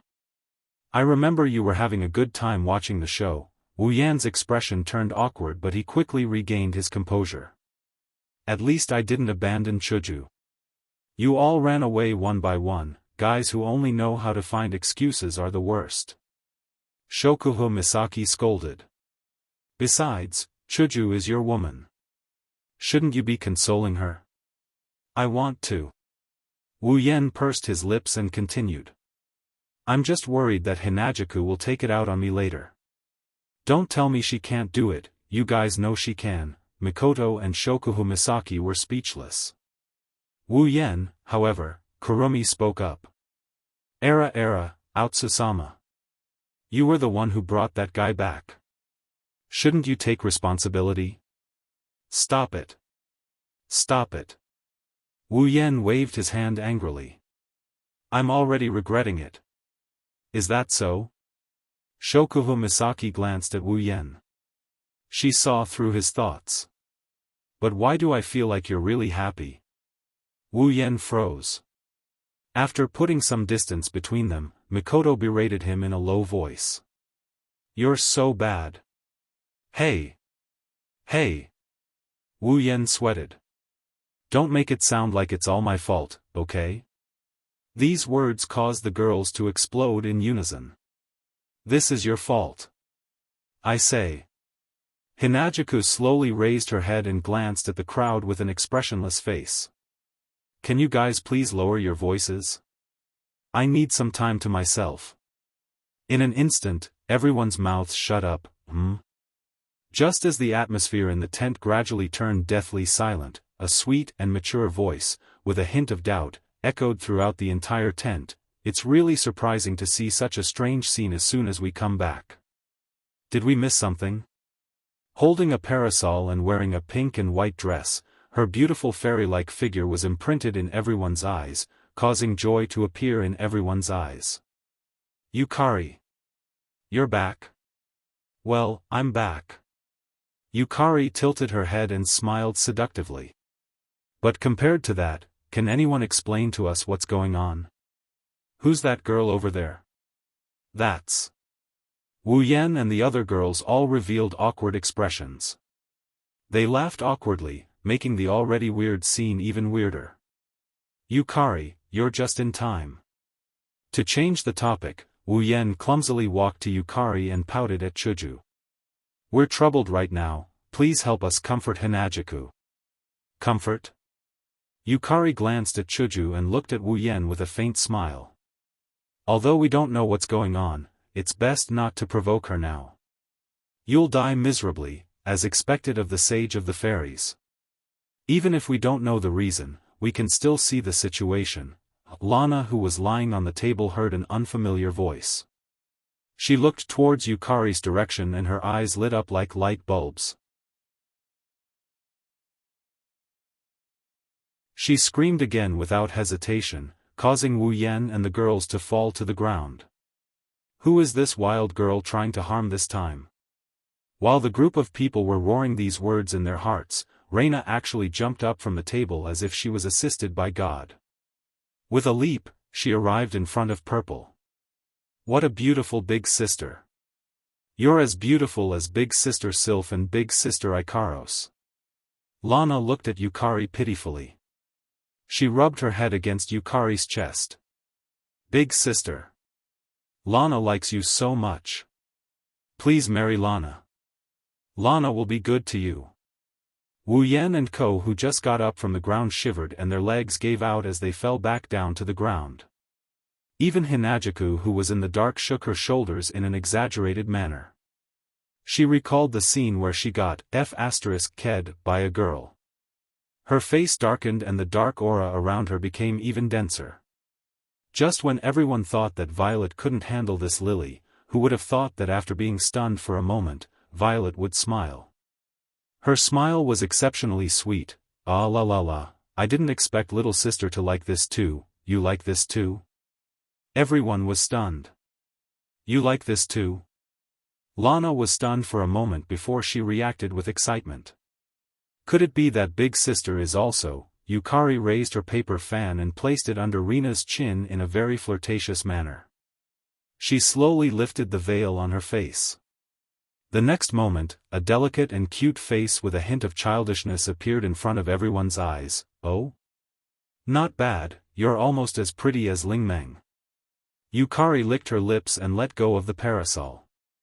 Yukari's face curved into a smile and her free hand reached into Lana's clothes. Ugh, the girls lying on the ground blushed, they didn't know if they should look or not. In the end, they just buried their faces in the ground and refused to get up. Wu Yan was the only one admiring the blooming lilies while praising them in his heart. Our little sister Yukari is really the best.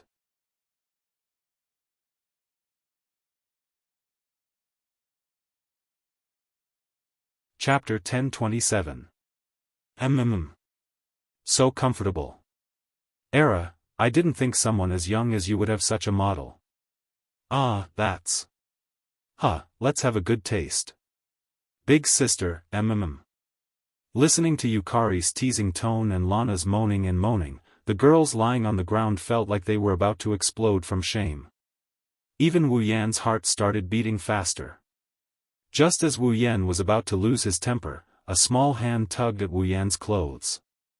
When Wu Yan turned around, Flandrechan's crystal-clear red eyes entered his line of sight, filled with curiosity. Hey, Oni-chan. Flandrechan looked at Wu Yan expectantly. Flan has been wanting to ask you this for a while now. What is that big sister playing with the other big sisters? Who knows where she came from? It looks like it's going to be fun. Wu Yan's face twitched, he laughed dryly. And nothing, that's a game played by bad kids, Flandrechan mustn't imitate them. Really? Flandrechan put on a distrustful expression. Then why do the big sisters have to play the game of bad kids? Wu Yan awkwardly scratched his cheeks, his eyes rolled and he said to Flandrechan, ever since that big sister came, the big sisters have been led astray by her. So Flandrechan, as a good girl, you better stay away from that big sister, you'll be led astray. So it's that big sister who led the other big sisters astray. Flandrechan showed a look of realization, and then a bloody glint flashed across her red eyes. Then let Flandrechan play with her, that way she won't be able to lead the other big sisters astray. Wu Yan was shocked. Flandrechan doesn't look like she's joking, he quickly said, Flandrechan. Be a good girl Flandrechan, just watch from the side. I have a way to deal with that big sister. I see. Flandrechan smiled innocently. She threw herself into Wu Yan's arms and rubbed her head against his chest. Her face was filled with happiness. Sure enough, Big Brother is the best. I have a way to deal with the bad guys. Wu Yan sweated profusely and patted Flandrechan's back. He gently placed her on the ground. She immediately ran to Z's side. He pulled her out of the soft country covered with lilies. Alright, Yukari, Fran and Yoshino are still here. Don't be a bad influence on children. Violet pursed her lips, curled her lips, and turned her head away, releasing her hand from Rena's clothes.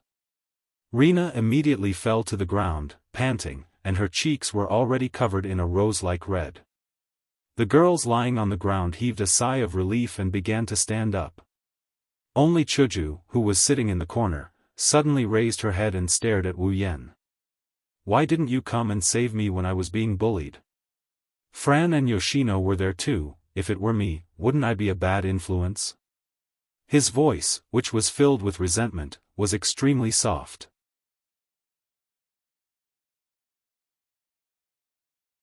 However, it was clearly transmitted into everyone's ears, causing them to smile bitterly. In order to dispel the awkward atmosphere, Wu Yan patted his face and became serious. How was it? Did you find anything after going out? The girls gathered their focus and turned serious. It's not clear if they're trying to dispel the awkward atmosphere like Wu Yan, but they do know why Yukari went out. Zi Huan glanced at the crowd and nodded casually. Well, I did find something. She gently waved the paper fan in her hand, and a tiny gap opened up in the air in front of everyone. Under everyone's gaze, a transparent cube object emitting golden light flew out from the gap and landed in Yukari's hand.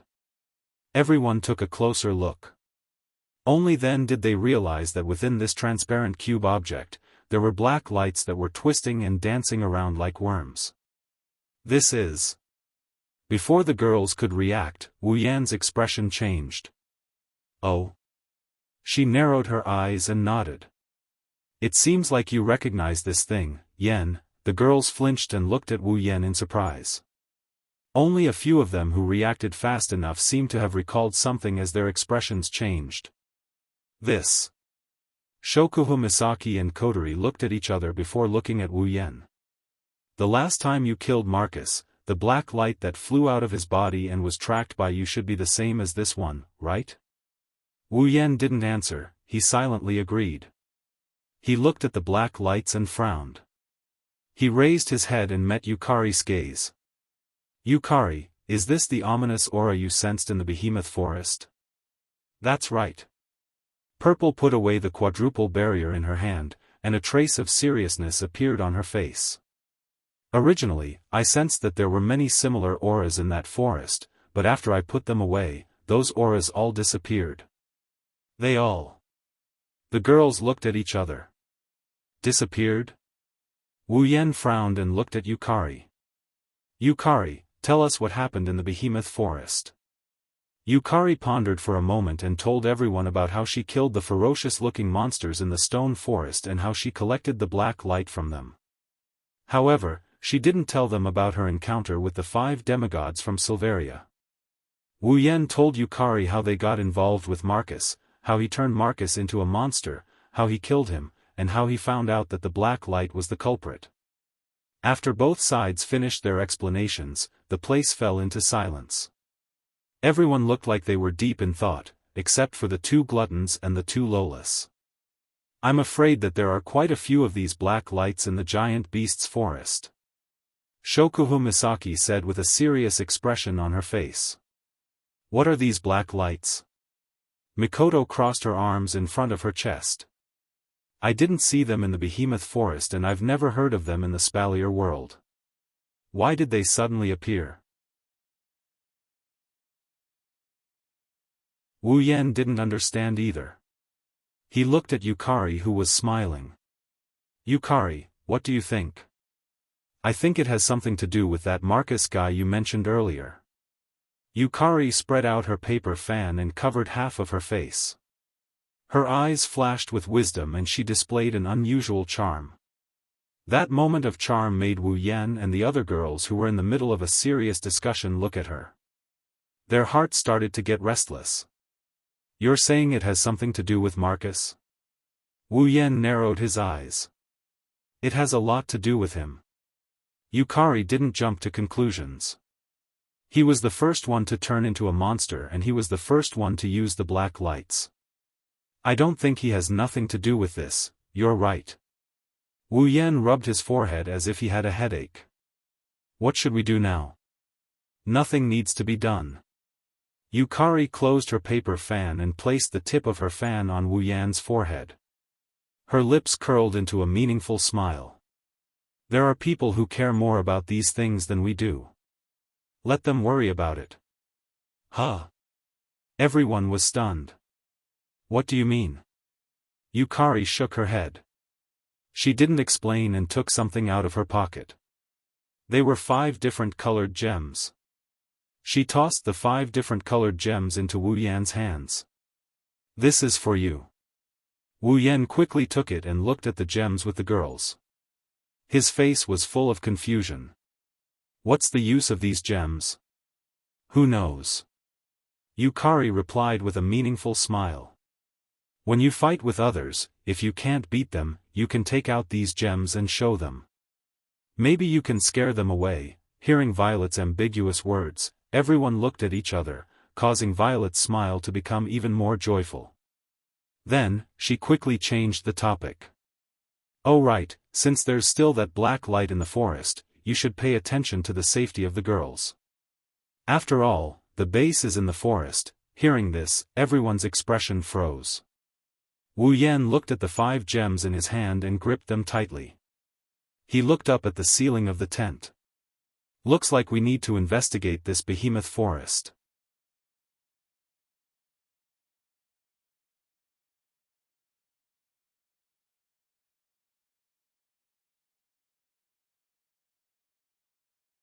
As soon as he said that, a wave of mana behind the leader flickered wildly, turning into scarlet flames that formed an expanding ring of fire. Under the control of the 3 mages with magic staffs, the ring of fire shot into the swamp net like a cannonball, creating sonic booms. Boom! The black swamp net and the scarlet ring of fire collided.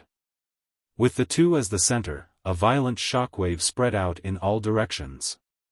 When the shockwave subsided, the black swamp net and the scarlet ring of fire disappeared at the same time. Now is the time. The leader let out a loud shout.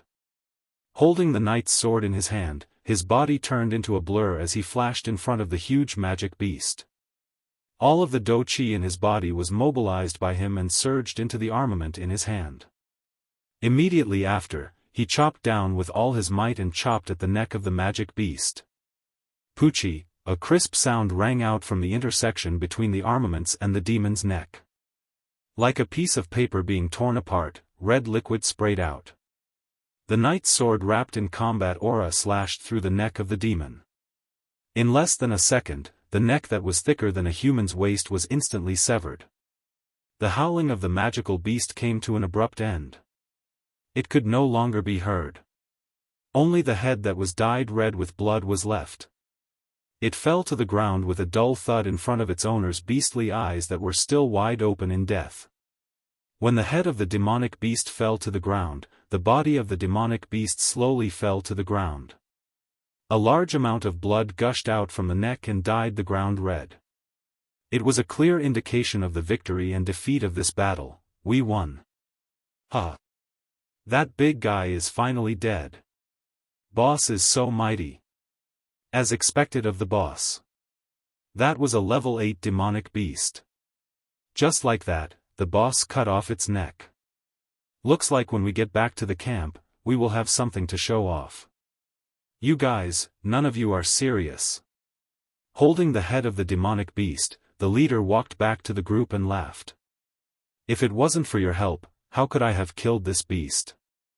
I am only at the peak of level 7. There is still a long way to go before I reach level 8, boss, don't be so humble. Strength is one thing, intelligence is also very important. One of the members of the group said.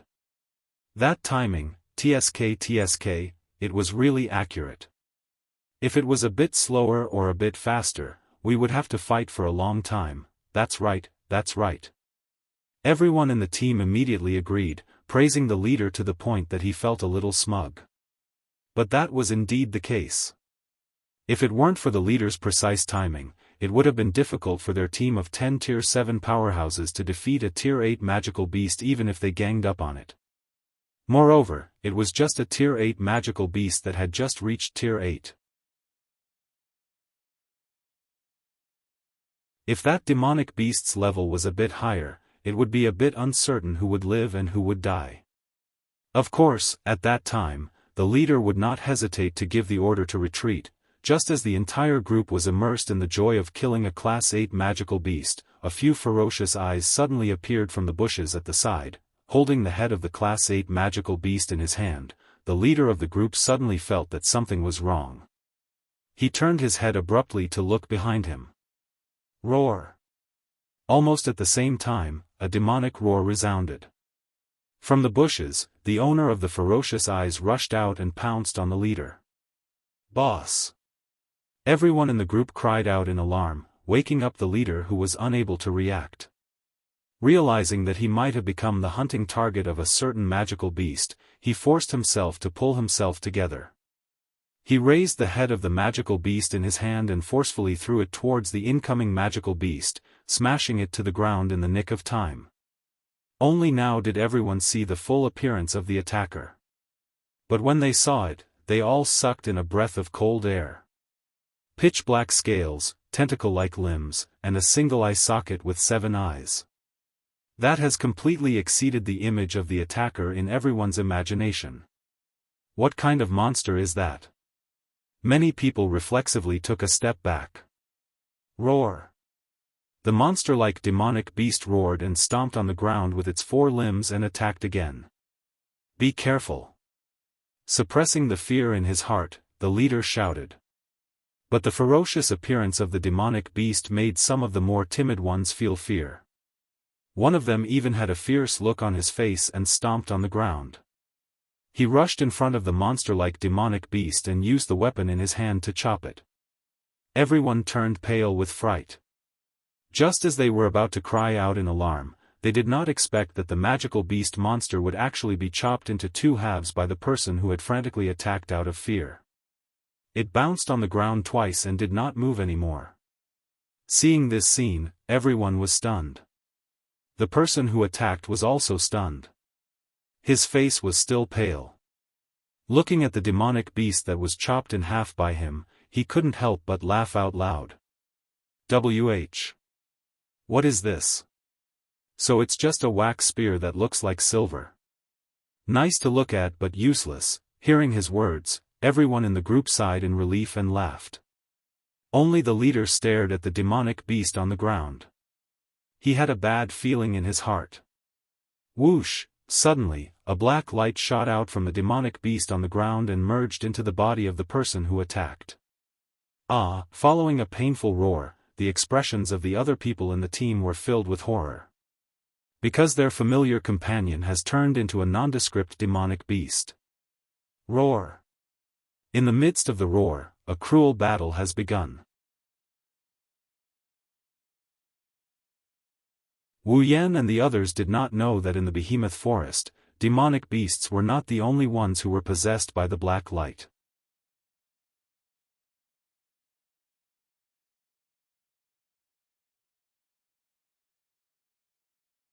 Chapter 1029.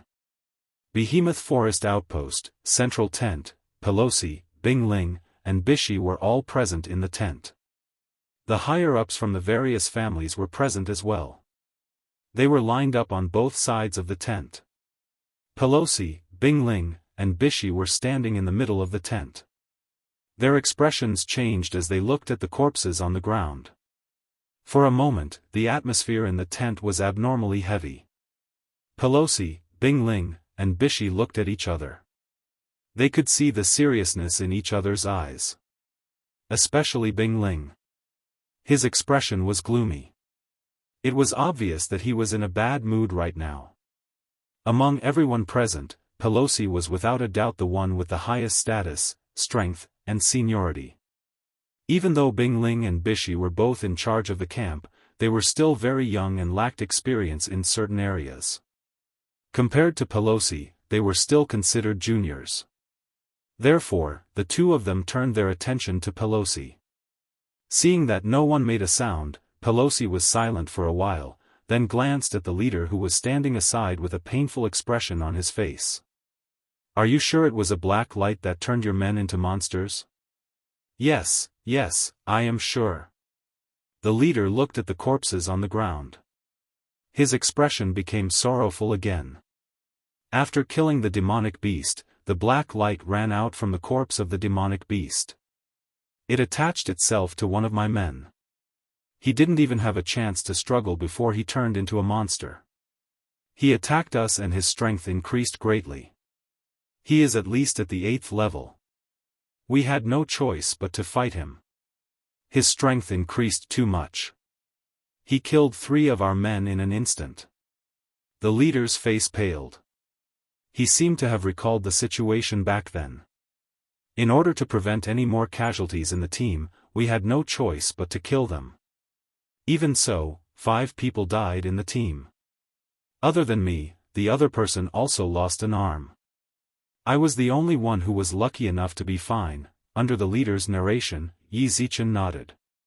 Everyone present seemed to recall the scene at that time, and their gazes towards the leader gradually became sympathetic. His comrade turned into a monster and killed the rest of his men. The leader had no choice but to kill his comrade in order to protect the rest of his men. In the end, they were the only ones who survived. They couldn't imagine what happened. If they were in the same situation, they might go crazy. Pelosi sighed and patted the leader's shoulder. He comforted him before asking, "What about the black light?" "What?" "After the possessed man died, the black light flew away." "That streak of black light flew away." "It flew away?" Bing Ling and Bishi frowned. "Do you know where it went?" The leader smiled bitterly and shook his head. "We only know that it flew towards the depths of the behemoth forest." The scene fell into silence once again. Pelosi glanced at the corpses on the ground, his gaze lingering on the corpse that was said to have turned into a monster for the longest time. He muttered to himself for a moment before turning back to look at the ice spirit. "Bing Ling, you know the monster and the black light the best. What do you think?" "What do you think?" Hearing this, the ice spirit's face turned ashen for a moment, but it soon turned into a bitter smile. "He knows the monster and the black light the best." "That's right. After all, Bing Ling's uncle, Marcus, and his brother, Bing Mian, had both turned into such monsters. I don't know much about it. I only know that the black light can possess a person and turn them into a monster. It also has the ability to raise a person's level. Other than that, I don't know anything else." Bing Ling took a deep breath and narrowed his eyes. "However, I think Wu Yan knows more about it than we do." The moment the name Wu Yan was uttered, the tense atmosphere froze. As long as one was in the camp, there was no one who didn't know this person who had once stirred up a storm in the camp. As long as one was in the camp, they would feel a little bit of fear towards this name. That's because he's too hard to control. He's super strong and he does whatever he wants. He's fearless and has a group of equally strong girls with strange abilities. Who can guarantee that they won't be afraid of someone like him? At least, no one here is afraid of him.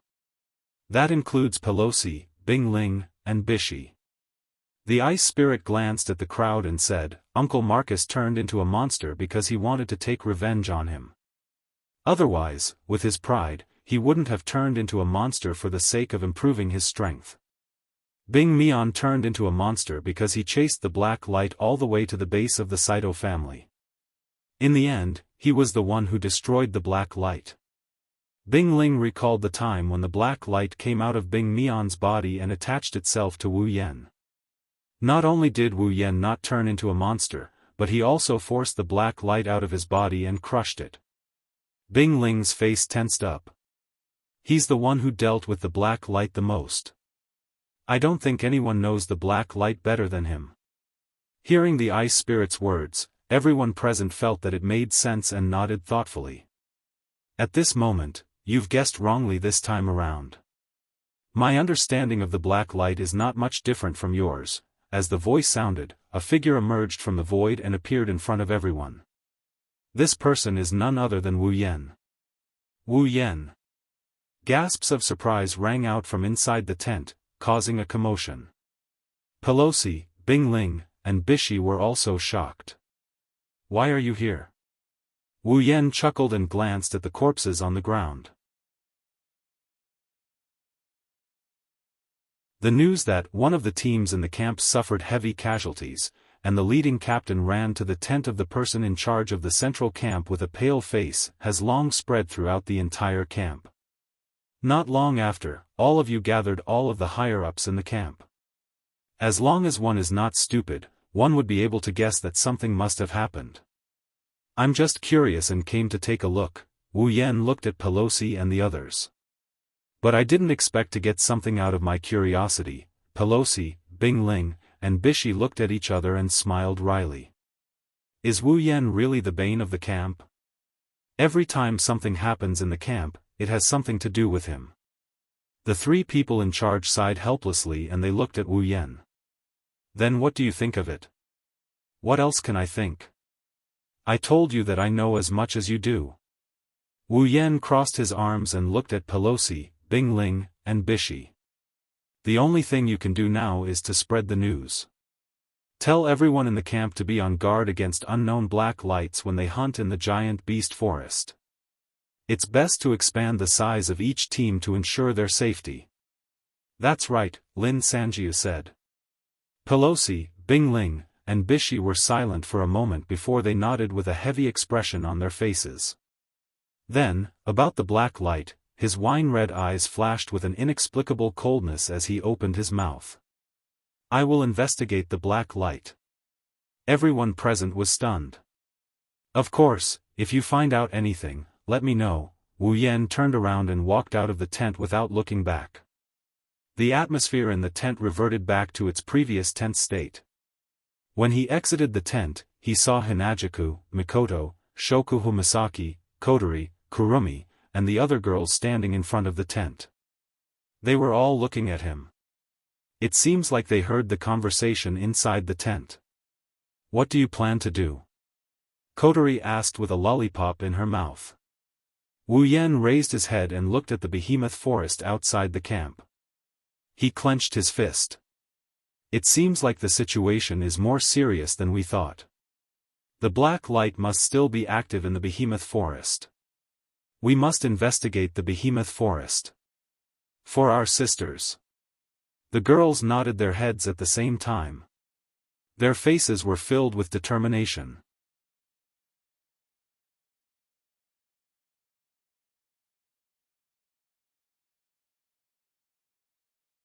Chapter 1030. Behemoth Forest. If one were to look down from above the behemoth forest, one would find the behemoth forest to be very quiet. There were no strange roars of magic beasts coming from the sky, it was as if they were blocked by those towering trees. The sounds of birds, beasts, and insects also couldn't reach here. Only sometimes, some flying magic beasts would fly over here and make some strange noises. Aside from that, the sky above the behemoth forest is unexpectedly quiet. However, this tranquility was soon dispelled by two sonic booms. In the distant horizon, two slender silhouettes flew through the sky like shooting stars. They arrived above the behemoth forest at an extremely fast speed. Of course, this extremely fast speed is only relative. For the two silhouettes, this speed is neither fast nor slow. It's not that they don't want to go faster, it's just that if they go too fast, it'll affect the investigation of blacklight. Their plump wings supported their masters as they glided through the air. Under the control of their masters, they flew through the air above the behemoth forest bit by bit. From time to time, one or two pink or pure white feathers could be seen falling from their wings into the behemoth forest below. Their casual clothes have been replaced with light armor that is only used in battle. The style is quite revealing. It's very pleasing to the eye. The two angelic girls were flapping their wings as they hovered above the behemoth forest.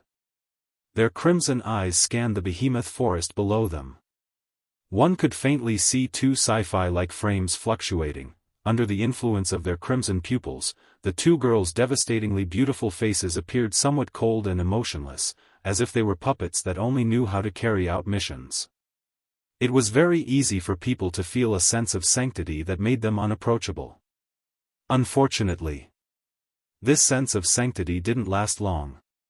Coo, it sounded like a cute animal's cry. The strange sound came from a pair of pure white wings flapping in blue and white light armor. She has long hair. It came from a girl with 2 bundles of blonde hair at the end of her hair.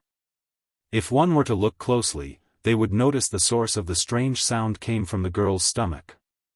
For a split second, the girl with short pink hair and pink wings flapping and wearing white light armor, with 2 small ponytails hanging behind her back, paused for a moment. Although she quickly returned to her original state, the girl's gaze was cast towards the owner of the strange sound.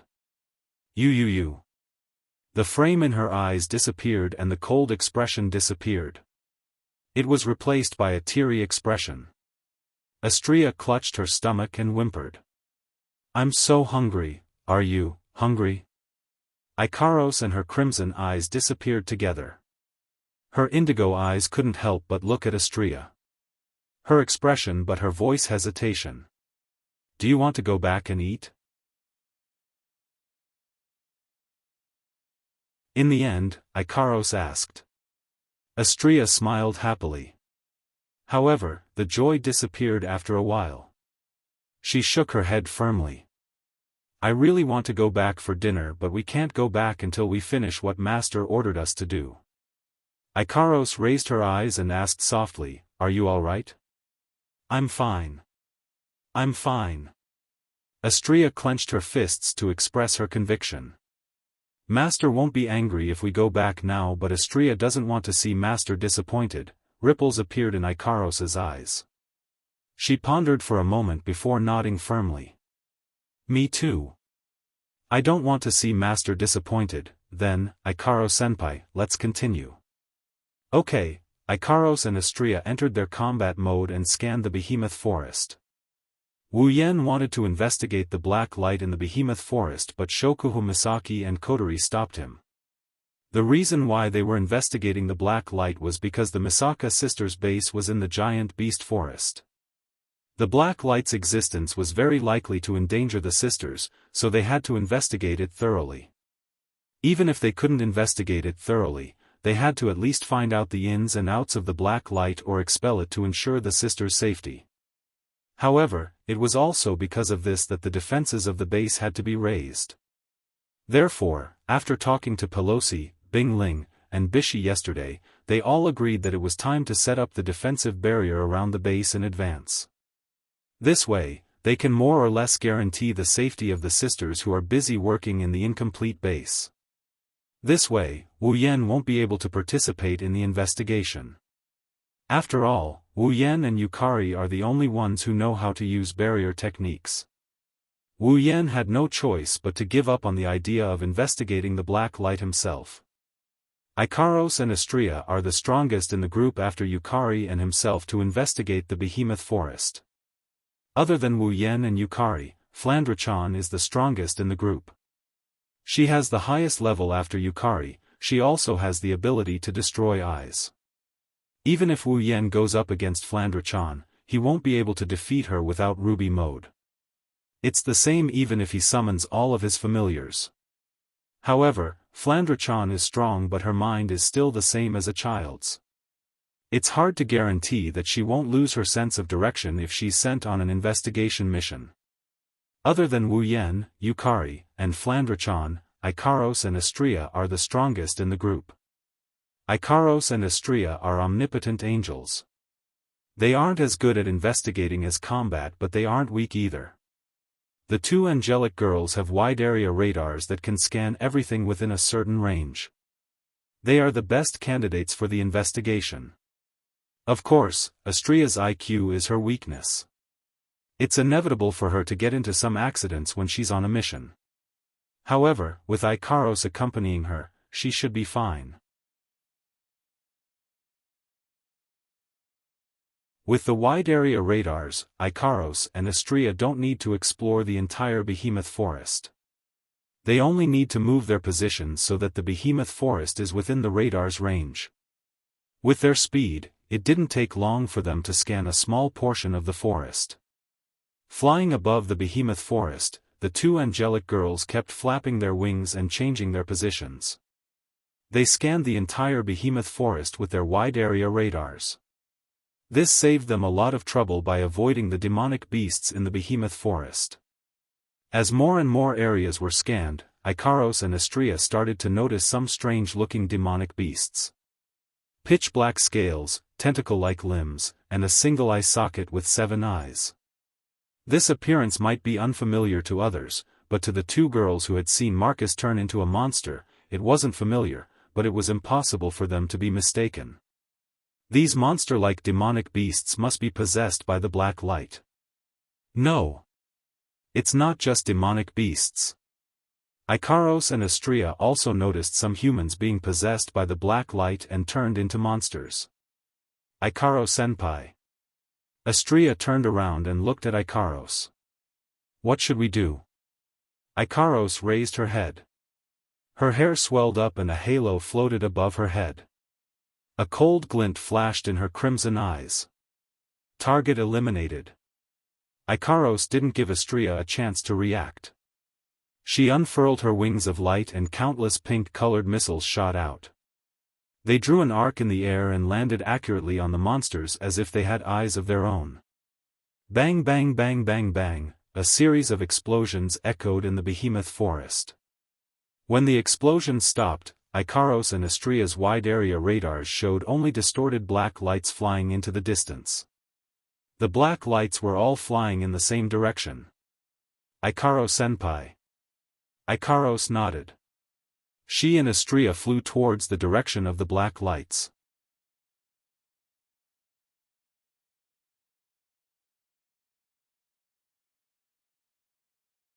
Chapter 1031.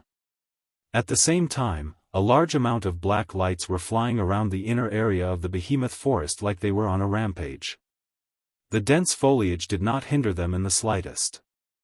They streaked across the sky in arcs of light, leaving a trail of black light behind them. They seemed to have a purpose as they flew in a certain direction. It was as if they had eyes. Even if there were trees in their path, they would dodge them and continue flying forward. For a moment, the entire behemoth forest was enveloped by a strange phenomenon. A large amount of black lights flew through the forest like bees returning to their hive. Coupled with the continuous sound of breaking air, if the behemoth forest was the sky and the black lights were silver, it would look like a meteor shower at night. It's a beautiful sight. If you ignore their nature, there shouldn't be this many black lights. Although these black lights had no consciousness, they had some kind of instinct just as Z had deduced. Not only could they sense danger, but they could also attach themselves to living creatures and bring about changes to them. This was also a hidden instinct of the black lights. The black lights reside in living creatures. That's why most of the black lights here are attached to the bodies of demonic beasts in the behemoth forest. A small number of them are attached to humans. After mutating, the black lights returned to normal. But now, the targets of the black lights were reduced to ashes by Ikaros Artemis, permanent rear-homing missile. So, the black lights had no choice but to leave their hosts and follow their instincts. They have to continue searching for the next host. But now, for some reason, these black lights had given up on their instinct to search for a host and were all rushing in the same direction. Clearly, there was something fishy. Ikaros and Astrea noticed this and didn't choose to destroy the black lights. Instead, they let them move on their own and lead the way. As for why there are so many black lights, that's simple. Because along the way, as long as Ikaros came across any living being possessed by the black light, it would fire Artemis, permanent tail-homing missile, to free those poor bastards from their suffering. Over time. That's why there are so many black lights. It's a good thing Wu Yen and the others didn't see this or they would be shocked. They didn't expect there to be so many black lights in the behemoth forest. However, wasn't it precisely because it was unexpected that they chose to investigate? They chased after the black lights. Ikaros and Astrea tried their best to maintain a safe distance to avoid being possessed by the black light. Their radar was fully activated, so they didn't have to worry about losing their target. They focused on flying. Ikaros was the only one who kept releasing cherry-colored missiles. She wanted to destroy the possessed creatures. After an unknown amount of time, the two angelic girls left a trail of feathers in their wake. They slowly approached the edge of the behemoth forest. As they got closer to the behemoth forest, Ikaros and Astria's eyes started fluctuating more and more.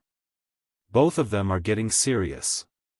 That was because, in their wide-area radar, there were already grade 9 magical beasts that had fallen into their scanning range. If the black light chose to possess their bodies, then these demonic beasts would immediately become the most terrifying enemies. Think about it, they are already tier 9 demonic beasts. If the black lights enhance them, how much stronger would they become? One thing is for sure, Ikaros and Astria won't benefit from this. While the two girls were analyzing the situation, the black lights flashed past the tier 9 demonic beasts and flew in a certain direction. The two girls sighed in relief, but they were also confused. Where did the black lights want to go?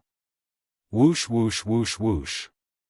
The sound of the giant beast's forest breaking through the air continued. The speed of the black lights seemed to have increased. Many magical beasts in the giant beast's forest saw the black lights dancing in the sky. They were so scared that they started to roar. Some of them even ran away. That kind of scene can be imagined, but that still wasn't enough reason for Ikaros and Astria to stop. Until a certain moment. Ikaro-senpai. Astria flapped her wings in boredom and turned on her radar out of reflex. She raised her head and looked in front of her.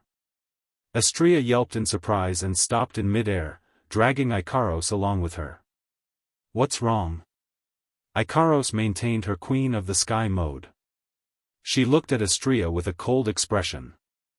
Ikaros was even more emotionless than her normal self.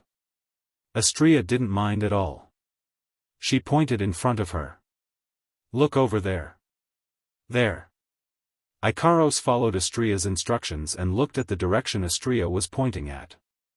The next moment, her crimson eyes shrunk. There's a tall cliff in the behemoth forest.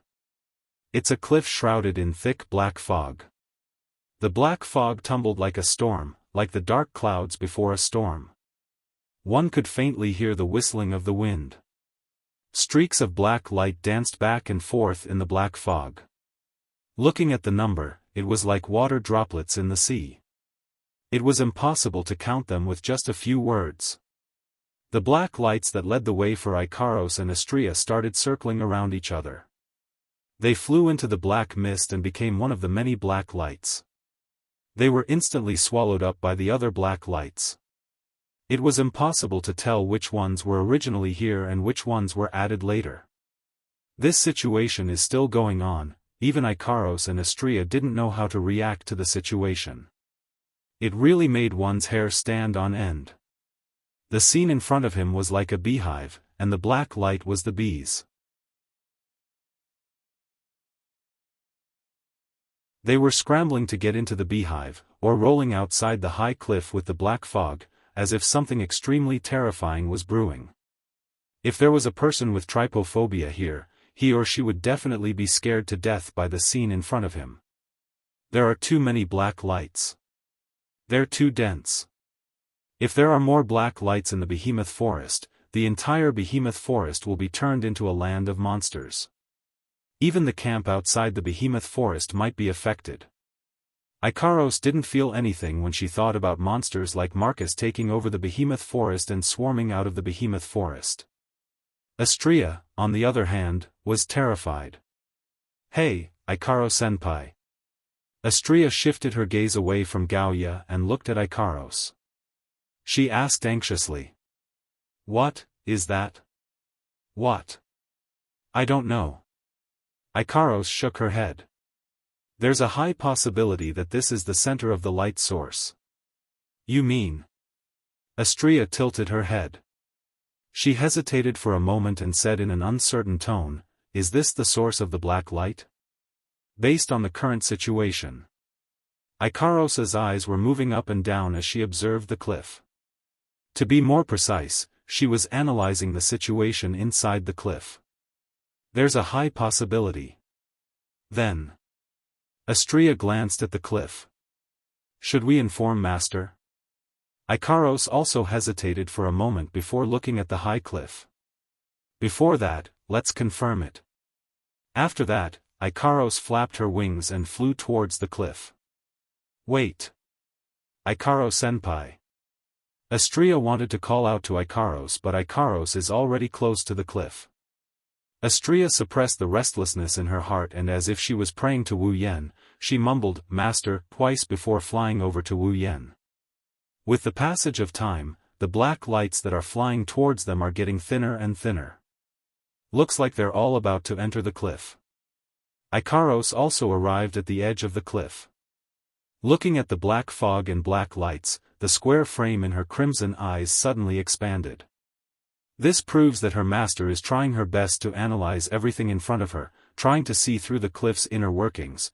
It was also at this moment that a phenomenon occurred.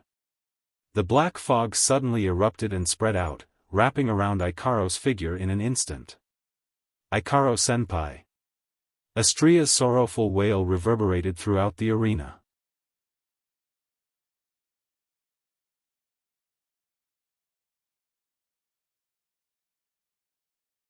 Chapter 1032. Ikaro-senpai. Astria panicked when she saw Ikaros being swallowed by the black mist. She flapped her wings and wanted to dash out. But the black mist that swallowed Ikaros suddenly glowed brightly. Astria stopped in her tracks and got a clear view of the situation inside the black mist. Within the steam-like black fog, threads of sparkling light flickered.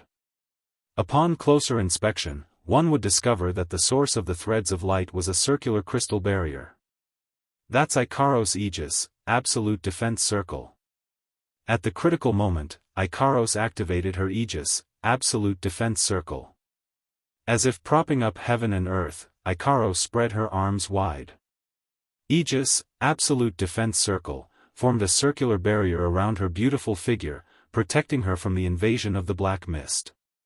But even though the surrounding black mist didn't pose any threat to Ikaros, the densely packed black light seemed to have met with a formidable foe. Inside the black mist, the black lights seemed to have transformed into iron hammers. As they twisted and contorted, they collided with the Aegis, Absolute Defense Circle, like beams of light. Boom, boom, boom, boom. Instantly, a series of muffled sounds rang out from the circular barrier of the Aegis like the beating of a drum. There was no pattern in the black mist. The sound reverberated through the clouds. One could tell from the deafening muffled sounds. Just how strong is the black light? Ikaros, who had entered her Queen of the Sky mode, had her eyes flashing crazily.